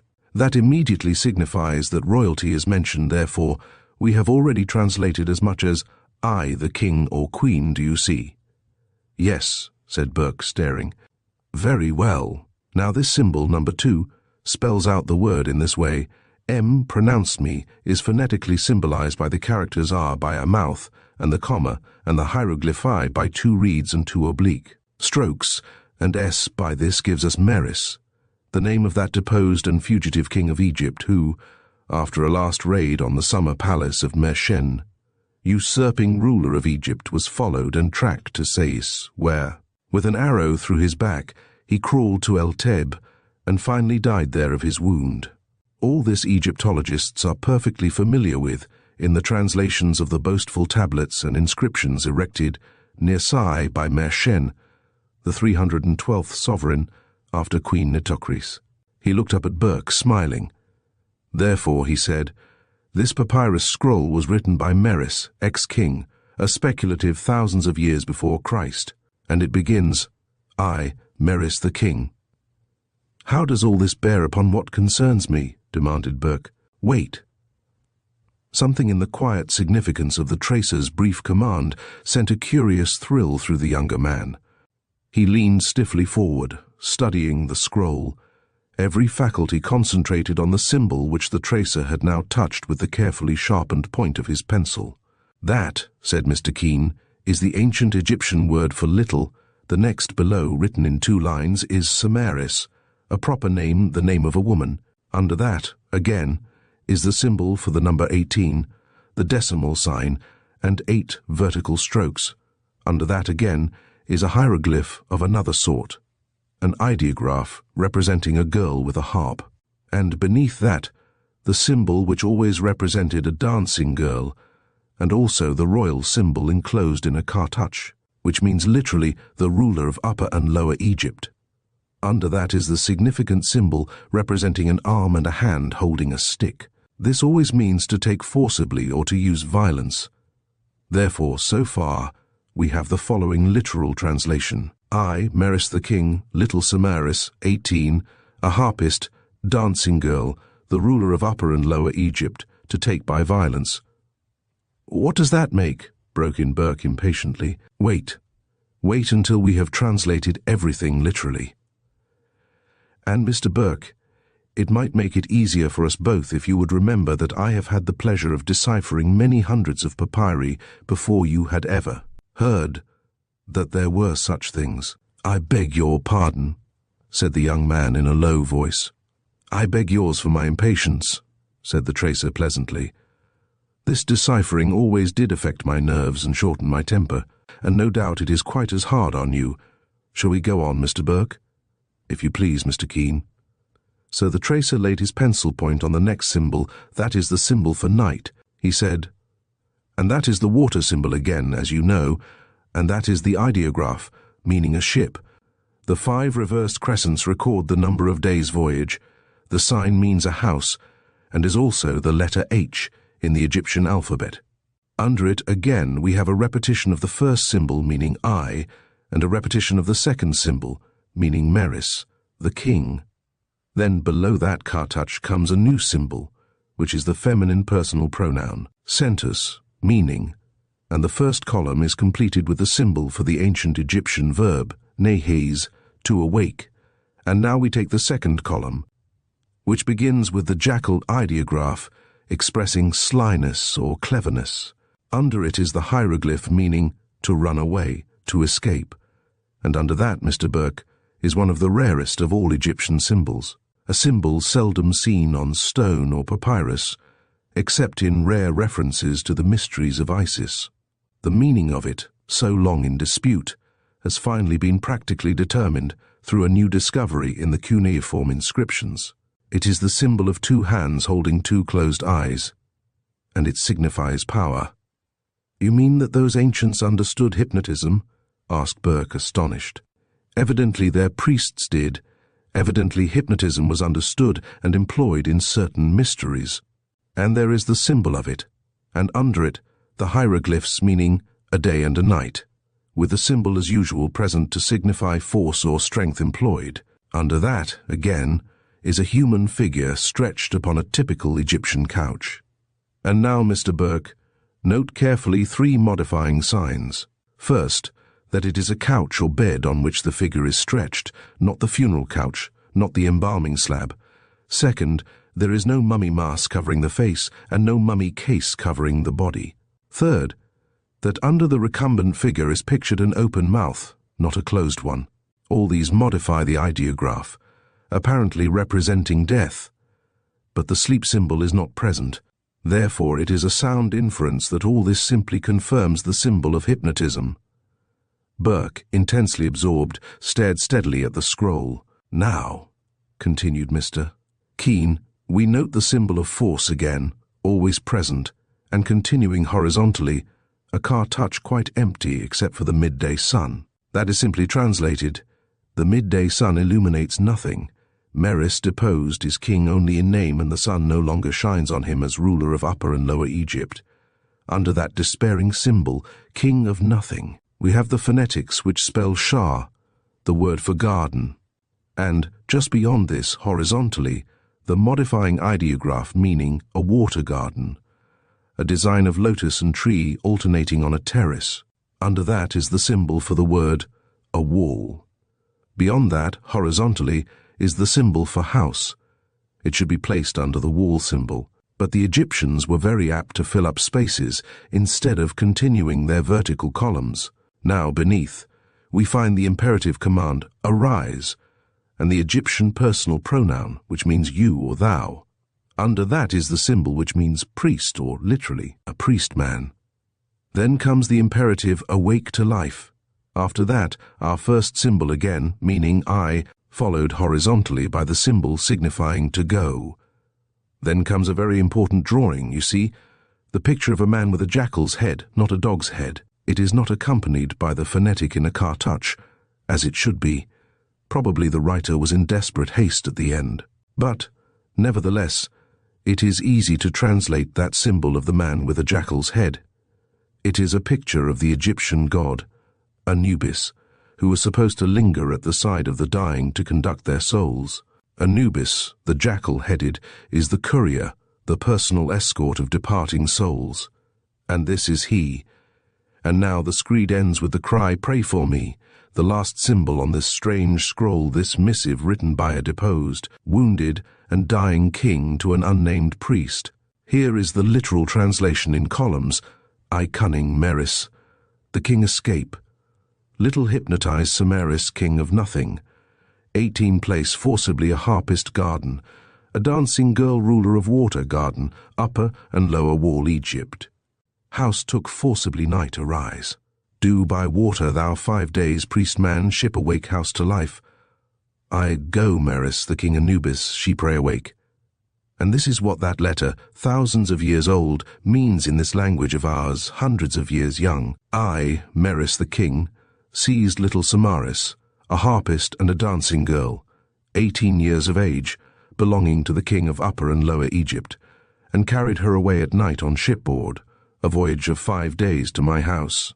I, Meris the king, lest she lie awake watching cunningly for a chance to escape, hypnotized her, or had her hypnotized, so that she lay like one dead or asleep, but breathing, and I, king no longer of Upper and Lower Egypt, took her and placed her in my house, under the wall of the water garden. Arise, therefore, O thou priest, go, and awaken her to life. I am dying, I go with Anubis. Pray for me.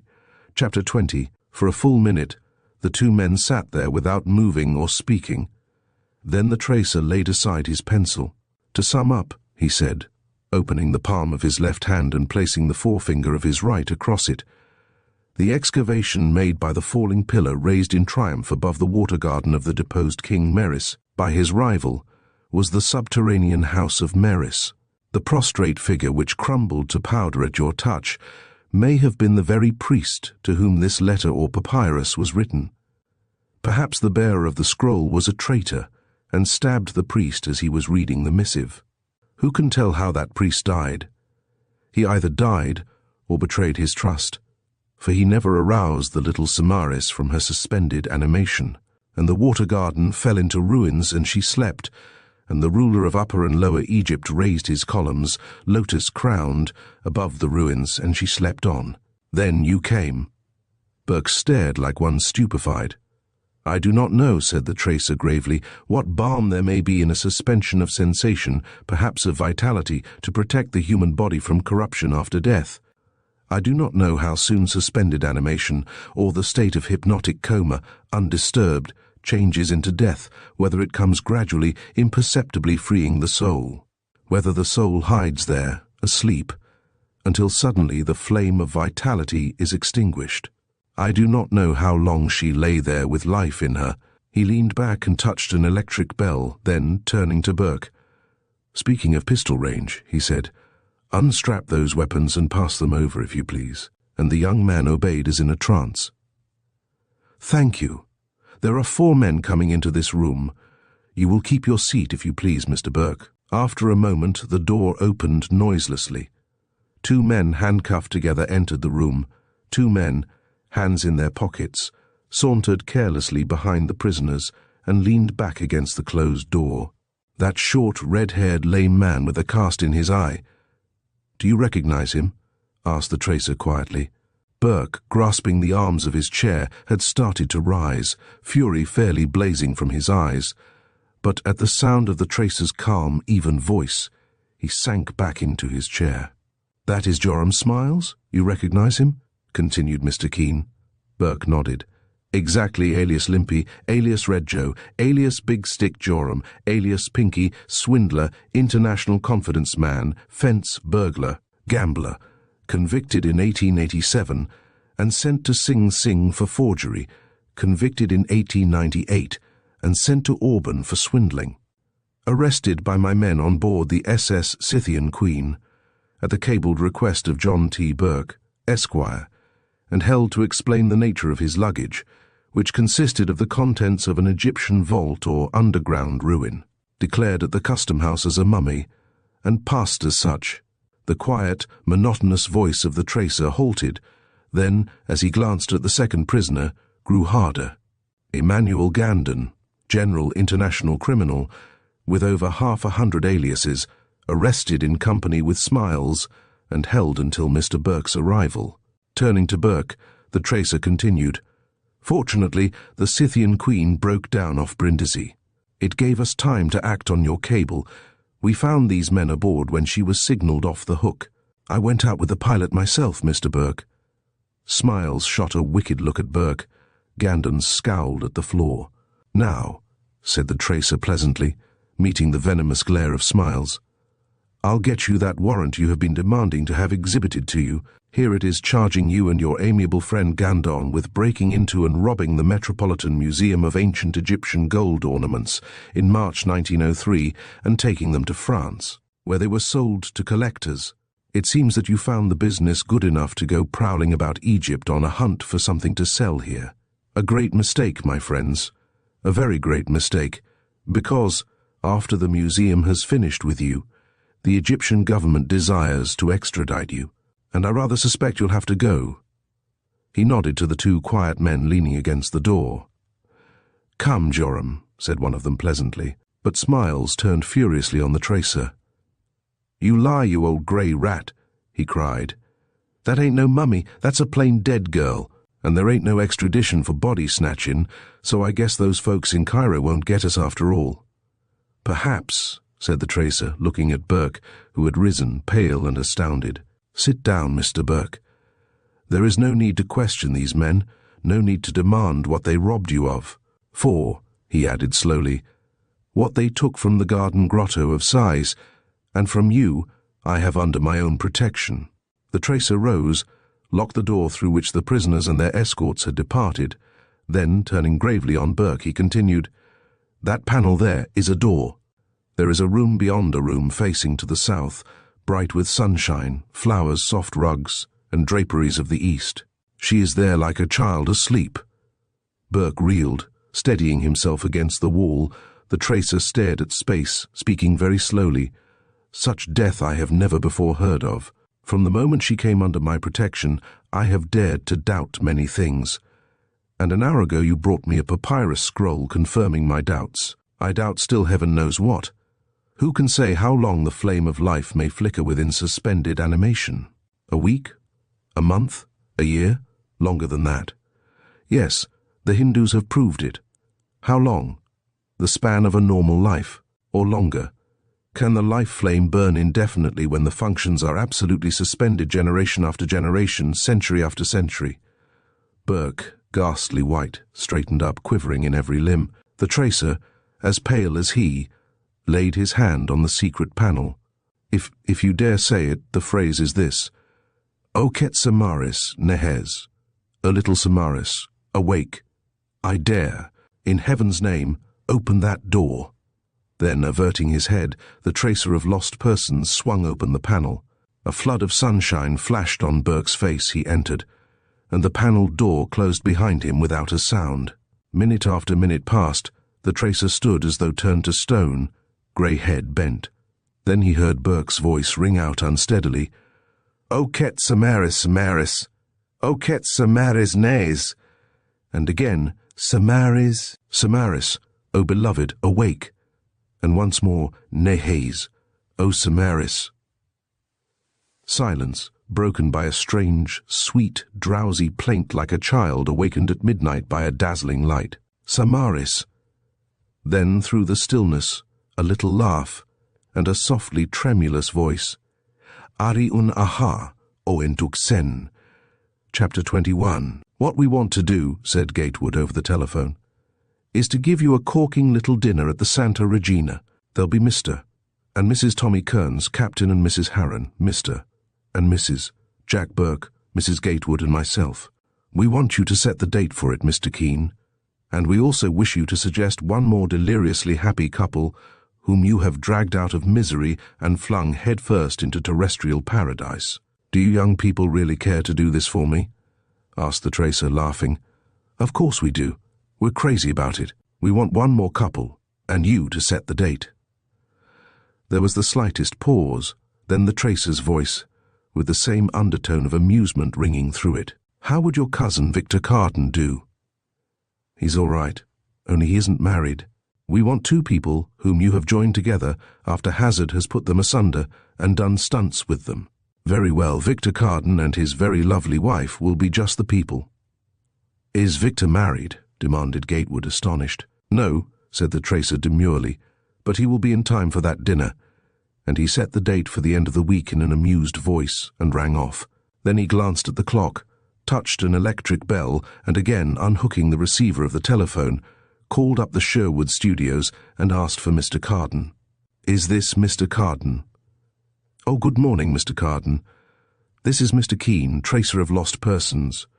Could you make it convenient to call, say, in course of half an hour? Thank you. What? Well, speaking with that caution and reserve which we are obliged to employ in making any preliminary statements to our clients, I think I may safely say that you have every reason to feel moderately encouraged. You mean, said Carden's voice, that you have actually solved the proposition? It has been a difficult proposition, Mr. Carden. I will not deny that it has taxed our resources to the uttermost. Over 1,000 people, first and last, have been employed on this case. It has been a slow and tedious affair, Mr. Carden, tedious for us all. We seldom have a case continue as long as this has. It is a year ago today since you placed the matter in our hands. What?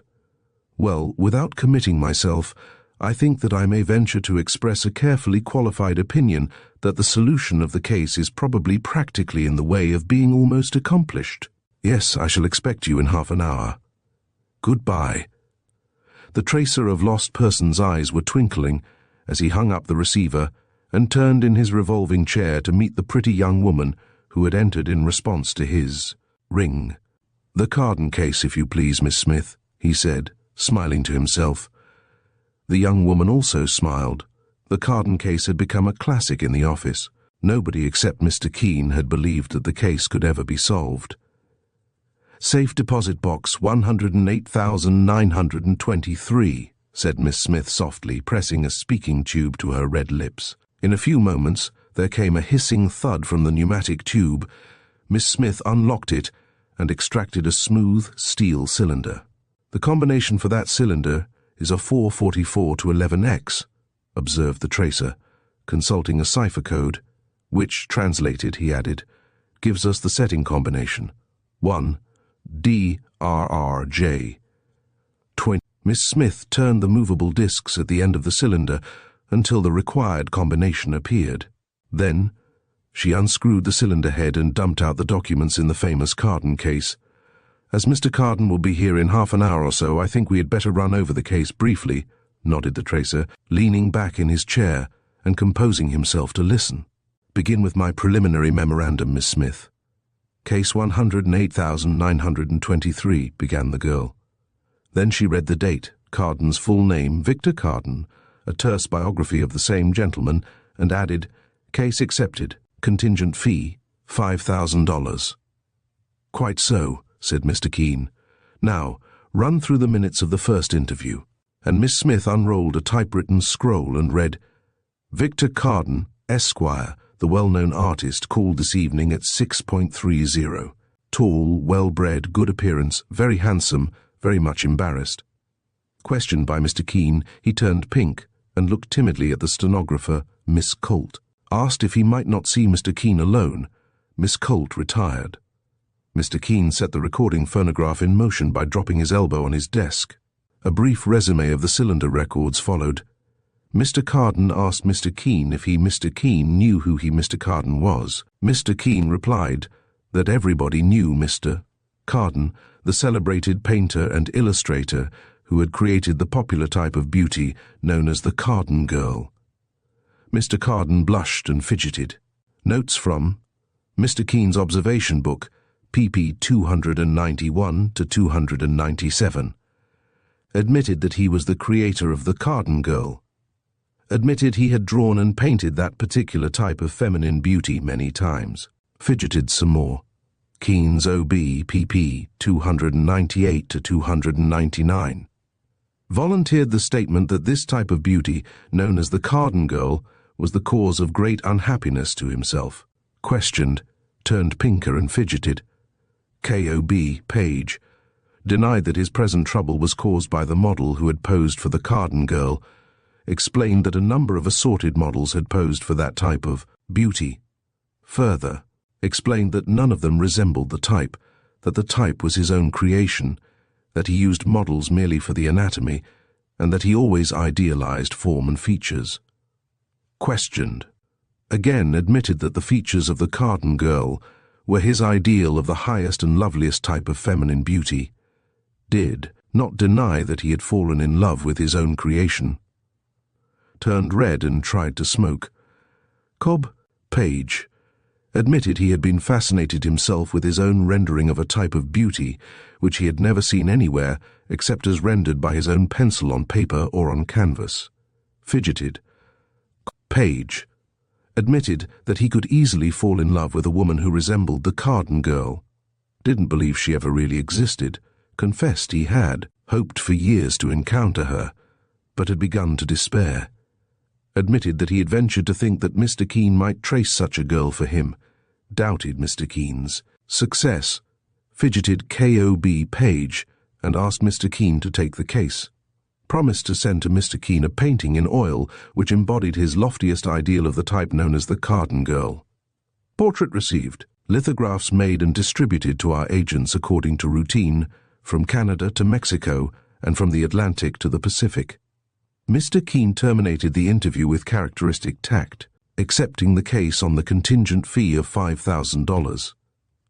"Very well," said the tracer, as Miss Smith rolled up the scroll and looked at him for further instructions. "Now, perhaps you had better run over the short summary of proceedings to date.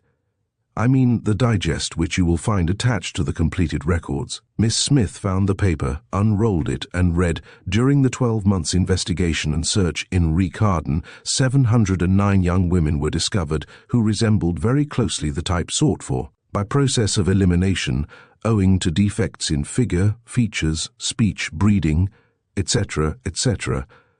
This list was cut down to 3. One of these occasionally chewed gum, but otherwise resembled the type. The second married before the investigation of her habits could be completed. The third is apparently a flawless replica of Mr. Carden's original in face, figure, breeding, education, moral and mental habits. See document 23A.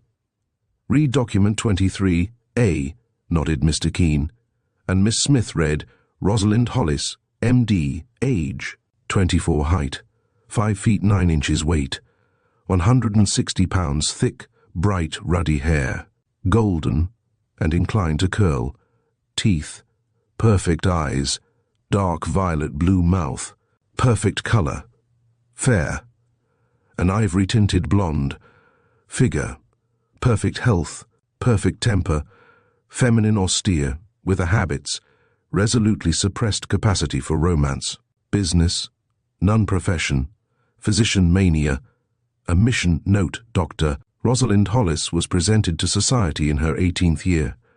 At the end of her second season, she withdrew from society with the determination to devote her entire life to charity. Settlement work and the study of medicine have occupied her constantly.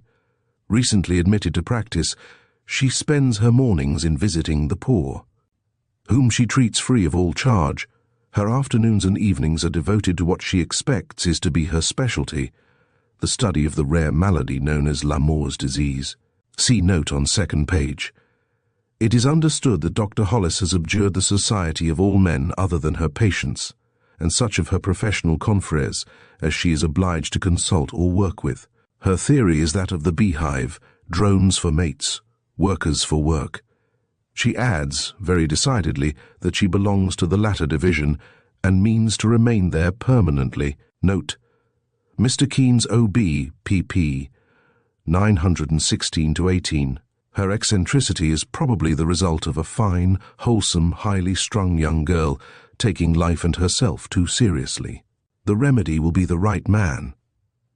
Exactly, nodded Mr. Keene, joining the tips of his thin fingers and partly closing his eyes. Now, Miss Smith, the disease which Dr. Hollis intends to make her specialty. Have you any notes on that? Here they are, said Miss Smith, and she read, Lamour's disease, the rarest of all known diseases, first discovered and described by Eros Lamour, M.D., M.S., F.B.A., M.F.H. in 1861. Only a single case has ever been observed. This case is fully described in Dr. Lamour's superb and monumental work in 16 volumes. Briefly, the disease appears without any known cause and is ultimately supposed to result fatally. The first symptom is the appearance of a faintly bluish circle under the eyes, as though the patient was accustomed to using the eyes too steadily at times. Sometimes a slight degree of fever accompanies this manifestation. Pulse and temperature vary. The patient is apparently in excellent health, but liable to loss of appetite, restlessness, and a sudden flushing of the face. These symptoms are followed by others unmistakable.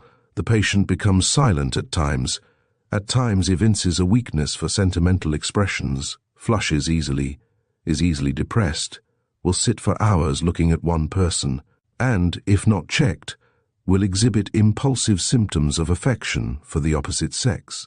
The strangest symptom of all, however, is the physical change in the patient, whose features and figure, under the trained eye of the observer, gradually from day to day assume the symmetry and charm of a beauty almost unearthly, sometimes accompanied by a spiritual pallor which is unmistakable in confirming the diagnosis, and which, Dr. Lamour believes, presages the inexorable approach of immortality. There is no known remedy for Lamour's disease. The only case on record is the case of the young lady described by Dr. Lamour, who watched her for years with unexampled patience and enthusiasm. Finally, in the interest of science, marrying his patient in order to devote his life to a study of her symptoms. Unfortunately, some of these disappeared early within a week, but the curious manifestation of physical beauty remained and continued to increase daily to a dazzling radiance, with no apparent injury to the patient. Dr. Lamour, unfortunately, died before his investigations, covering over 40 years, could be completed. His widow survived him for a day or two only, leaving 16 children. Here is a wide and unknown field for medical men to investigate. It is safe to say that the physician who first discovers the bacillus of Lamour's disease and the proper remedy to combat it will reap as his reward a glory and renown imperishable. Lamour's disease is a disease not yet understood, a disease whose termination is believed to be fatal, a strange disease which seems to render radiant and beautiful the features of the patient, brightening them with a forewarning of impending death and the splendid resurrection of immortality. The tracer of lost persons caressed his chin reflectively. Exactly, Miss Smith. So this is the disease which Dr. Hollis has chosen for her specialty, and only one case on record. Exactly. Thank you. Miss Smith replaced the papers in the steel cylinder, slipped it into the pneumatic tube, sent it whizzing below to the safe deposit vaults, and, saluting Mr. Keene with a pleasant inclination of her head, went out of the room. The tracer turned in his chair, picked up the daily detective report, and scanned it until he came to the name Hollis. It appeared that the daily routine of Rosalind Hollis had not varied during the past 3 weeks. In the mornings she was good to the poor with bottles and pills. In the afternoons she tucked one of Lamour's famous 16 volumes under her arm and walked to Central Park, where, with democratic simplicity, she sat on a secluded bench and pored over the symptoms of Lamour's disease. About 5 she retired to her severely simple apartments in the big brownstone office building devoted to physicians, corner of 58th Street and Madison Avenue. Here she took tea, read a little, dined all alone, and retired about 9. This was the guileless but determined existence of Rosalind Hollis, M.D., according to McConnell, the detective assigned to observe her. The tracer refolded the report of his chief of detectives and pigeonholed it just as the door opened and a tall, well-built, attractive young man entered. Shyness was written all over him. He offered his hand to Mr. Keene with an embarrassed air and seated himself at that gentleman's invitation. "I'm almost sorry I ever began this sort of thing," he blurted out, like a big schoolboy appalled at his own misdemeanors. "The truth is, Mr. Keene, that the prospect of actually seeing a Carden girl alive has scared me through and through. I've a notion that my business with that sort of a girl ends when I've drawn her picture." "But surely," said the tracer mildly, "you have some natural curiosity to see the living copy of your charming but inanimate originals, haven't you, Mr. Carden?" "Yes, so certainly. I'd like to see one of them alive, say, out of a window, or from a cab. I should not care to be too close to her." "But merely seeing her does not commit you," interposed Mr. Keene, smiling. "She is far too busy, too much absorbed in her own affairs to take any notice of you. I understand that she has something of an aversion for men." "Aversion?" "Well, she excludes them as unnecessary to her existence." "Why?" asked Carden. "Because she has a mission in life," said Mr. Keene gravely. Carden looked out of the window. It was pleasant weather June in all its early loveliness. the 5th day of June. The 6th was his birthday. "I've simply got to marry somebody before the day after tomorrow," he said aloud. "That is, if I want my legacy." "What?" demanded the tracer sharply. Carden turned, pink and guilty. "I didn't tell you all the circumstances of my case," he said. "I suppose I ought to have done so." "Exactly," said the tracer severely. "Why is it necessary that you marry somebody before the day after tomorrow?" "Well, it's my 25th birthday." "Somebody has left you money on condition that you marry before your 25th birthday? Is that it, Mr. Carden? An uncle? An imbecile grandfather? A sentimental aunt?" "My Aunt Tabby Van Beekman." "Where is she?" "In Trinity Churchyard. It's too late to expostulate with her, you see. Besides, it wouldn't have done any good when she was alive." The tracer knitted his brows, musing, the points of his slim fingers joined. "She was very proud, very autocratic," said Carden. "I am the last of my race, and my aunt was determined that the race should not die out with me. I don't want to marry and increase, but she's trying to make me. At all events, I am not going to marry any woman inferior to the type I have created with my pencil, what the public calls the Carden girl. And now you see that your discovery of this living type comes rather late. In 2 days I must be legally married if I want my Aunt Tabby's legacy, and today for the first time I hear of a girl who, you assure me, compares favorably to my copyrighted type. But who has a mission and an aversion to men? So you see, Mr. Keene, that the matter is perfectly hopeless." "I don't see anything of the kind," said Mr. Keene firmly. "What, do you believe there is any chance?" "Of your falling in love within the next hour or so?" "Yes, I do. I think there is every chance of it. I am sure of it. But that is not the difficulty. The problem is far more complicated." "You mean?" "Exactly. How to marry that girl before day after tomorrow. That's the problem, Mr. Carden.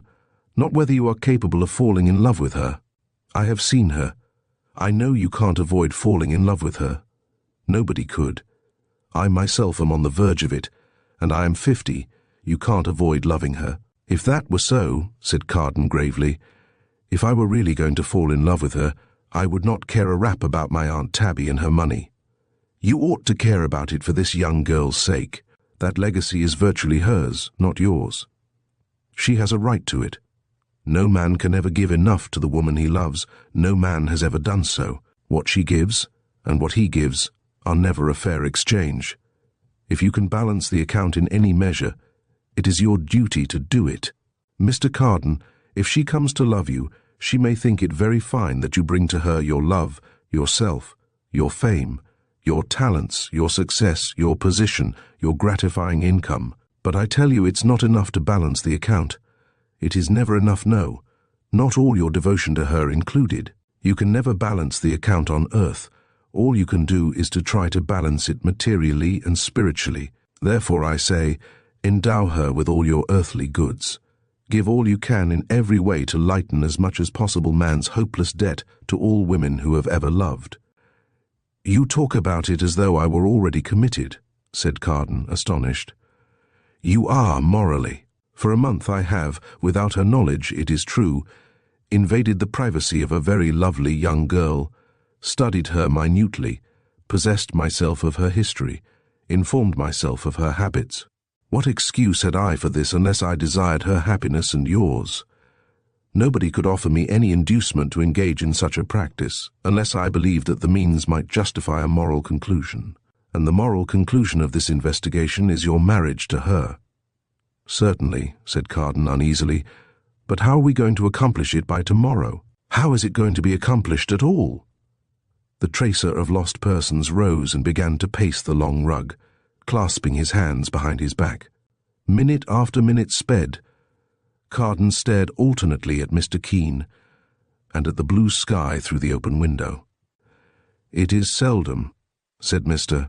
Keene with evident annoyance, "that I personally take any spectacular part in the actual and concrete demonstrations necessary to a successful conclusion of a client's case. But I've got to do it this time." He went to a cupboard, picked out a grey wig and grey side whiskers, and deliberately waved them at Carden. "You see what these look like?" he demanded. "Yes." "Very well, it is now noon. Do you know the park? Do you happen to recollect a shady turn in the path after you cross the bridge over the Swan Lake? Here, I'll draw it for you. Now, here is the lake, here's the esplanade and fountain, you see.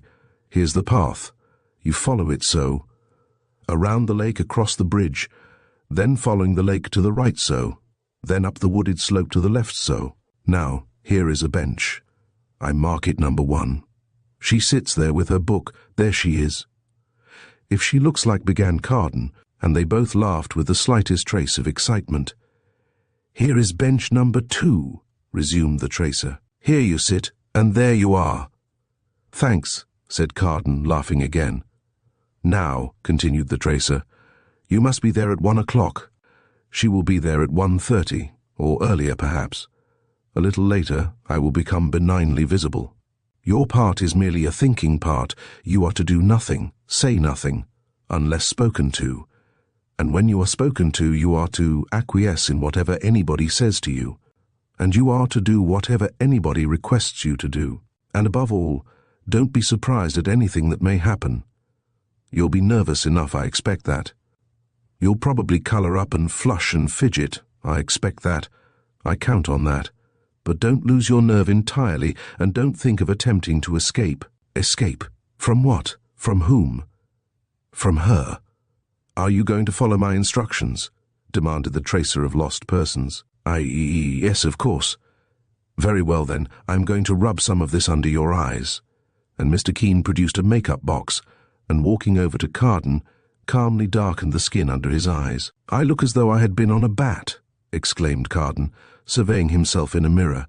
Do you think any girl could find any attraction in such a countenance? She will, observed the tracer meaningly. Now, Mr. Carden, one last word.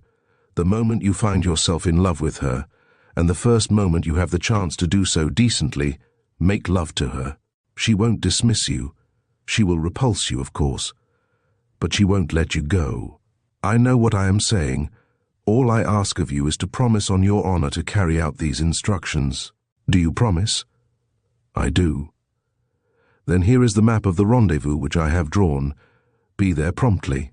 Good morning. Chapter 22. At 1 o'clock that afternoon, a young man earnestly consulting a map might have been seen pursuing his solitary way through Central Park. Fresh green foliage arched above him, flecking the path with fretted shadow and sunlight. The sweet odor of flowering shrubs saturated the air. The waters of the lake sparkled where swans swept to and fro. Snowy wings spread like sails to the fitful June wind. This, he murmured, pausing at a shaded bend in the path, must be bench number 1. I am not to sit on that. This must be bench number 2. I am to sit on that. So here I am, he added nervously, seating himself and looking about him with the caution of a cat in a strange backyard. There was nobody in sight. Reassured, he ventured to drop one knee over the other and lean upon his walking stick. For a few minutes he remained in this non-committal attitude, alert at every sound, anxious, uncomfortable, dreading he knew not what. A big, fat, grey squirrel racing noisily across the fallen leaves gave him a shock. A number of birds came to look at him, or so it appeared to him, for in the inquisitive scrutiny of a robin he fancied he divined sardonic meaning, and in the blank yellow stare of a purple grackle a sinister significance out of all proportion to the size of the bird. What an absurd position to be in, he thought, and suddenly he was seized with a desire to flee. He didn't because he had promised not to, but the desire persisted to the point of mania. Oh, how he could run if he only hadn't promised not to. His entire being tingled with the latent possibilities of a burst of terrific speed. He wanted to scuttle away like a scared rabbit. The pace of the kangaroo would be slow in comparison. What a record he could make if he hadn't promised not to. He crossed his knees the other way and brooded. The grey squirrel climbed the bench and nosed his pockets for possible peanuts, then hopped off hopefully toward a distant nursemaid and 2 children. Growing more alarmed every time he consulted his watch, Carden attempted to stem his rising panic with logic and philosophy, repeating, "Steady, my son, don't act like this. You're not obliged to marry her if you don't fall in love with her, and if you do, you won't mind marrying her. That is philosophy. That is logic. Oh, I wonder what will have happened to me by this time tomorrow. I wish it were this time tomorrow. I wish it were this time next month. Then it would be all over. Then it would be... His muttering speech froze on his lips. Rooted to his bench, he sat staring at a distant figure approaching, the figure of a young girl in a summer gown. Nearer, nearer she came, walking with a free-limbed, graceful step, head high, one arm clasping a book. That was the way the girls he drew would have walked had they ever lived. Even in the midst of his fright, his artist's eyes noted the perfect figure too, and the witchery of its grace and contour, and the fascinating poise of her head, and the splendid colour of her hair, noted mechanically the flowing lines of her gown, and the dainty modelling of arm and wrist and throat and ear.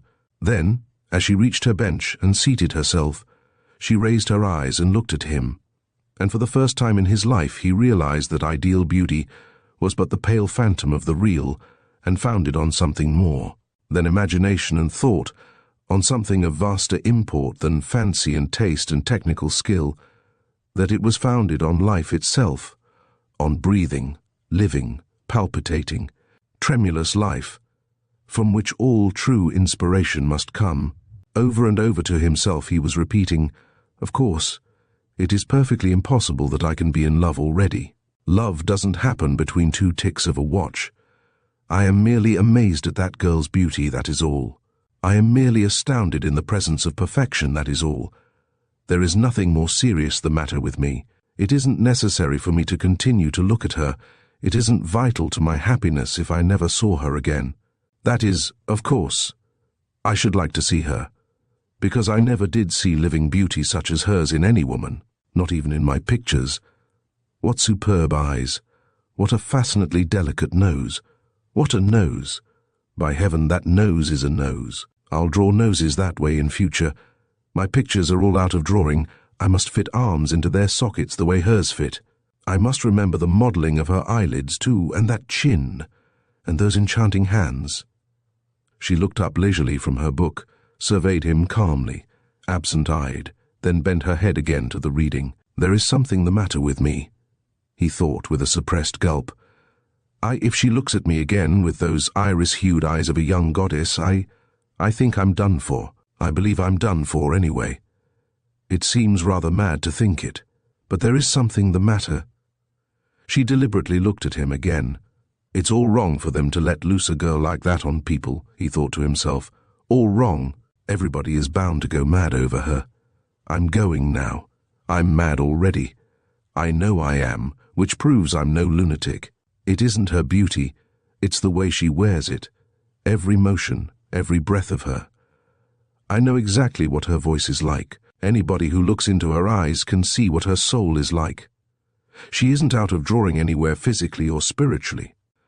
And when a man sees a girl like that, why, there's only one thing that can happen to him as far as I can see, and it doesn't take a year either. Heavens, how awfully remote from me she seems to be." She looked up again, calmly, but not at him. A kindly, grey-whiskered old gentleman came tottering and rocking into view, his rosy, wrinkled face beaming benediction on the world as he passed through it, on the sunshine dappling the undergrowth, on the furry squirrels sitting up on their hind legs to watch him pass, on the stray dicky-bird that hopped fearlessly in his path, at the young man sitting very rigid there on his bench, at the fair, sweet-faced girl who met his aged eyes with the gentlest of involuntary smiles. And Carden did not recognize him. Who could help smiling confidently into that benign face with its grey hair and grey whiskers?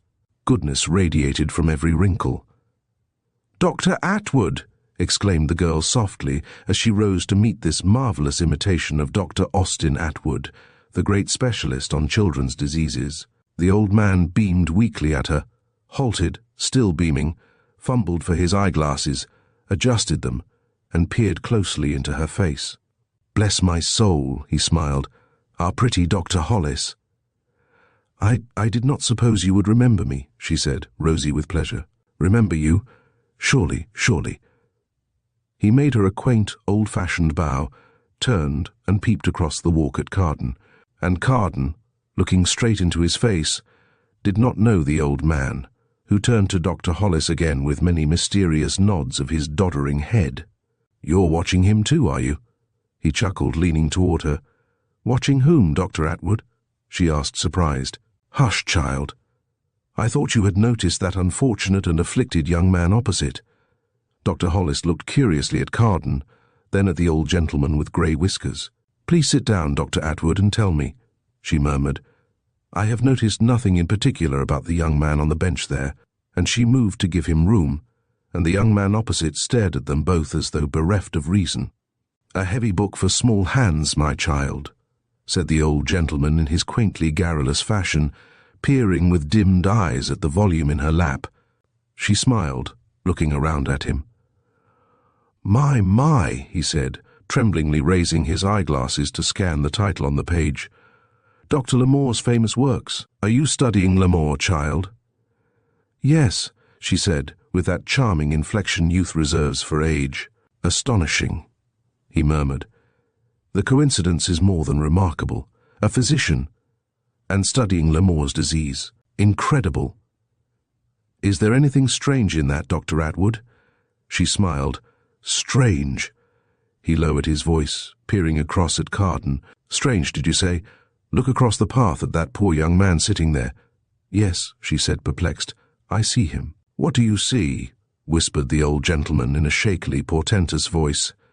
"Here you sit reading about what others have seen. Now what do you see? Why, only a man rather young. No symptoms? Of what?" The old gentleman folded his withered hands over his cane. "My child," he said, "for a year I have had that unfortunate young man under secret observation. He was not aware of it. It never entered his mind that I could be observing him with minutest attention. He may have supposed there was nothing the matter with him. He was in error. I have studied him carefully. Look closer. Are there dark circles under his eyes, or are there not?" He ended in senile triumph. "There are," she began, puzzled. But of what interest to me? Compare his symptoms with the symptoms in that book you are studying," said the old gentleman hoarsely. Do you suppose?" she stammered, turning her eyes on Carden, who promptly blushed to his ears and began to fidget. "Every symptom," muttered the old gentleman. Poor young man." She had seen Carden turn a vivid pink. She now saw him fidget with his walking stick. She discovered the blue circles under his eyes. 3 symptoms at once. "Do you believe it?" she whispered excitedly under her breath to the old gentleman beside her. "It seems incredible. Such a rare disease. Only one single case ever described and studied. It seems impossible that I could be so fortunate as actually to see a case. Tell me, Dr. Atwood, do you believe that young man is really afflicted with Lamore's disease?" "There is but one way to be absolutely certain," said the old gentleman in a solemn voice, "and that is to study him, corroborate your suspicions by observing his pulse and temperature, as did Dr. Lamore." "But how can I?" she faltered. He would probably object to becoming a patient of mine." "Ask him, child, ask him." "I have not courage." "Courage should be the badge of your profession," said the old gentleman gravely. "When did a good physician ever show the white feather in the cause of humanity?" I know, but this requires a different sort of courage." "How?" persisted the old gentleman. "Can you confirm your very natural suspicions concerning this unfortunate young man, unless you corroborate your observations by studying him at close range? Besides, already it seems to me that certain unmistakable signs are visible. I mean that strange physical phase which Dr. Lamore dwells on, the symmetry of feature and limb, the curiously spiritual beauty. Do you not notice these? Or is my sight so dim that I only imagine it? He is certainly symmetrical, and in a certain way almost handsome in regard to features," she admitted, looking at Carden. Poor boy," muttered the old gentleman, wagging his grey whiskers. "I am too old to help him, too old to dream of finding a remedy for the awful malady which I am now convinced has seized him. I shall study him no more. It is useless. All I can do now is to mention his case to some young, vigorous, ambitious physician, some specialist." "Don't," she whispered almost fiercely. "Don't do that, Dr. Atwood. I want him, please. You helped me to discover him, you see, and his malady is to be my specialty." Please, do you mind if I keep him all to myself and study him? But you refused, child. I didn't mean to. I didn't exactly see how I was to study him. But I must study him. Oh, I must. There will surely be some way. Please let me. You discovered him, I admit, but I will promise you faithfully to devote my entire life to studying him, as the great L'Amour devoted his life for 40 years to his single patient. But Dr. L'Amour married his patient, said the tracer mildly. That need not be necessary, but if it should prove necessary, answer me, child. She stared across at Carden, biting her red lips. He turned pink promptly and fidgeted. He has got it, she whispered excitedly. Oh, do you mind if I take him for mine? I am perfectly wild to begin on him. You have not yet answered my question, said the old gentleman gravely. Do you lack the courage to marry him if it becomes necessary to do so in order to devote your entire life to studying him? Oh, it cannot be necessary. You lack the courage. She was silent. Braver things have been done by those of your profession who have gone among lepers, said the old gentleman sadly. She flushed up instantly, her eyes sparkled, her head proudly high, delicate nostrils dilated. I am not afraid, she said. If it ever becomes necessary, I can show courage and devotion, as well as those of my profession, who minister to the lepers of Molokai. Yes, I do promise you to marry him, if I cannot otherwise study him. And I promise you solemnly to devote my entire life to observing his symptoms and searching for proper means to combat them. My one ambition in life is personally to observe and study a case of L'Amour's disease, and to give my entire life to investigating its origin, its course, and its cure. The old gentleman rose, bowing with that quaintly obsolete courtesy which was in vogue in his youth. I am contented to leave him exclusively to you, Dr. Hollis, and I wish you happiness in your life's work and success in your cure of this unhappy young man. Hat in hand, he bowed again as he tottered past her, muttering and smiling to himself and shaking his trembling head as he went rocking on unsteady legs out into the sunshine, where the nursemaids and children flocked along the lake shore, throwing peanuts to the waterfowl and satiated goldfish. Dr. Hollis looked after him, her small hand buried among the pages of her open book. Carden viewed his disappearing figure with guileless emotions. He was vaguely aware that something important was about to happen to him, and it did before he was prepared. Chapter 23. When Rosalind Hollis found herself on her feet again, a slight sensation of fright checked her for a moment. Then, resolutely suppressing such unworthy weakness, the lofty inspiration of her mission in life dominated her, and she stepped forward undaunted. And Carden, seeing her advance toward him, arose in astonishment to meet her. For a second they stood facing each other, he astounded, she a trifle pale but firm. Then in a low voice she asked his pardon for disturbing him. I am Rosalind Hollis, a physician, she said quietly, and physicians are sometimes obliged to do difficult things in the interest of their profession. It is dreadfully difficult for me to speak to you in this way. But she looked fearlessly at him. I am confident you will not misinterpret what I have done. He managed to assure her that he did not misinterpret it. She regarded him steadily. She examined the dark circles under his eyes. She coolly observed his rising color under her calm inspection. She saw him fidgeting with his walking stick. She must try his pulse.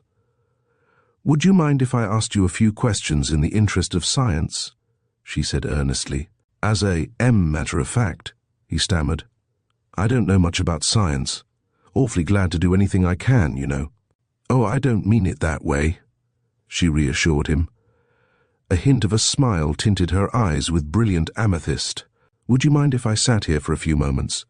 Could you overlook this horrid unconventionality, long enough for me to explain why I have spoken to you?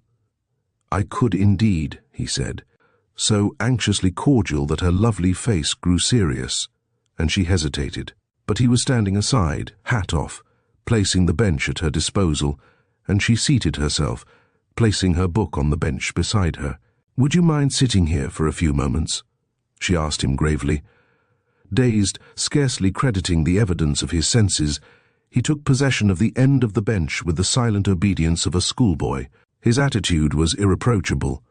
She was grateful for this, and her satisfaction with herself for not having misjudged him renewed her confidence in him, in herself, and in the difficult situation. She began quietly by again telling him her name and profession, where she lived, and that she was studying to be a specialist, though she did not intimate what that specialty was to be. Outwardly composed and attentively deferential, his astonishment at times dominated a stronger sentiment that seemed to grow and expand with her every word, seizing him in a fierce possession absolutely and hopelessly complete. The bewildering fascination of her mastered him.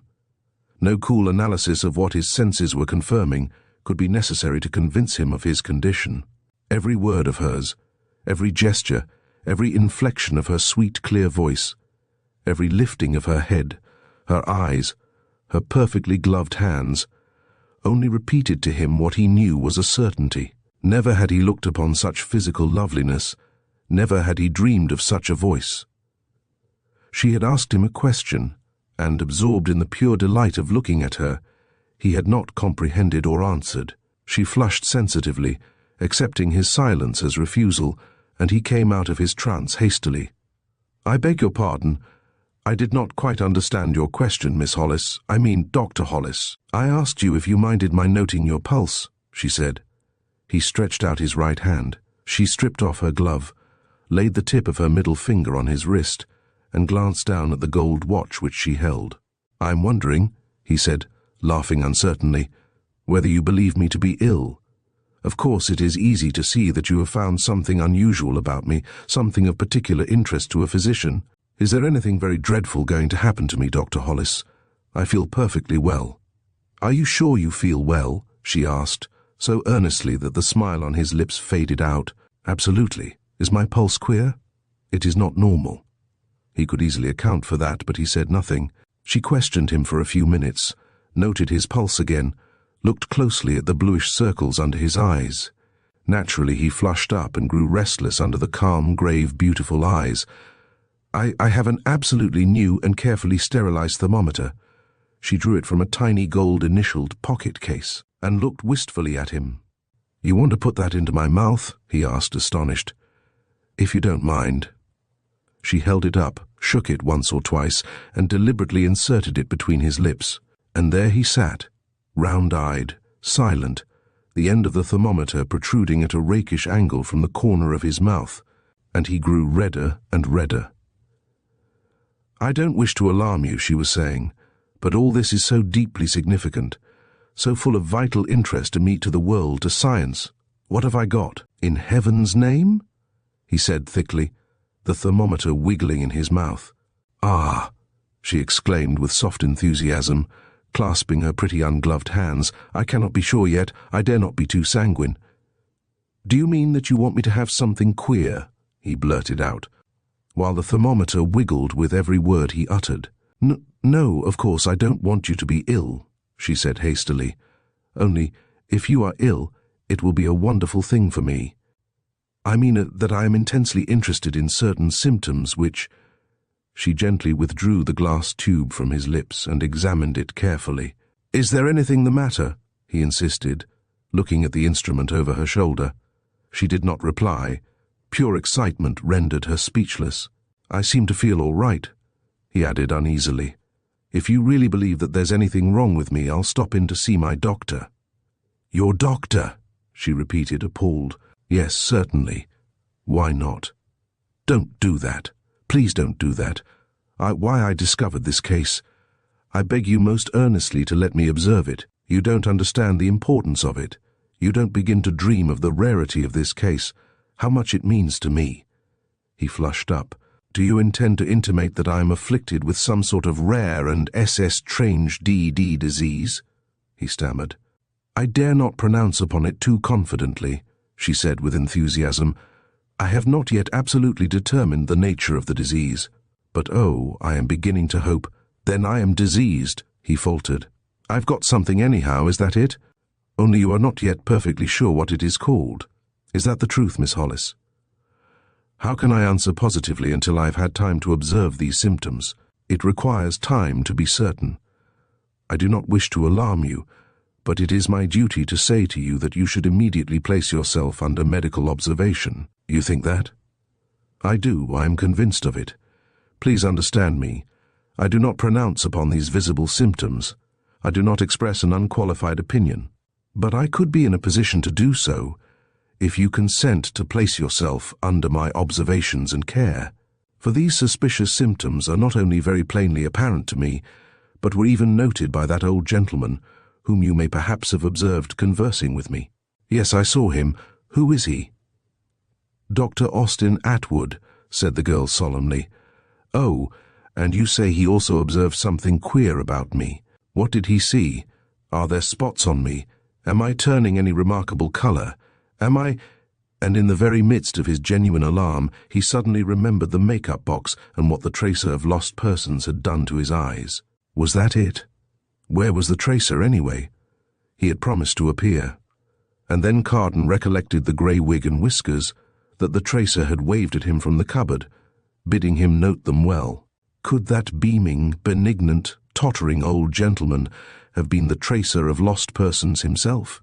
And the same instant Carden was sure of it, spite of the miraculous change in the man.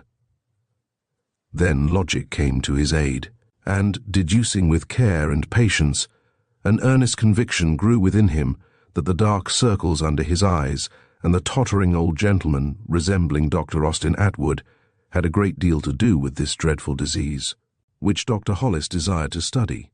He looked at the charming girl beside him, and she looked back at him very sweetly, very earnestly, awaiting his decision. For a moment he realized that she had really scared him, and in the reaction of relief an overwhelming desire to laugh seized him. He managed to suppress it, to compose himself.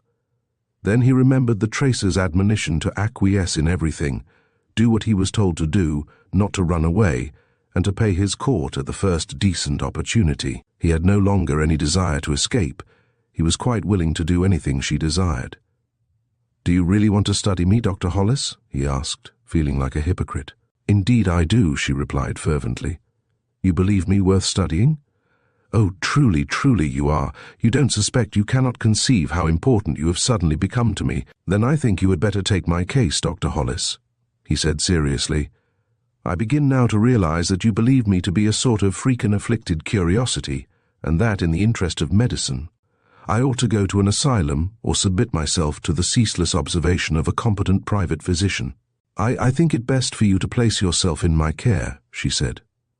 "Will you?" "Yes," he said, "I will. I'll do anything in the world you ask." "That is very, very generous, very noble of you," she exclaimed, flushing with excitement and delight. "It means a great deal to me. It means, perhaps, a fame that I scarcely dared dream of even in my most enthusiastic years. I am too grateful to express my gratitude.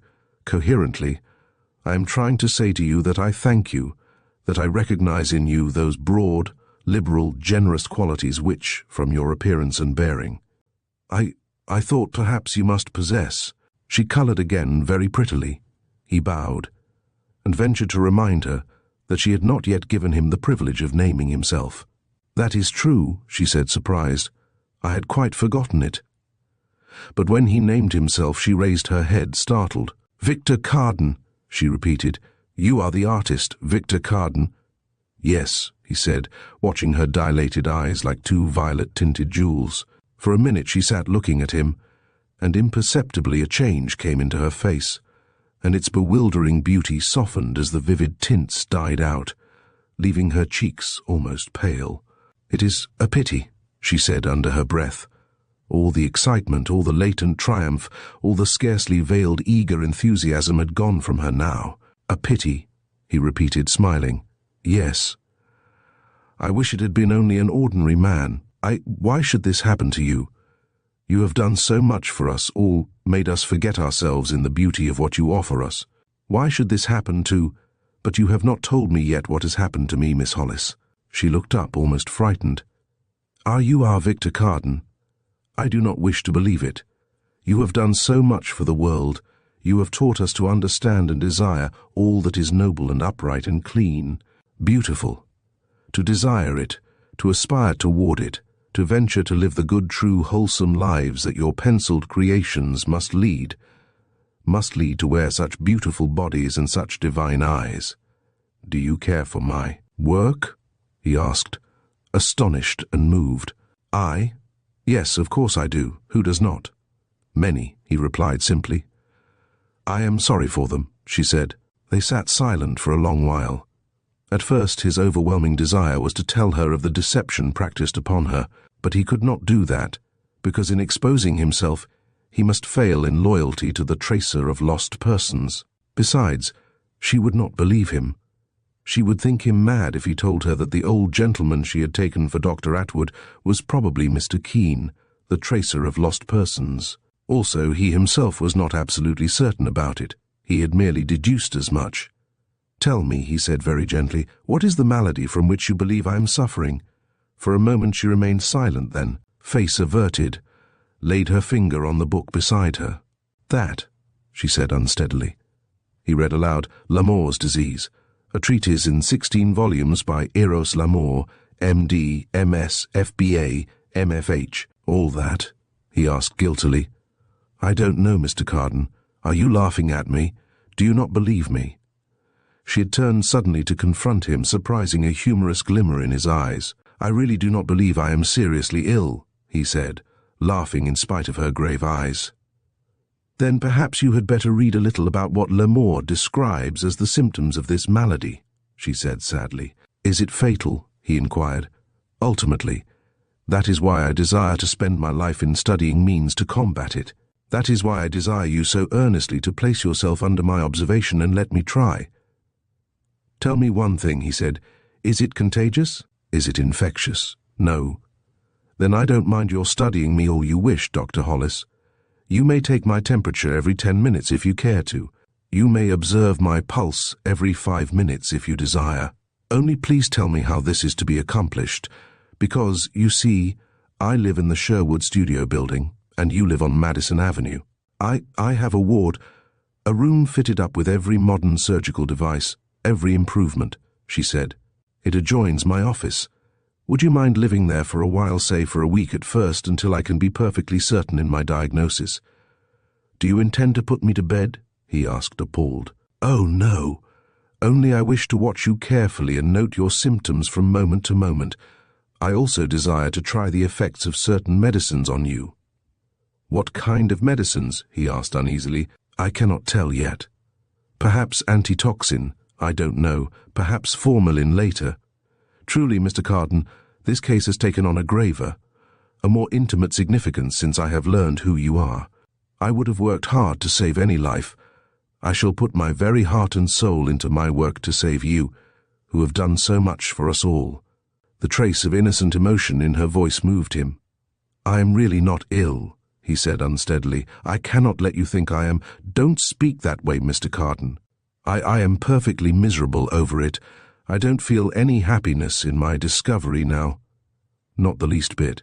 I had rather live my entire life without seeing one case of Lamour's disease than to believe you are afflicted with it. But I'm not, Miss Hollis. Really, I am not." She looked at him compassionately for a moment, then rose. "It is best that you should be informed as to your probable condition," she said. "In Lamour's Works, Volume 9, you had better read exactly what Lamour says. Do you mind coming to the office with me, Mr. Carden?" "Now?" "Yes. The book is there. Do you mind coming?" "No, no, of course not." And as they turned away together under the trees, "You don't intend to begin observing me this afternoon, do you?" he ventured. "I think it best if you can arrange your affairs." "Can you, Mr. Carden?" "Why, yes, I suppose I can. Did you mean for me to begin to occupy that surgical bedroom at once? Do you mind?" "No. I'll telephone my servants to pack a steamer trunk and send it around to your apartment this evening. And where am I to board?" "I have a dining room," she said simply. "My apartment consists of the usual number of servants and rooms, including my office, and my observation ward which you will occupy." He walked on, troubled. "I only want to ask one or two things, Dr. Hollis. Am I to be placed on a diet? I hate diets." "Not at once. May I smoke?" "Certainly," she said, smiling. "And you won't send me to bed too early?" "Oh, no. The later you sit up, the better, because I shall wish to take your temperature every 10 minutes, and I shall feel very sorry to arouse you." You mean you are coming in to wake me up every 10 minutes and put that tube in my mouth? He asked, aghast. Only every half hour, Mr. Carden. Can't you stand it for a week? Well, he said, I suppose I can if you can. Only, upon my honor, there is really nothing the matter with me, and I'll prove it to you out of your own book. I wish you could, Mr. Carden. I should be only too happy to give you back to the world with a clear bill of health if you can convince me I am wrong. Do you not believe me? Indeed, I am not selfish and wicked enough to wish you this illness, no matter how rare it is. The rarer a disease is, the madder it makes people who contract it, he said. I should be the maddest man in Manhattan if I really did have Lamour's malady. But I haven't. There is only one malady afflicting me, and I am waiting for a suitable opportunity to tell you all about it. But tell me now, she said, raising her eyes to his. Not now. Tonight. I hope so. I will if I can, Miss Hollis. But you must not fear to tell a physician about anything which troubles you, Mr. Carden. I'll remember that, he said thoughtfully, as they emerged from the park and crossed to Madison Avenue. A moment later he hailed a car and they both entered. Chapter 24. No, there could be no longer any doubt in her mind as she went into her bedroom, closed the door, and unhooking the telephone receiver, called up the great specialist in rare diseases, Dr. Austin Atwood, MS, FBA, MFH. Dr. Atwood, she said with scarcely concealed emotion. This is Dr. Rosalind Hollis. How do do, squeaked the aged specialist amiably. Oh, I am well enough, thank you, doctor, except in spirits. Dr. Atwood, you were right. He has got it, and I am perfectly wretched. Who has got? Retorted the voice of Atwood, the unfortunate young gentleman we saw today in the park. What park? Why, Central Park, doctor. Central Park. I haven't been in Central Park for 10 years, my child. Why, Dr. Atwood. Is this Dr. Austin Atwood with whom I'm talking? Not the least doubt. And you are that pretty Dr. Hollis, Rosalind Hollis, who consulted me in those charity cases, are you not? I certainly am. And I wanted to say to you that I have the unfortunate patient now under closest observation here in my own apartment. I have given him the room next to the office. And, doctor, you were perfectly right. He shows every symptom of the disease. He is even inclined to sentimentalism. He begins to blush and fidget and look at me in that unmistakable manner. Not that he isn't well-bred and charming. Indeed, he is most attractive, and it grieves me dreadfully to see that he already is beginning to believe himself in love with the first person of the opposite sex he encounters. I mean that I cannot mistake his attitude toward me, which is perfectly correct. Only one cannot avoid seeing the curious infatuation. What the dickens is all this? Roared the great specialist, and Dr. Hollis jumped. I was only confirming your diagnosis, doctor, she explained meekly. What diagnosis? Yours, doctor. I have confirmed it, I fear. And the certainty has made me perfectly miserable, because his is such a valuable life to the world, and he himself is such a splendid, wholesome, noble specimen of youth and courage, that I cannot bear to believe him incurably afflicted. Good heavens, shouted the doctor. What has he got, and who is he? He is Victor Carden, the celebrated artist, and he has Lamour's disease, she gasped. There was a dead silence then. Keep him there until I come. Chloroform him if he attempts to escape. And the great specialist rang off excitedly. So Rosalind Hollis went back to the lamp-lit office where, in a luxurious armchair, Carden was sitting, contentedly poring over the 9th volume of Lamour's great treatise and smoking his second cigar. Dr. Atwood is coming here, she said in a discouraged voice, as he rose with alacrity to place her chair. Oh, what for? To see you, Mr. Carden. Who? Me? Great Scott. I don't want to be slapped and pinched and polled by a man. I didn't expect that, you know. I'm willing enough to have you observe me in the interest of humanity. But, Mr. Carden, he's only called in for consultation. I have a dreadful sort of desperate hope that perhaps I may have made a mistake, that possibly I am in error. No doubt you are, he said cheerfully. Let me read a few more pages, Dr. Hollis, and then I think I shall be all ready to dispute my symptoms one by one and convince you what really is the trouble with me. And by the way, did Dr. Atwood seem a trifle astonished when you told him about me? A trifle, yes, she said uncertainly. He's a very, very old man, he forgets. But he is coming.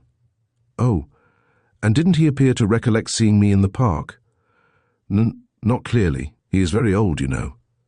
But he is coming here. Exactly as a friend of mine puts it, smiled Carden. May I be permitted to use your telephone a moment? By all means, Mr. Carden. You will find it there in my bedroom. So he entered her pretty bedroom and, closing the door tightly, called up the tracer of lost persons. Is that you, Mr. Keene?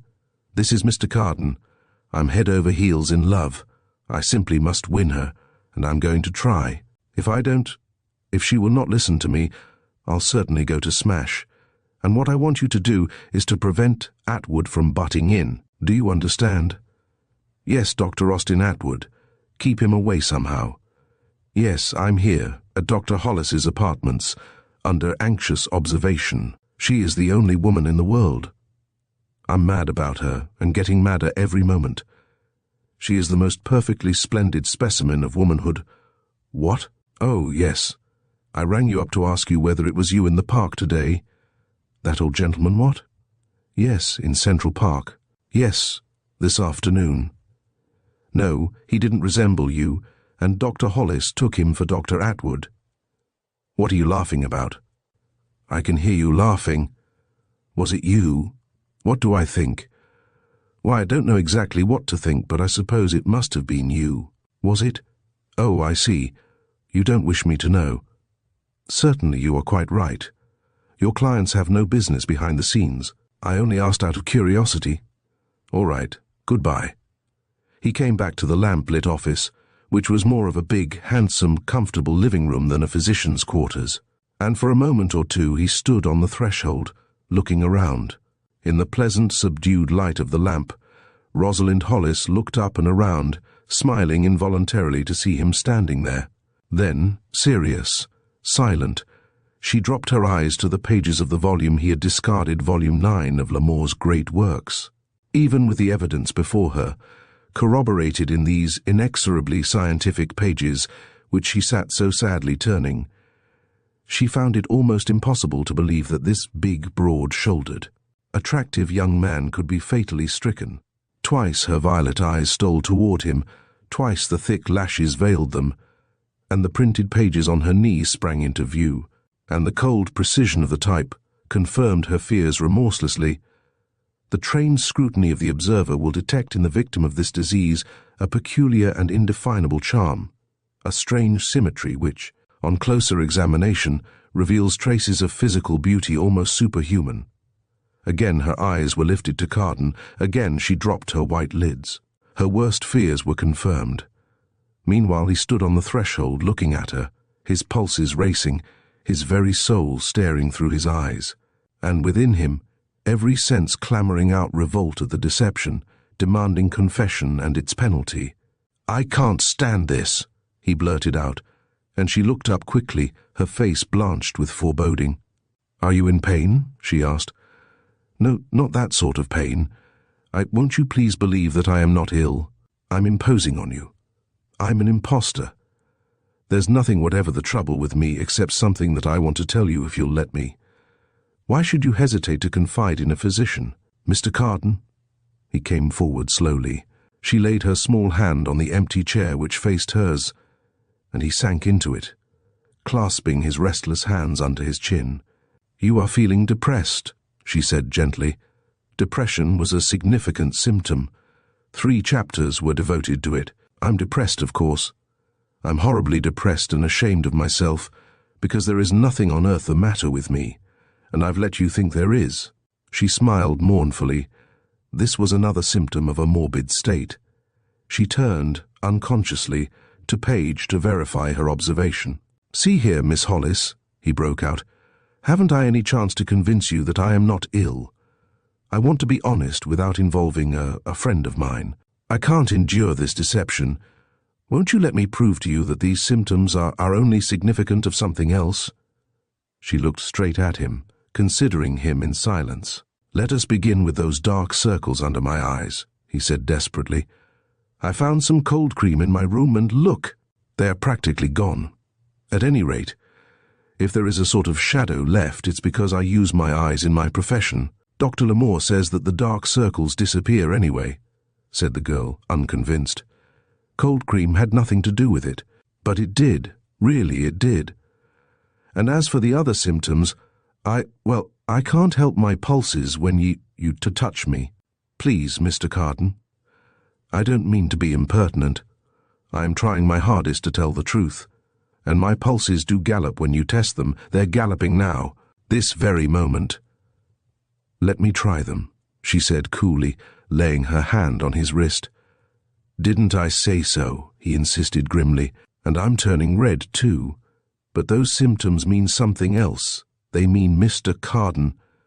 "I can't help saying so. I know it," she said soothingly.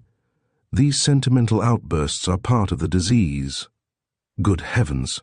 Won't you try to believe me? There's nothing in the world the matter with me except that I am perfectly fascinated."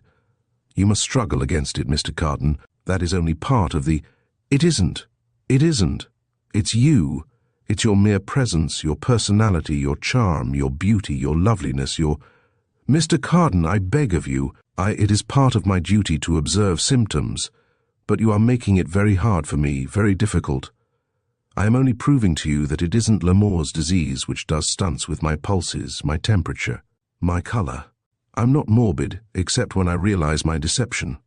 I'm not depressed, except when I think how far you are from me, how far above me, how far out of reach of such a man as I am, how desperately I— Don't you think I had better administer a sedative, Mr. Carden?"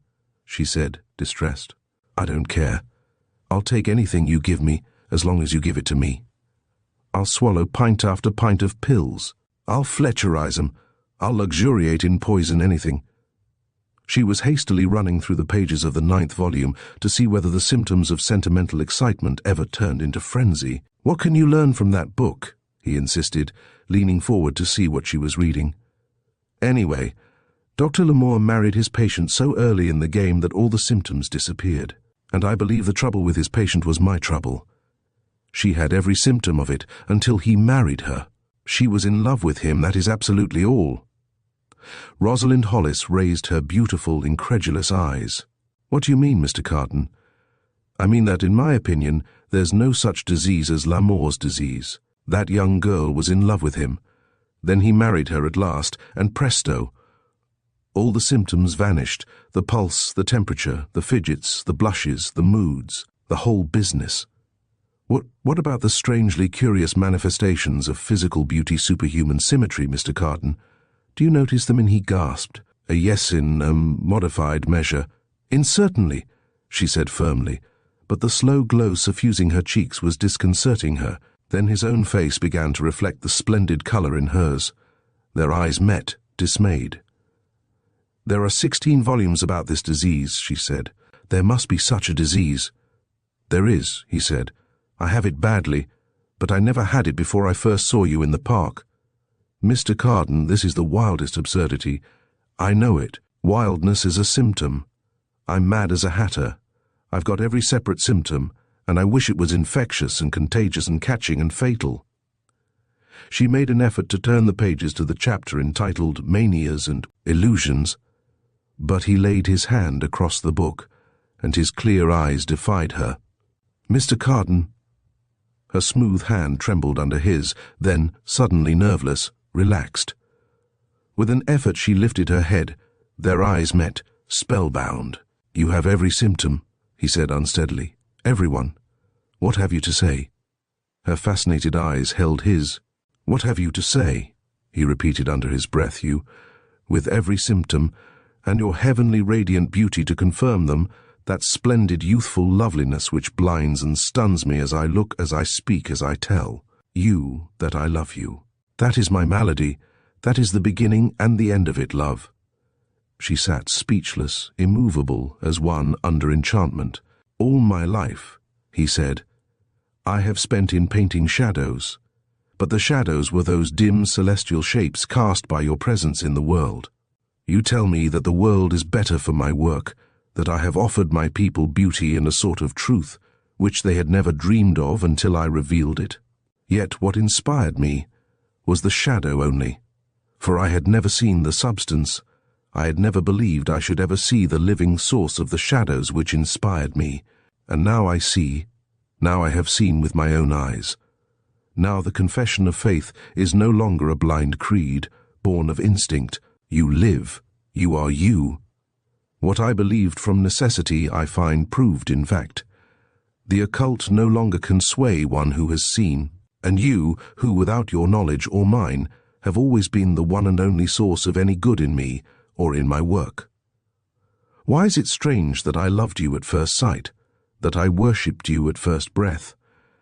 Who, like him who raises his altar to the unknown God, raised my altar to truth and beauty? And a miracle has answered me. She rose, the beautiful dazed eyes meeting his, both hands clasping the 9th volume of Lamour's great monograph to her breast, as though to protect it from him who was threatening her, enthralling her, thrilling her with his magic voice, his enchanted youth, the masterful mystery of his eyes. What was he saying to her? What was this mounting intoxication sweeping her senses, this delicious menace threatening her very will? What did he want with her? What was he asking?